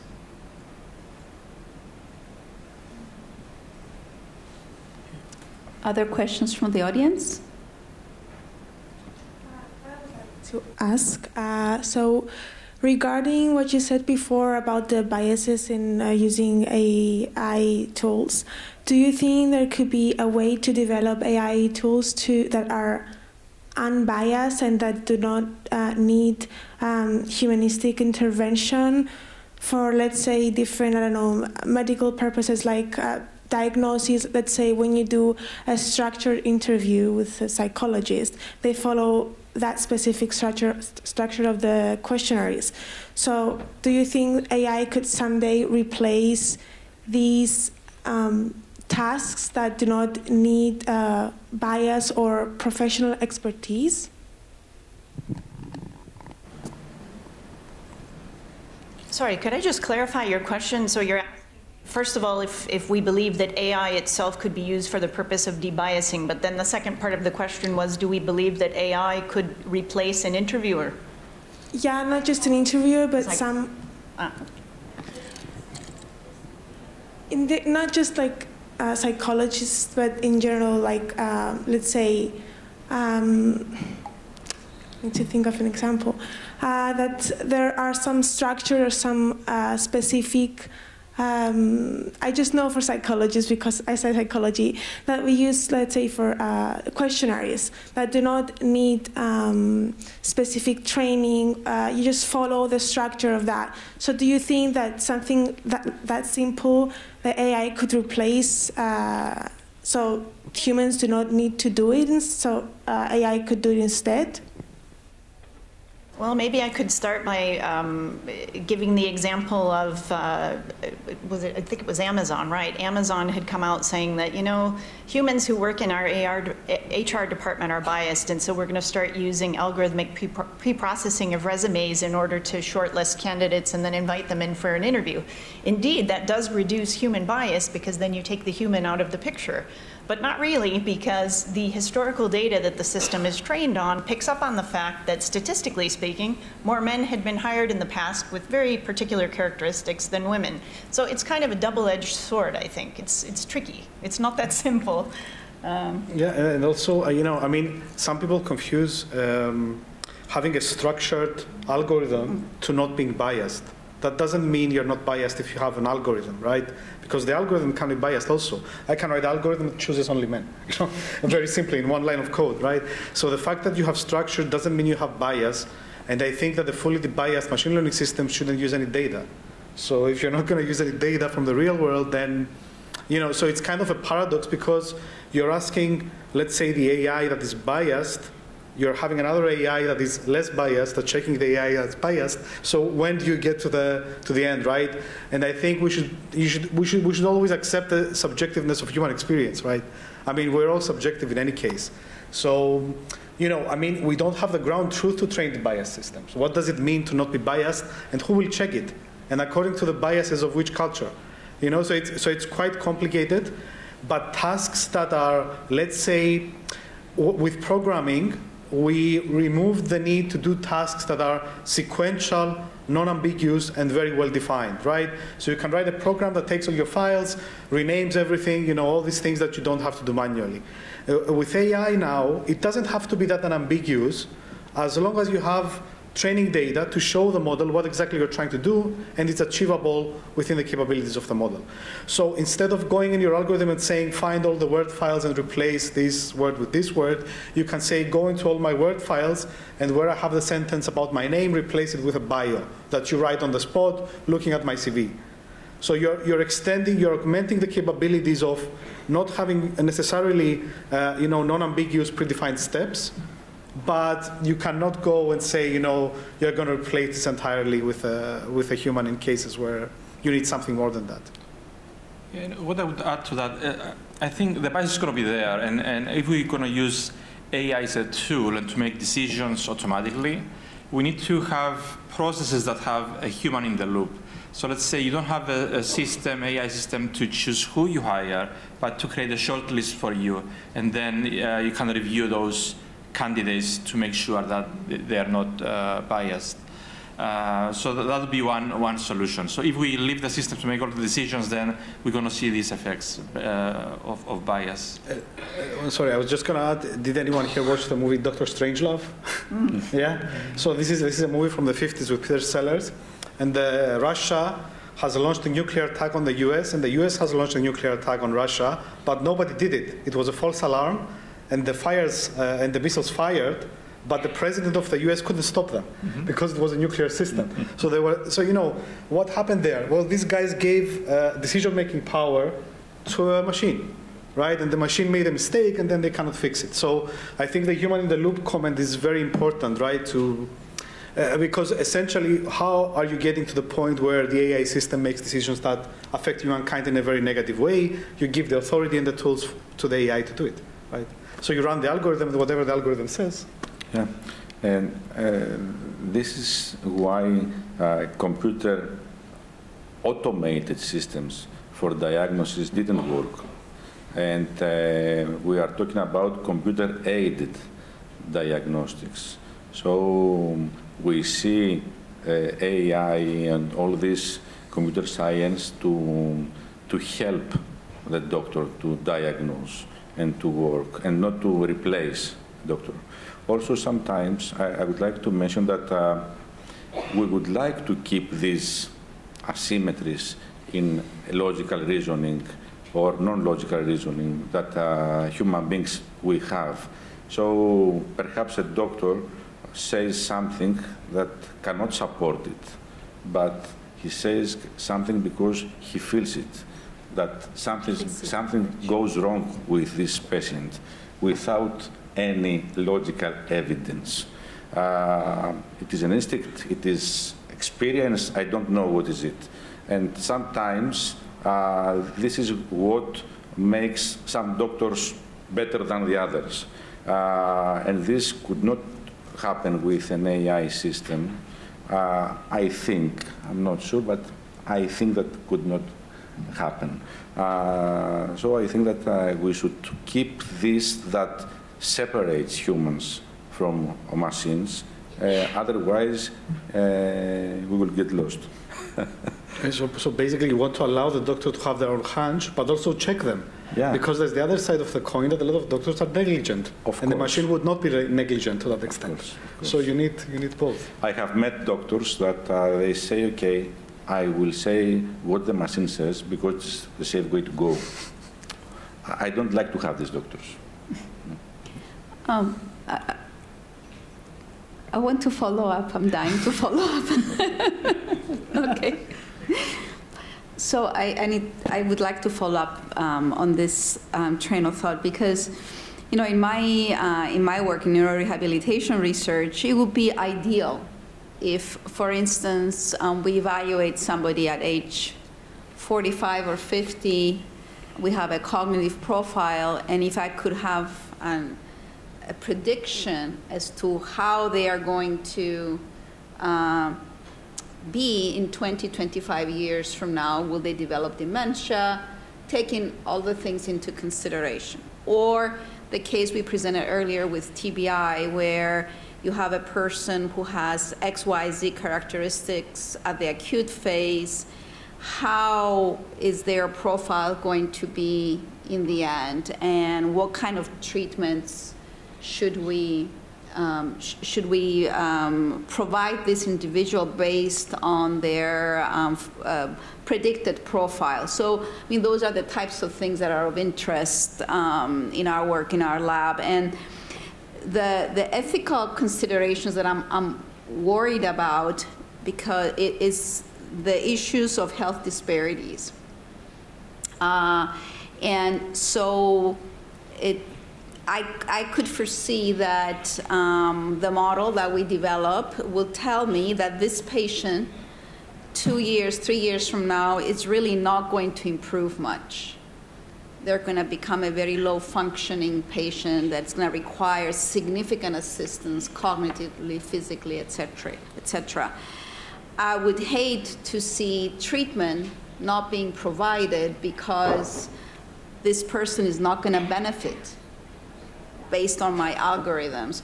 So, you know, how do we ensure that we don't, and if you're not going to provide as intensive rehabilitation to the patient, perhaps you should be providing to the family and different support systems. And so what I'm trying to say is that my concerns have to do more with withholding treatment, not providing adequate treatment, not giving people a chance to improve. So I just wanted a little bit your thoughts on that.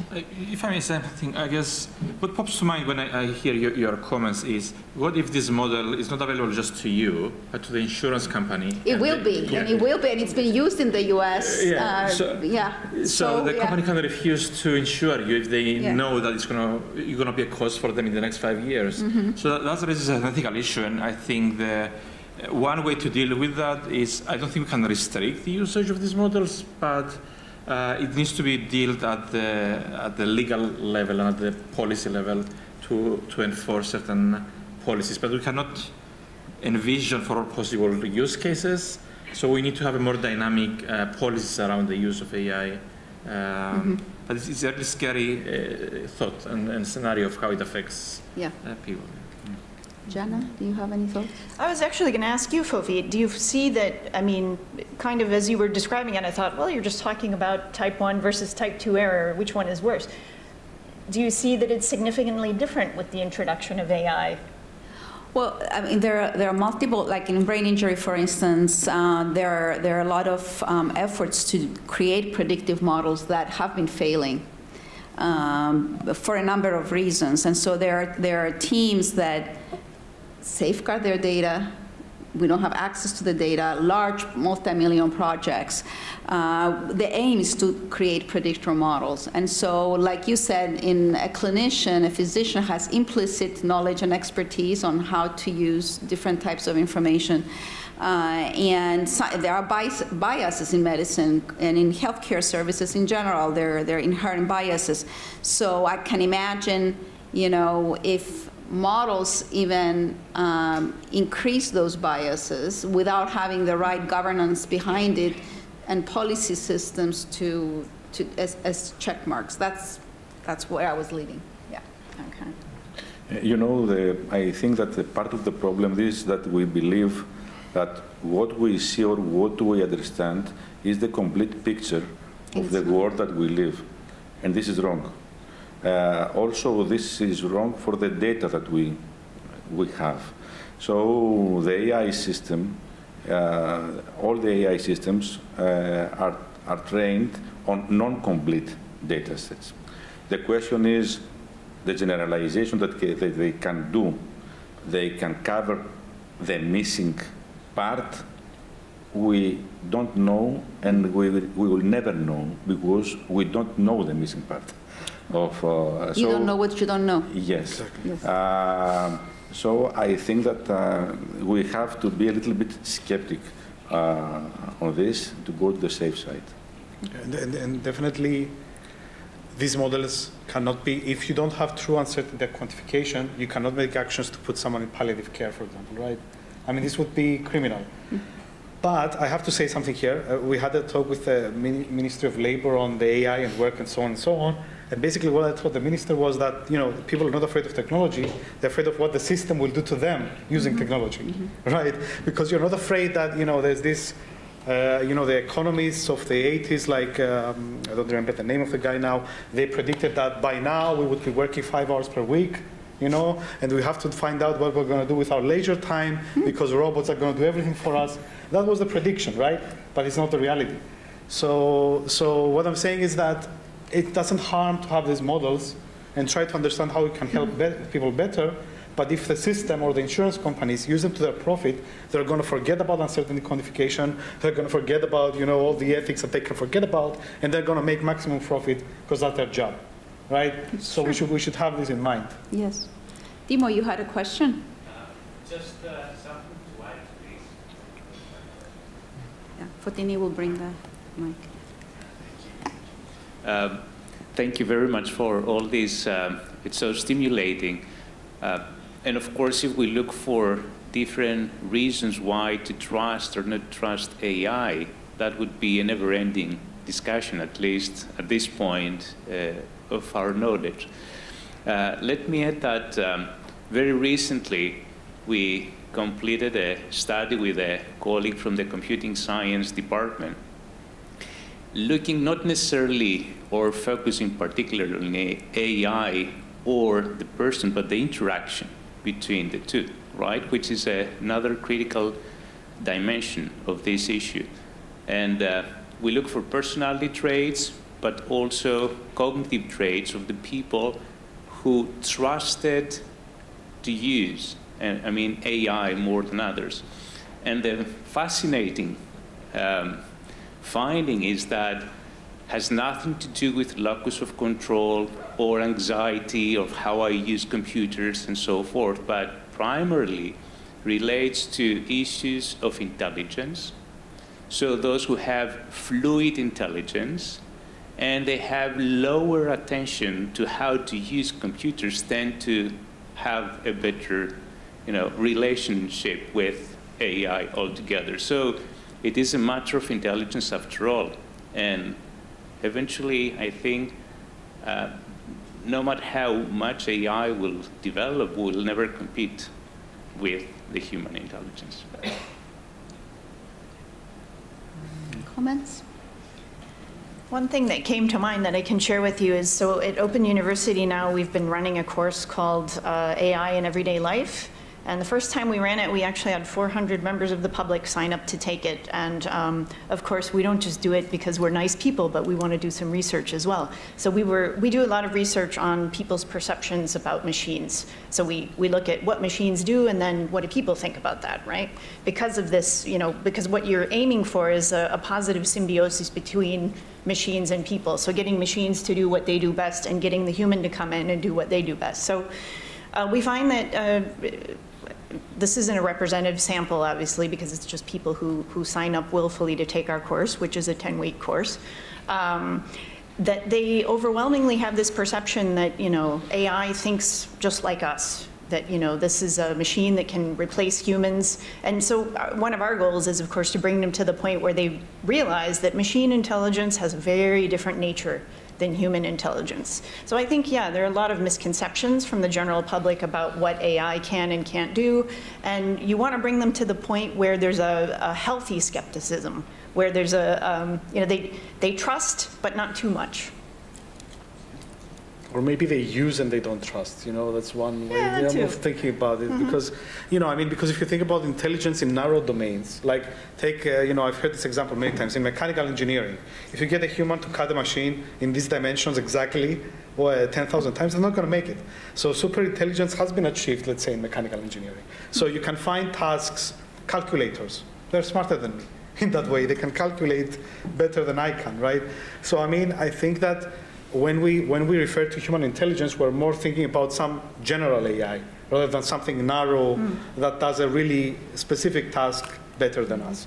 And I think that's where the discussion goes, that in terms of, you know, not narrow, but general AI, things there become, you know, people say, for example, humans are embodied, right? We have a body, we have the communication bottleneck. We compute in gigabytes, we communicate in bytes. The machine can communicate. It doesn't need to develop emotions, right? It doesn't. So you know, that's where the story becomes very, very different, I think.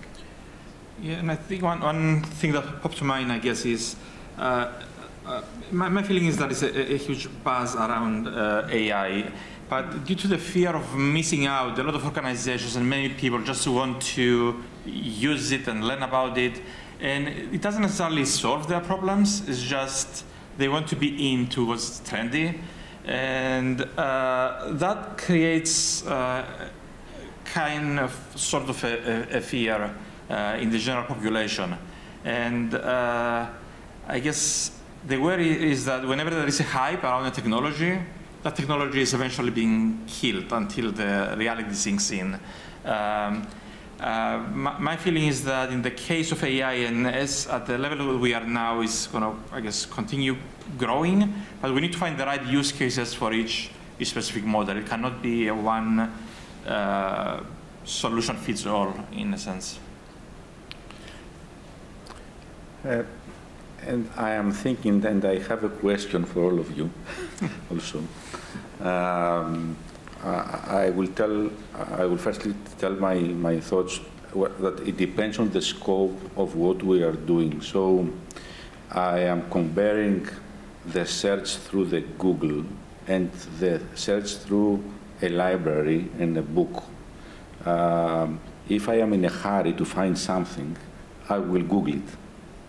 But if I would like to be open-ended and have the opportunity to find something by chance that will guide me somewhere else and will open my mind, then the book is the better choice. Because by searching, I will stay to another page, etc. I would like to ask the persons, all the human beings, we have a character. What is the character of AI? So I may be a high-risk person, and you may be a low-risk, or another characteristic. So as high-risk, I may sometimes go against my fate, let's say.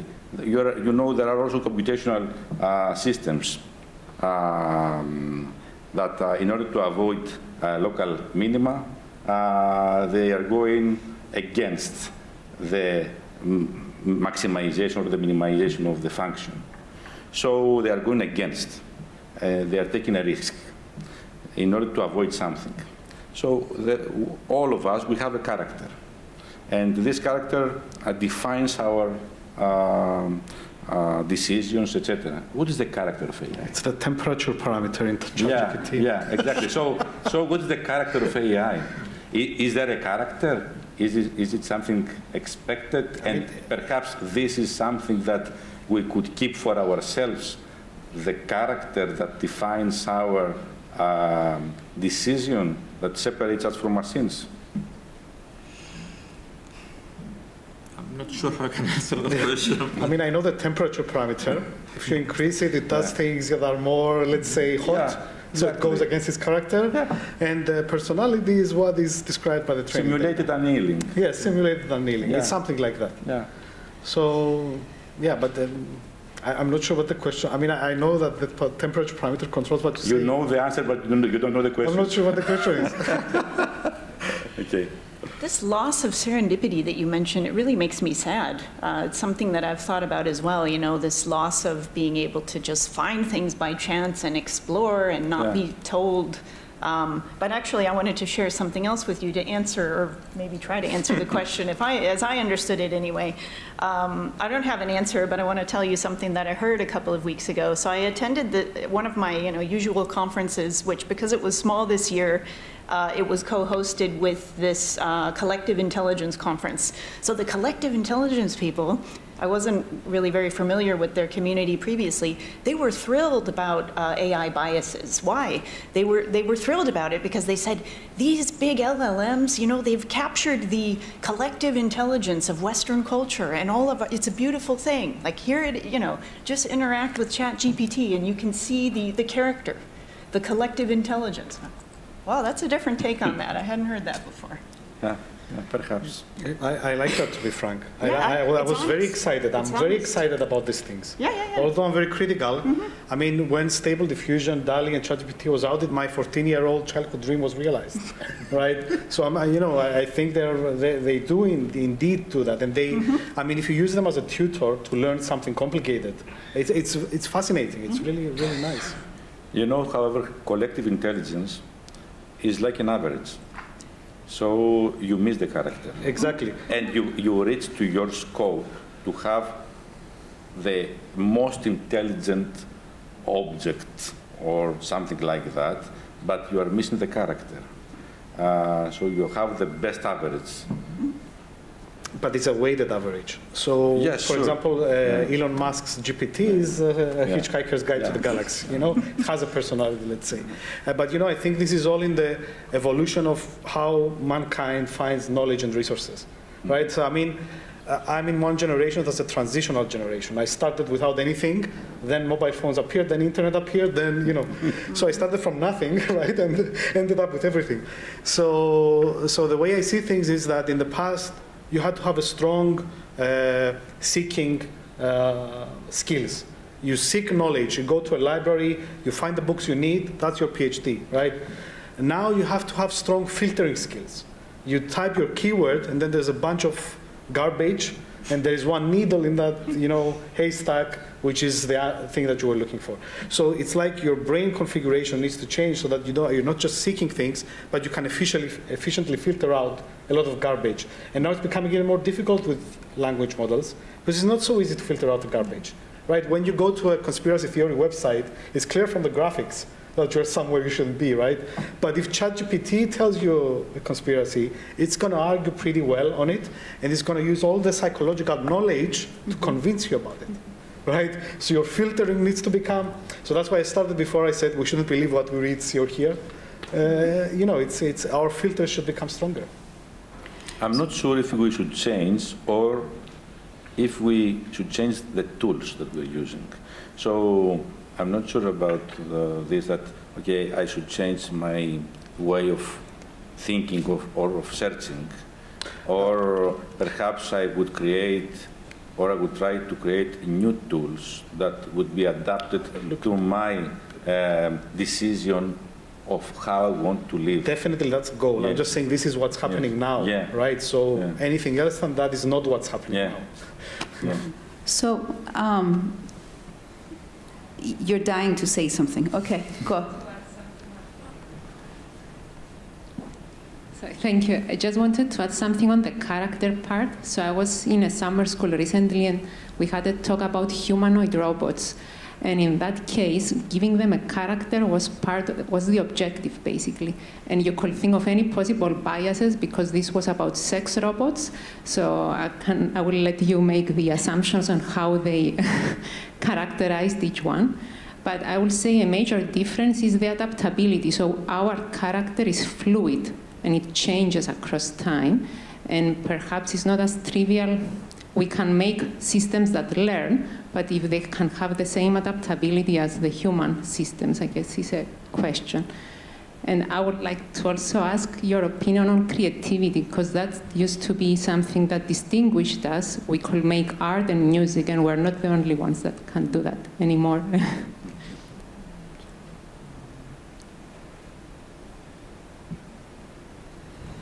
Would you like to respond to any of these comments? Well, I feel this feeling that you feel also, Margarita, about creativity. Well, it depends on what we are expecting from an object or from a human being to generate and to name it as art. So I don't feel very sad if I like a music or a painting that it has been created by an AI system, because it gives me pleasure to hear or to see this. It's okay with me, I think, but it's a personal opinion. Regarding adaptability, I agree with you. So I think that this is something, the real-time adaptability, and sometimes the adaptability with no logical reasoning that we keep for ourselves is something that separates human beings from machines.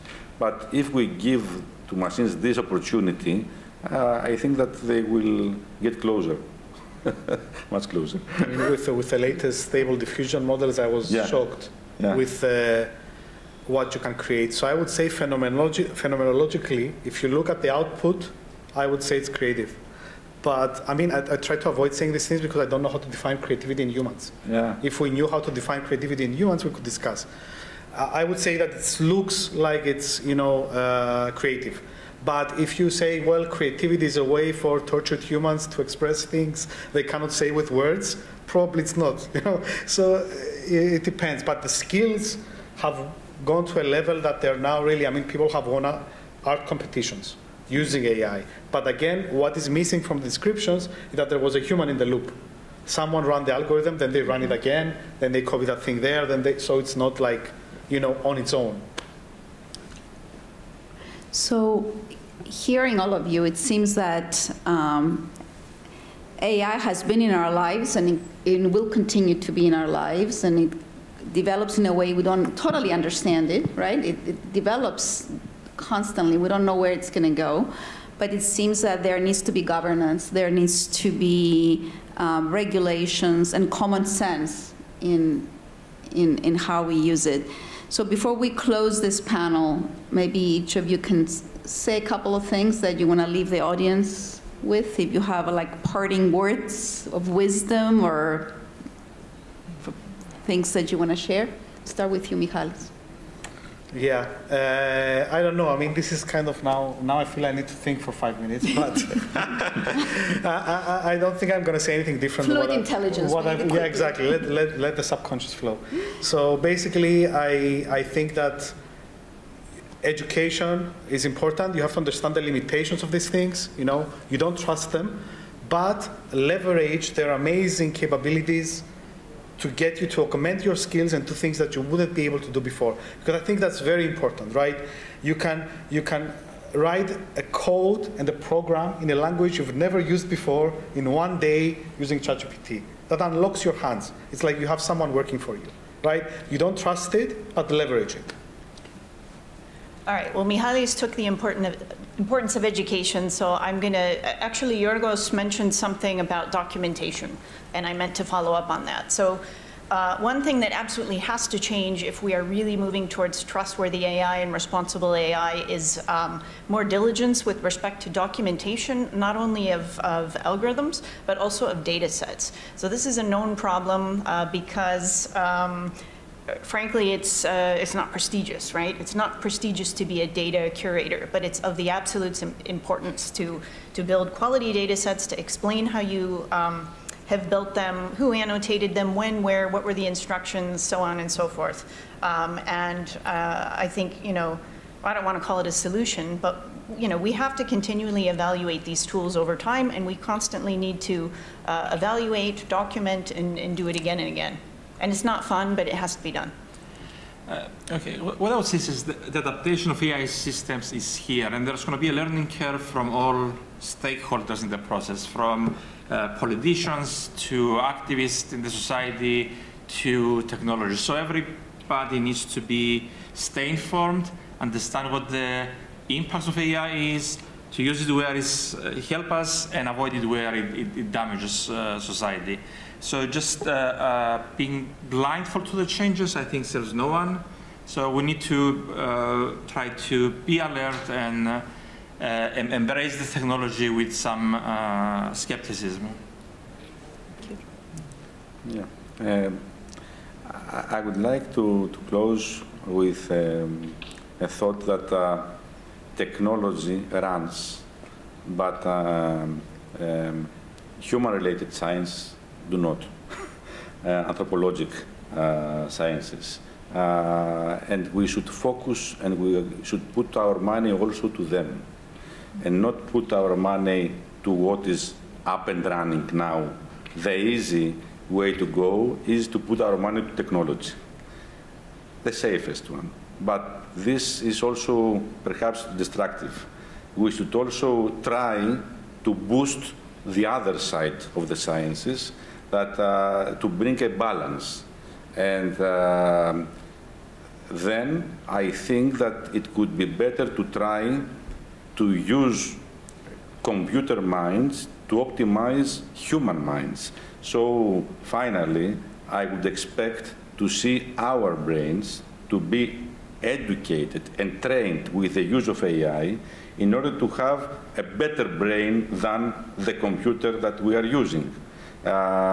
Because I think that it is a little bit, we are a little bit lazy. And we think, okay, I have the computer, I am okay. I think that we should try more with our brains. Thank you.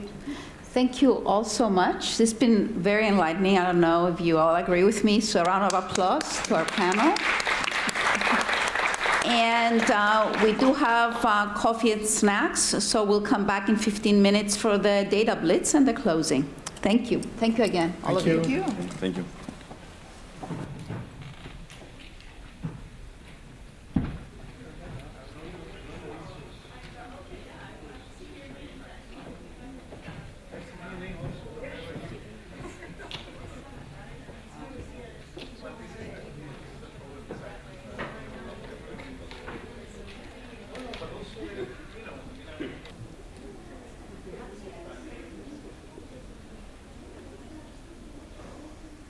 Can we go start?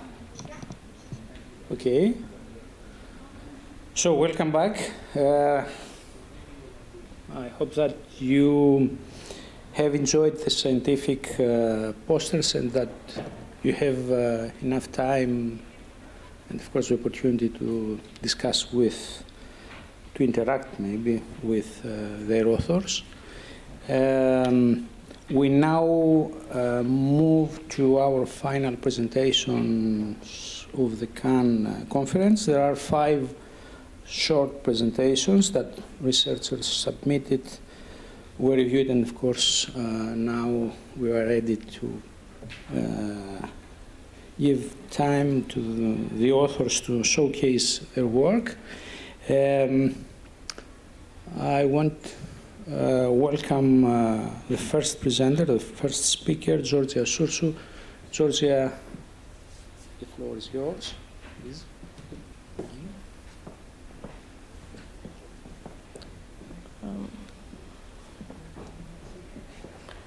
Okay. So, good afternoon, everyone. My name is Georgia.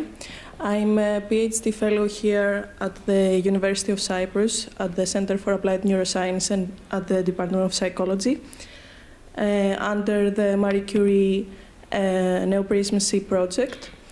I'm a member of the Developmental Psychopathology Lab directed by Dr. Fanti, and today I will present to you some of my findings regarding the genetic background of internalizing and externalizing psychopathology in children aged 8 to 12 years old. So when we say internalizing psychopathology, we refer to behaviors that are characterized within the self and are directed inwards. And some of them, the processes are negative most of the time. However, when we say externalizing psychopathology, we refer to behaviors that are abnormal and are characterized by actions towards others that harm other people. So in this study, we're focused on anxiety and depression as internalizing variables, and on antisocial behavior, delinquency, contact problems, and CU traits as externalizing ones.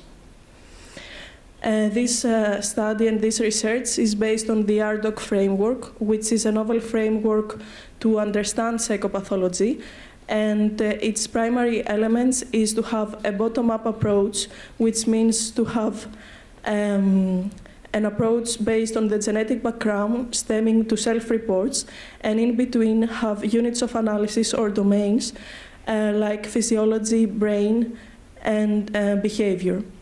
Here you can see the domains and the units of analysis. So we are focused on the genes and try to explain the behavior. Here I have put a seminal paper. You have all heard about the nature versus nurture problem, which refers to if candidate genes play a more important role in contrast with the environment and the interplay in between. So here you see a person who is a carrier of an allele, a specific allele, and if this person is exposed to positive environment, the chances of him or her having psychiatric symptoms are decreased.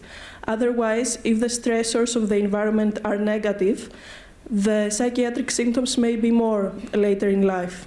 This is the differential susceptibility model that explains what I just said. And here you can see in this graph that you have a genotype, and the environment shapes the phenotype, the actual outcome behavior. So you have multiple stressors, a genotype, and a phenotype at the end as an outcome, which is differentiated by the environment and by this interplay. So moving on more specifically, here I have put the OXTR genotype, which is a candidate gene about oxytocin neurobiological pathway. And this paper explored this genotype in accordance to the parental warmth. And here you can see that the carriers, the GG allele carriers, predicted the warmth towards their children. This bar refers to mothers, and this association wasn't found in fathers. So you see here that's an interplay between gene by environment interactions. In our study, we tried to apply this mechanistic approach. We call it psychobiological operationalization of the RDoC construct I just showed at the beginning. And operationalization means that you will have variables that have meaning both psychologically and biologically. So we look at candidate genes like the ones here, and we're trying to predict some behavioral outcomes like positive or negative parenting and its interaction. Apart from genes and behavior or self-reports, we also have incorporated physiology markers and brain indicators. Here you can see the questionnaires that we used for the self-reports for internalizing and externalizing psychopathology. We have the parent reports, which are about variables of interest, as I mentioned at the beginning. And we have the reports that parents filled for themselves for their own characteristics, such as their psychopathology characteristics, parental stress, parental control and parental practices, and their relationship with their child.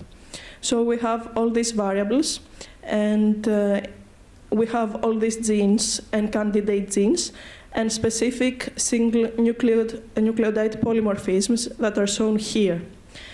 This list of genes has been previously developed from my lab as it is informed from the literature as the most prevalent candidate genes for psychopathology, either internalizing or externalizing. Here there are many SNPs, and here are the neurobiological pathways of serotonin clustered, dopamine, noradrenaline, oxytocin, vasopressin, acetylcholine, HPA, and GABA. So we have a list of 68 polymorphisms that we want to test and see if they explain or predict our outcome variables of internalizing and externalizing psychopathology. Here is the methodology that we use for my dissertation. It is a multimodal approach to understand psychopathology. We have, when a child came in the lab with his mother or his father, the child did some tests and some psychophysiological tests. And we measured skin conductance and heart rate, and we had affective stimuli for the tasks. Simultaneously, we have a band that's shown here that measured their brain activity during the tasks. We also had other cognitive tasks and eye tracking tasks. And the mother, the parent, did some of those tasks, as well as filling the reports. At the end of the session, we collected DNA sample, saliva, from both the child and the parent, so as to examine their genetic background. We collected data from 180 families, so we have a rich database to look at all those SNPs. So here, we took the samples and we collaborated with the biobank of the University of Cyprus. They stored the samples there, did the extraction of the genomic DNA, and here I have put some tables that are like descriptives for the general sample after the genotyping. Some of the genes, the candidate genes that I showed in the list, are more prevalent in the sample, like the dopamine or oxytocin genes. Here you can see the base pairs, the bases that are more frequently mutated in the genes. And here you can see a correlation table regarding all these neurobiological pathways I showed.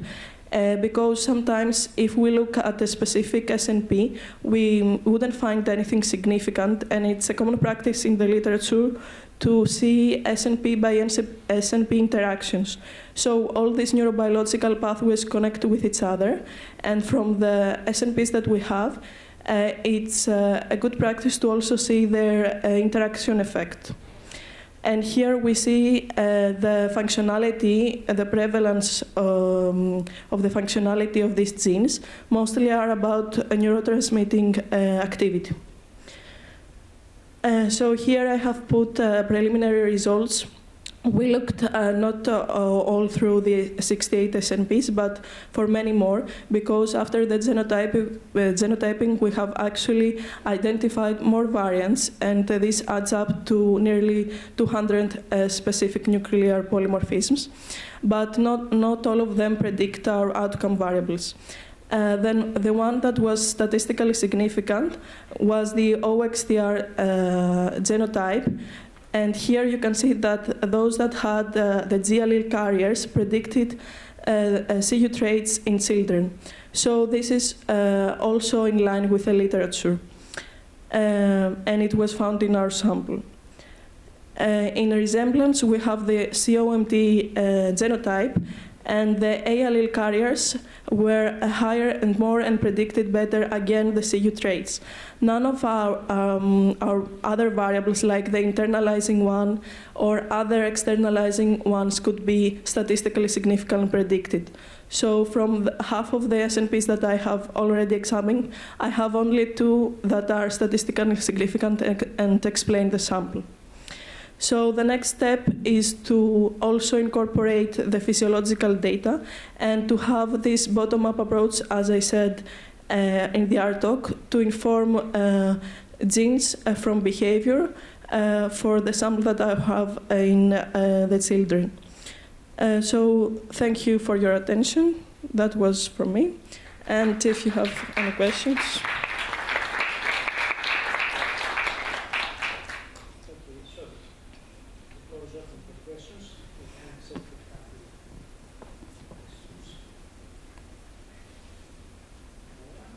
No one is dealing with genetics. It's too complex. Okay. Okay. Let's welcome the second speaker. Please, Evgenia, come to you.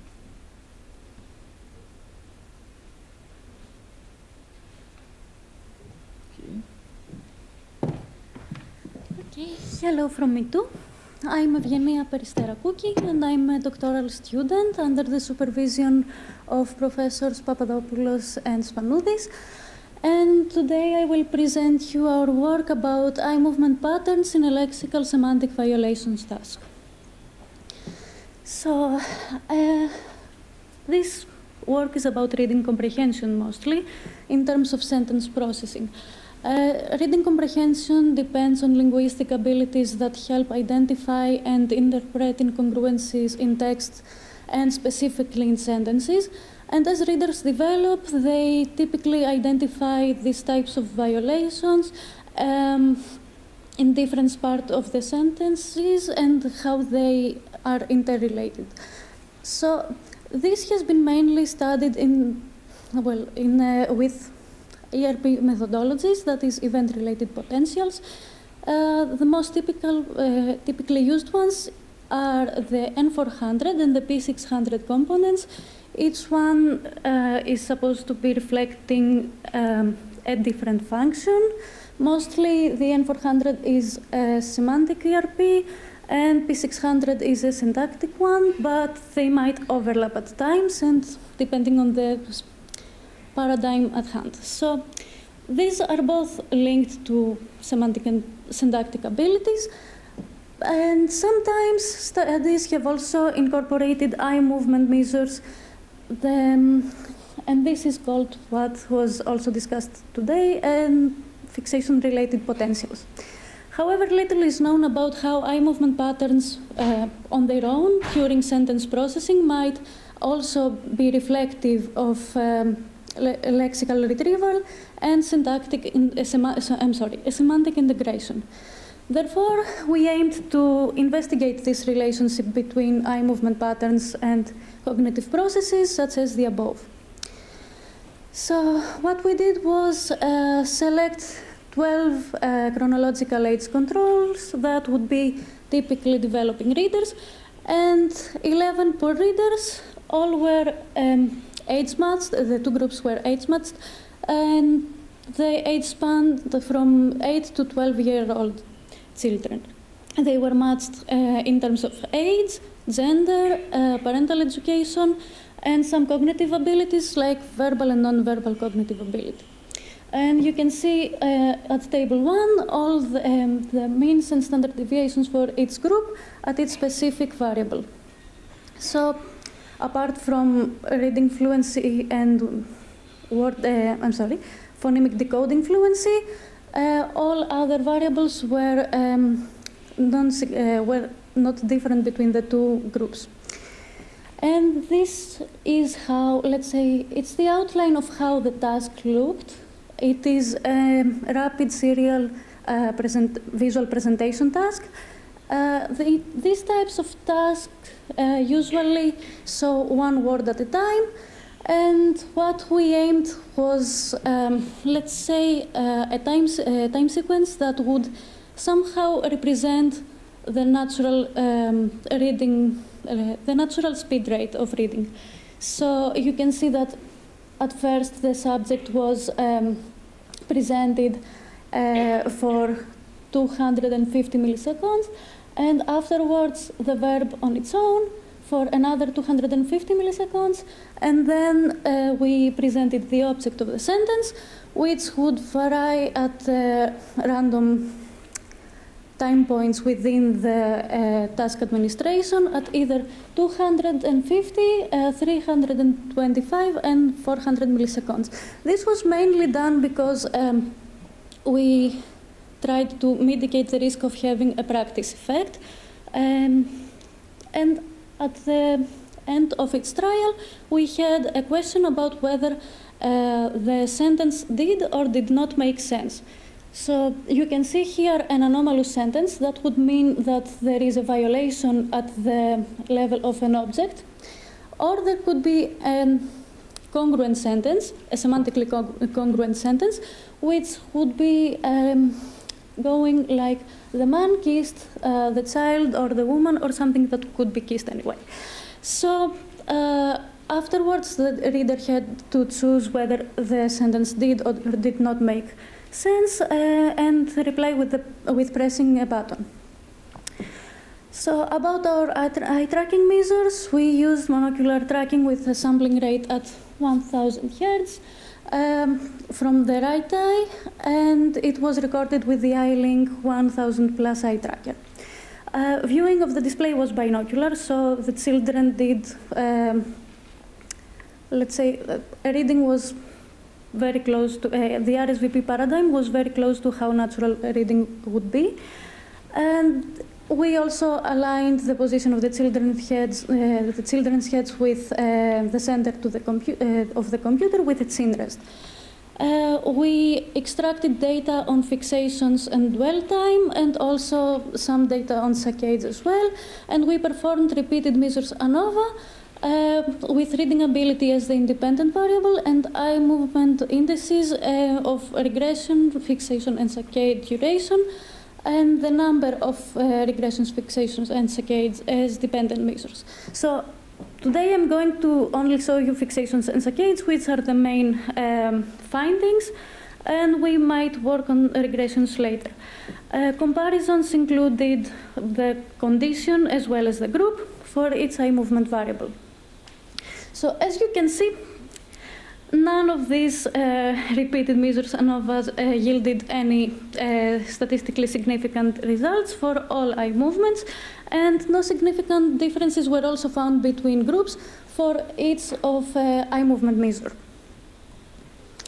But what we found when we conducted some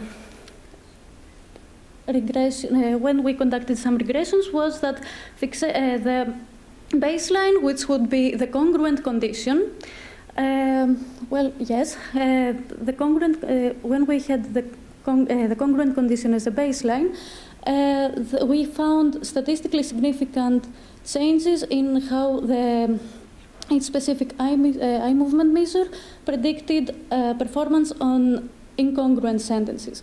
So what we see here is that fixation count and duration, as well as saccade count and duration in the congruent condition predicted the fixation count and fixation duration, as well as the saccade count and the saccade duration on the incongruent condition.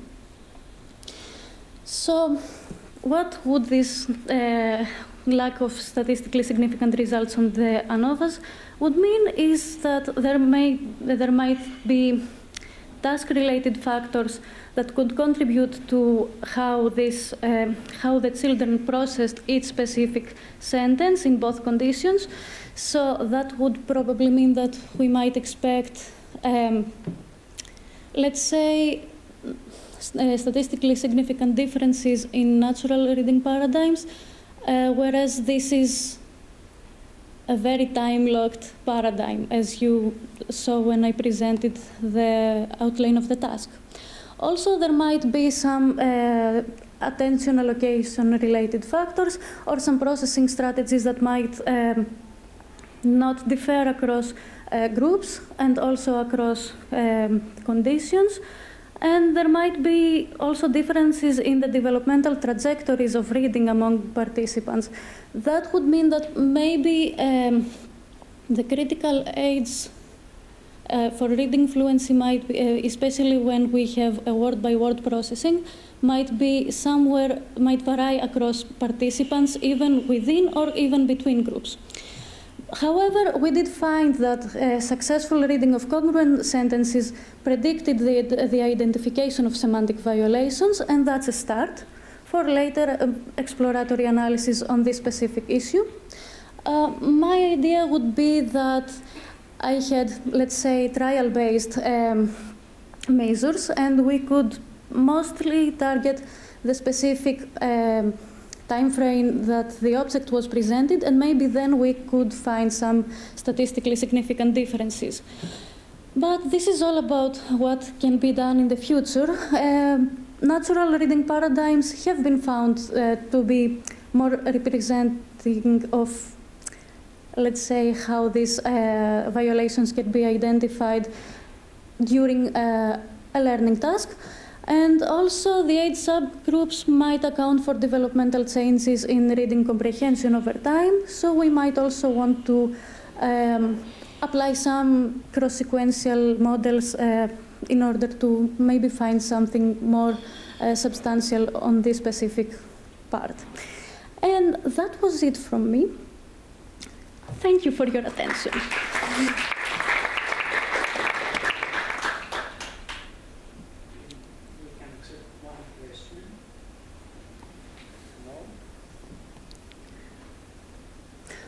Okay. There is a question. We can move. Let's welcome the next speaker, Anastasia.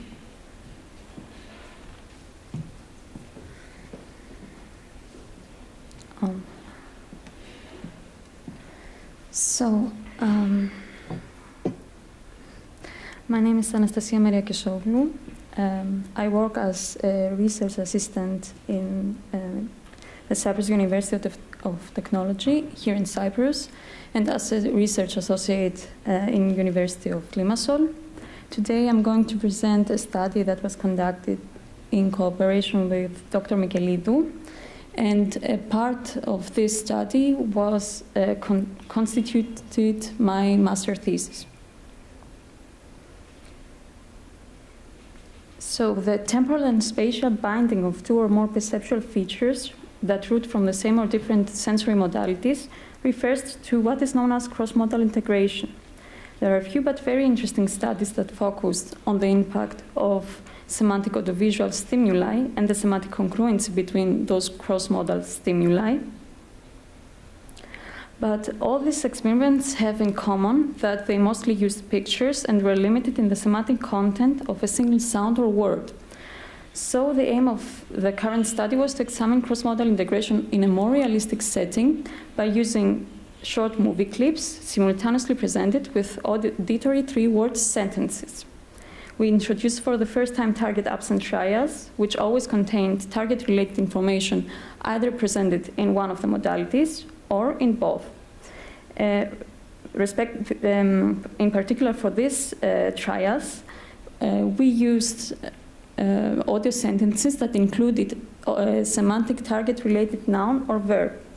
So we further examined whether there was an influence of the type of semantics on the perception of audiovisual stimuli. 2 experiments were conducted, and 12 movie clips were used for each experiment. In experiment 1, the target was always a noun, whereas in experiment 2, the target was always a verb. Each trial started with a fixation cross, and then the target was presented in both modalities. Then another fixation cross appeared, and finally the movie clip, which contained the visual scene and an audio sentence that was either identical or not to the visual scene. Finally, the response image appeared with the label, "Did you see or hear the target?" and it remained until a response was made. We had target-present and target-absent trials. In target-present trials, participants could either only see or hear the target while perceiving irrelevant information in the other modality, so this was the incongruent condition, or they could see and hear the target, so this was the congruent condition. In target-absent trials, participants could either see or hear the target-related information while perceiving irrelevant information in the other modality, and this was again the incongruent condition, or they could see and hear the target-related information, and this was again the congruent condition. We conducted two-way repeat measures ANOVAs for mean reaction time and mean proportion correct. Here we see the results for mean proportion correct. Yes. On the x-axis, we have the mean proportion correct values varying from 0 to 1. And on the y-axis, we have the conditions target present for yes and target absent for no. We observed similar result patterns between experiment 1 and experiment 2 for all modality conditions. The main effects, modality and target presence, as well as the interaction between modality and target presence, were found to be statistically significant in both experiments. Here we can see more clear the significant increase in judgment scores when the target was absent but replaced by the target-related information only in the audio modality and then in the visual modality, and the decrease in judgment scores when the target was absent and replaced by the target-related information in both modalities, which decrease was significant in experiment 2. Regarding mean reaction times, we found that only the main effect of target presence to be statistically significant, with the slowest responses appeared when the target was absent and replaced by the target-related information in both modalities. We also conducted two-way repeated measures ANOVAs for only target-absent trials in order to better understand the results regarding mean proportion correct. Here above we have the results when the target-related information was a verb, and below when the target-related information was a noun. On the y-axis this time we have the movie clip conditions, where congruent refers to those where the target-related information appeared in both modalities, and incongruent to those where the target-related information appeared only in the audio modality. In experiment 1, we observed that when the participants were listening to a target-related noun during incongruent movie clips, the performance was almost excellent, compared to when a target-related verb was presented, which was not the case in experiment 2. Important to mention in experiment 2 is this significant decrease in judgment scores when the target-related information was presented in both modalities, which was the same for verb and noun. So we found lower accuracy in judgments when the target was presented in one of the modalities and superior performance when it was presented in both modalities. And these findings are consistent with previous research. Regarding target-absent trials, we found that the modality in which the target-related information appeared did not influence the performance significantly during incongruent movie clips. However, when the target-related information appeared in both modalities, we found significant decrease in reaction times in both experiments and decrease in judgments in experiment 1, which was significant in experiment 2. And we assume that this decrease may be due to a confusion that the participants possibly experienced during these trials. And this confusion may arise from the combination of two factors: strong audiovisual integration that is formed temporarily for each concurrent trial and its strengths due to the semantic congruency of audiovisual information, along with strong semantic schemata that preexist between objects, locations, actions, and movements. we assumed that semantics could create an effect of semantic relativeness depending on the complexity of combined semantic information or the expectations of the observer, which in turn activates more complex integrated brain processes. And the significant slower reaction times that we observed during these trials could be another evidence of this effect.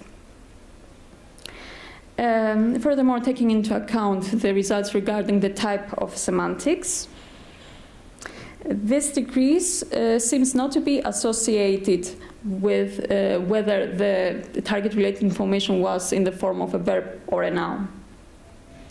Finally, in experiment 1, we observed that performance was almost impeccable when the participants were listening to a target-related noun compared to verb during incongruent movie clips. And this may be due to the fact that the comparisons they had to make were easier since they had to compare between the noun presented and the target noun. Or this difference may rely on the differences that we already know exist between verbs and nouns. For example, in the information level added in a sentence, or the neural activity demands that are linked with verbs compared to nouns. So, at some level, we provide evidence regarding the complexity and flexibility of verbs, and the findings in experiment 2 could strongly support this statement.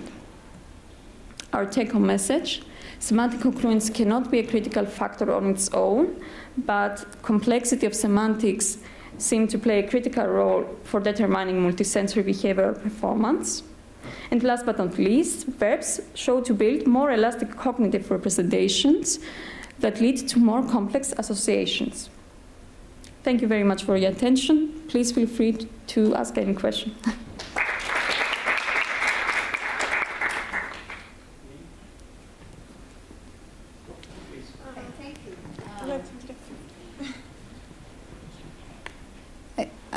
Thank you for the presentation. I'm just wondering, the elasticity that verbs provide, isn't it the fact that they cannot be depicted? So, for instance, if you have a word like a noun like an apple, in your mind you visualize an apple. It could be a green apple or a red apple, but it's an apple. Whereas if you hear a verb, let's say, run, you can have a number of different depictions. So isn't that what creates the difference, the fact that verbs are not concrete, that as compared to simple nouns? Just wondering your thoughts. That was also, thank you for your question. That was also something that we firstly we considered this when making the experiment regarding the verbs, and we asked ourselves, how can we depict the target verbs so that we are sure that they make the connection, okay, we are looking for the verb run. So that's why when we presented the target run, we showed a picture where somebody was running, a stable picture, with those comic lines, so that they can also see the movement in the stable picture.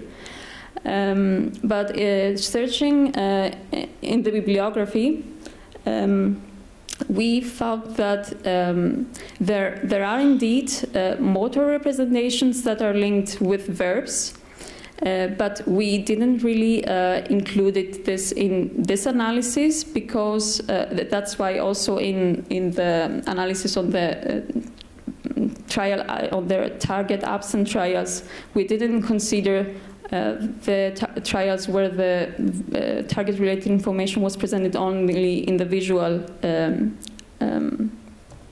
the visual modality, since we have to consider this motor representation factor and the factor that in our visual scenes we had the movement in. And that's why we also aim to test this, to interpret also this data, but in a separate analysis.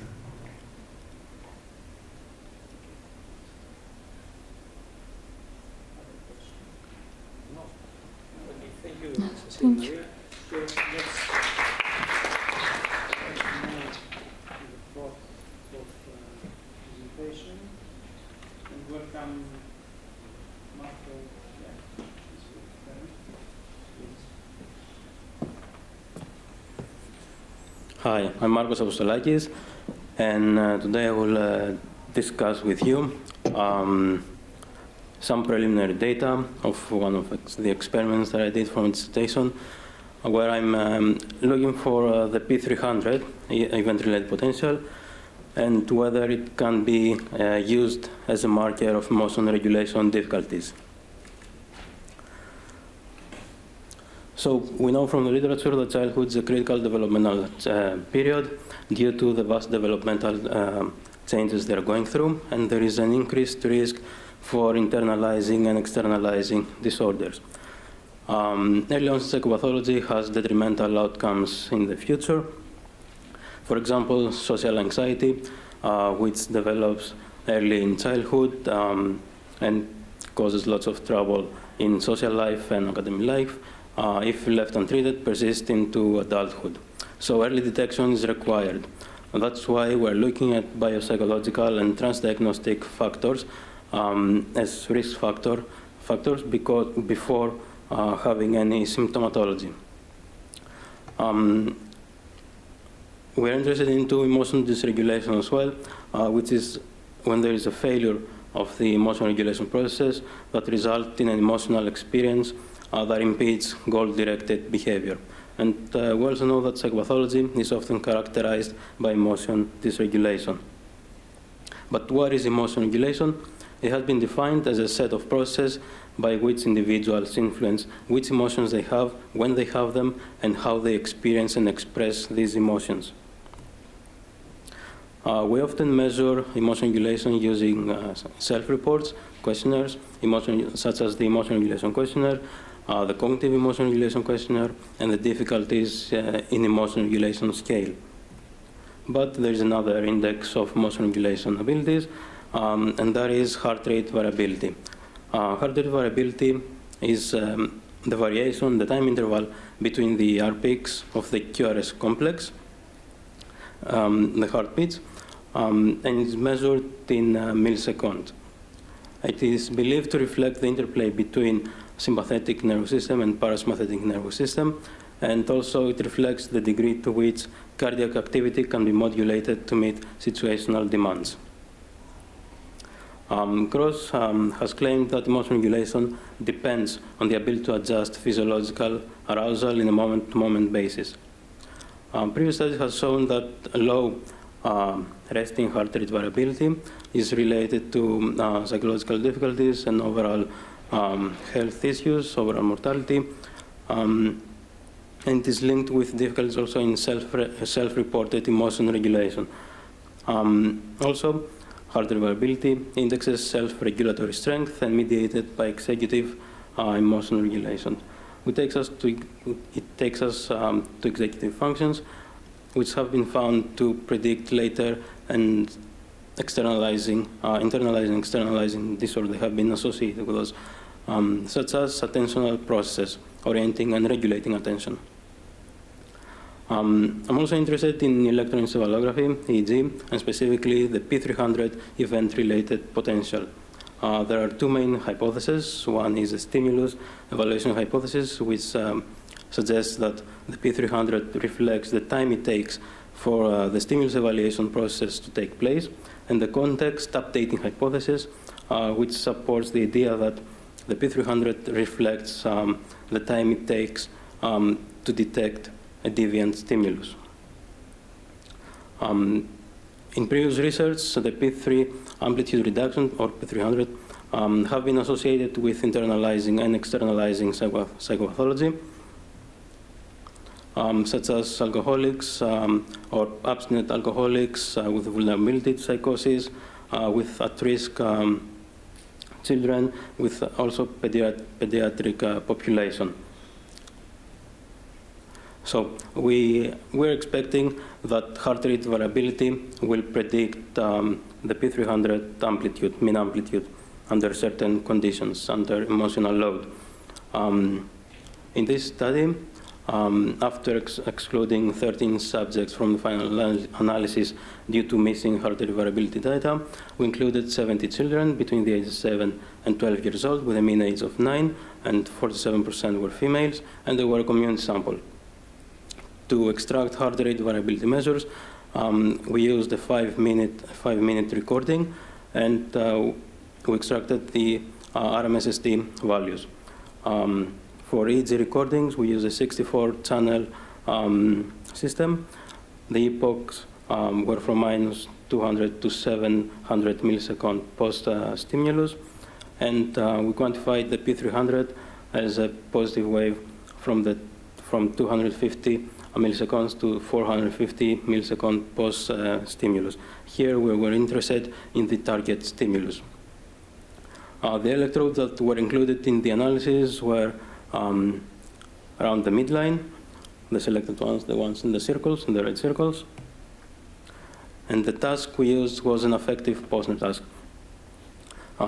It's the well-known Posner task, the attentional tasks, where I added some extra blocks that had some elements that were designed to elicit some emotions, namely frustration. So in the Posner task, a cue is presented on a location, and then a target presented on the same location or a different location, and this makes up the valid or the invalid trials. And the subjects are required to select as quickly as possible the location of the target stimulus. There are also controlled trials where the cue is presented in the middle.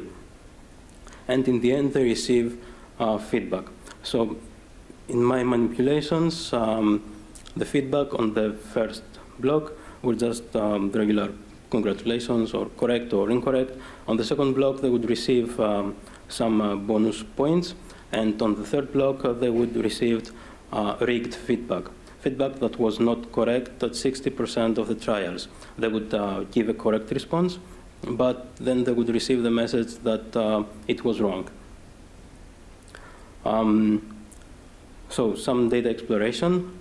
The average reaction times become significantly lower for all conditions on the third block under frustration.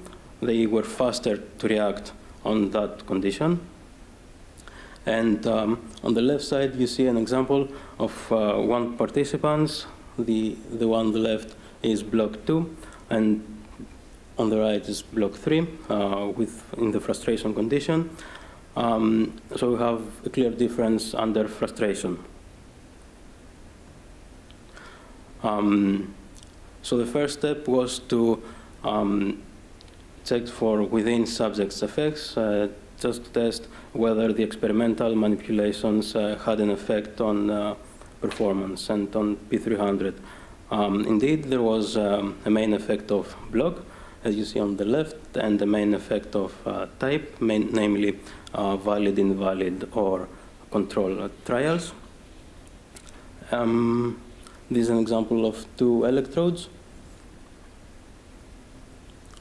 Yeah, that's all.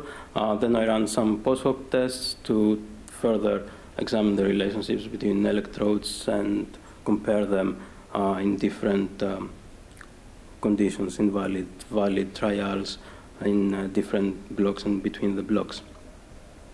And the next steps will be to run linear regressions with heart rate variability as predictor variable, and then the P300 mean amplitude as a predictor, and also test problem behavior as a mediator between heart rate variability and P300, because low resting heart rate variability might not be necessarily due to parasympathetic, due to psychopathological symptoms and increased parasympathetic control, abnormal parasympathetic control, but also other reasons. There might be a difference in children that have low heart rate variability and show problem behavior, and children that have low heart rate variability but don't have any problem behavior. So that was it. Thank you.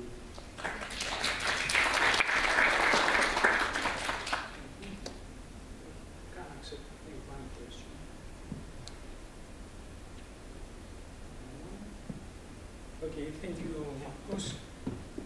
So we can move on the 5th presentation. Let's welcome Flora.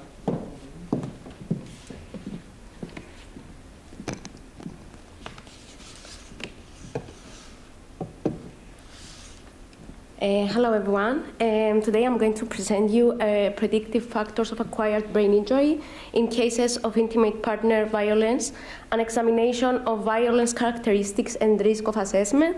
That is a part of my PhD thesis, supervised by Professor Fώφη Κωνσταντινίδου.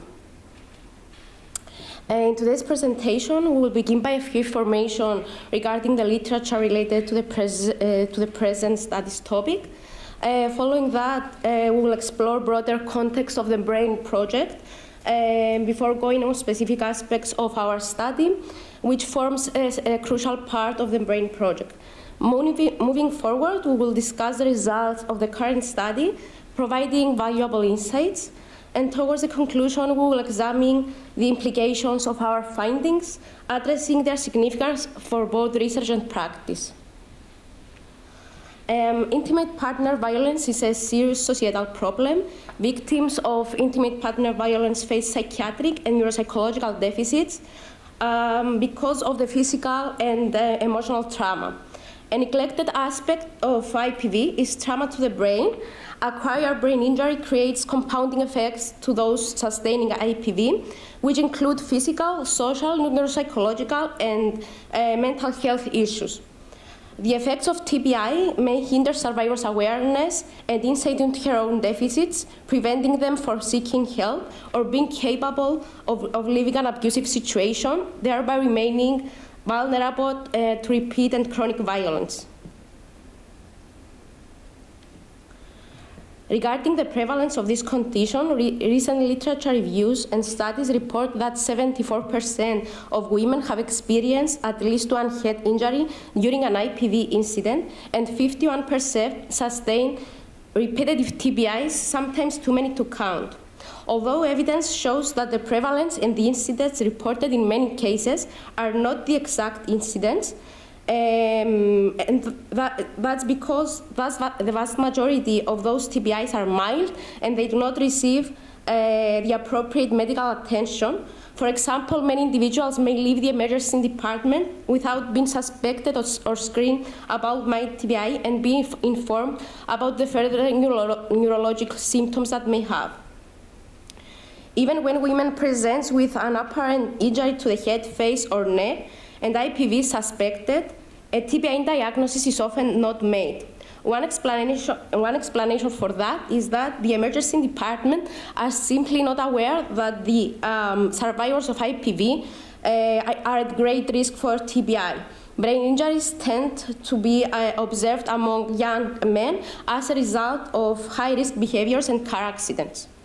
Another explanation is that the IPV-related TBI symptoms may present as mental health issues and substance use issues, thus masking the persistent concussion symptoms, like headaches, dizziness, or cognitive or emotional difficulties.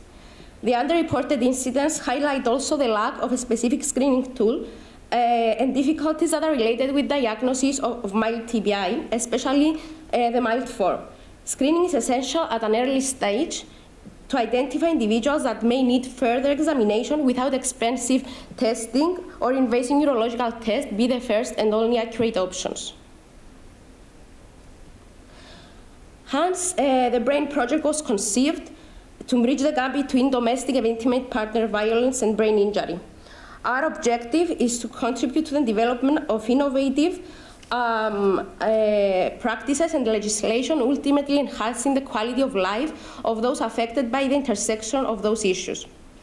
We have established a collaboration with SPAVO, the foremost NGO in Cyprus dedicated to prevent and addressing family violence in Cyprus. And our program is the first program in Cyprus and perhaps in Europe that seeks to capture brain injuries in women who are experiencing or have experienced domestic intimate partner violence. Our vision paints a picture of a world where women with brain injuries resulting from incidents of domestic intimate partner violence are swiftly identified and provided with appropriate compassionate care and support.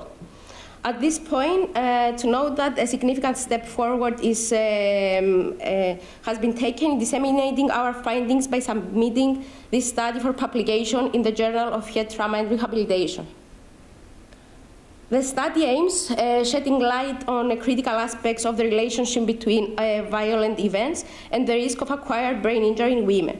Our first aim is to determine the presence of violence events that increase the risk for acquired brain injury. This includes blows to the head and or neck, strangulation, and or severe shaking. Moving on our second aim, we seek to examine the characteristics of violence such as intensity, chronicity, and frequency associated with incidents that put women at risk for ABI. Now, moving into methodology behind our study, our data were collected between November of 2021 until December of 2022, and participants were adult female victims of domestic violence who called out the helpline of SPAVO. As part of the BRAIN project, we developed the BRAIN screening questionnaire. This questionnaire is specially tailored to detect blows to the head and or neck and severe shaking that may increase the risk for ABI in this context. 4 questions from the BSQ were integrated into the SPAVO helpline, and these questions were regarded attempted strangulation, head and or neck injuries and severe shaking, loss of consciousness, dizziness or loss of memory, alterations in everyday life due to these incidents. Now let's take a look at the results were collected from the emergency line of SPAVO. During this period, a significant number of 729 women over the age of 18 experiencing domestic violence and reached out to the helpline of SPAVO for support and assistance. Out of those 729 women, a substantial amount, namely the 442%, 61%, reported experiencing physical abuse. Among those women that experienced physical abuse, 151 individuals reported episodes of violence that posed them in a serious risk for ABI.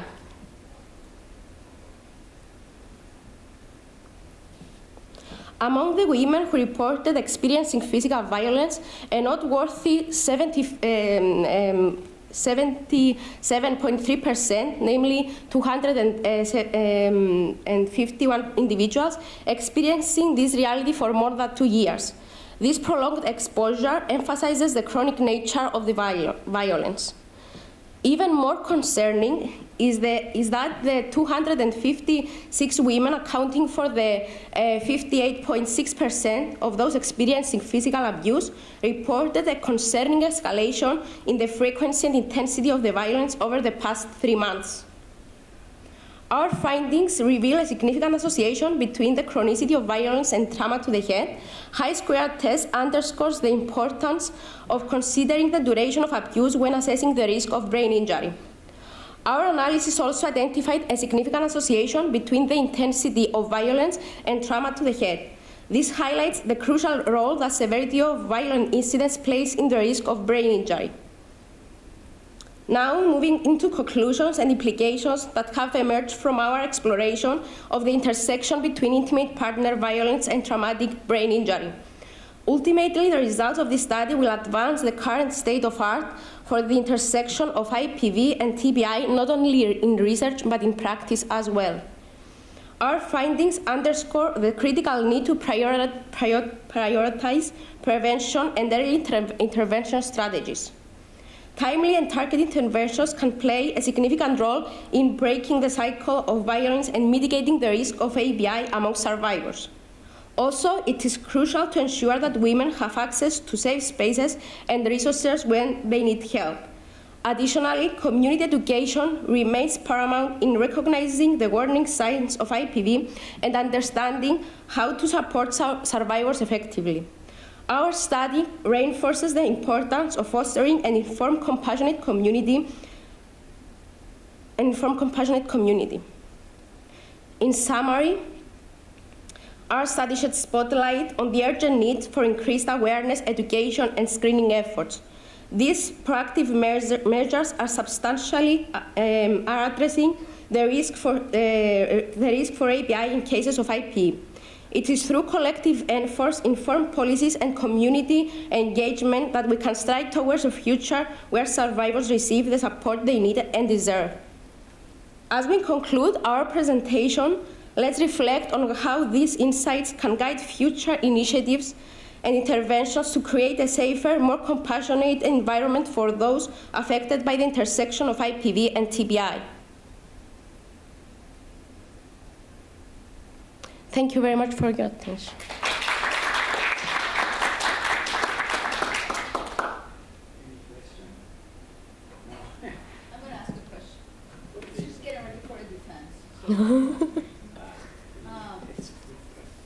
So, Flora, how do you think, from a practical perspective, let's say SPAO could use this information? I think that because SPAO also didn't know about the potential of having a TBI or ABI or brain injury in this context. For the first place is for addressing those individuals and screening those individuals using probably our screening tool in order to further assist those women with brain injury. Maybe they can, after a positive screening of TBI, which the screening takes up to 2 minutes. I mean, it's not long enough. And to guide those women in neurologists or further examining those injuries that may have, which are the result from a brain injury. Thank you.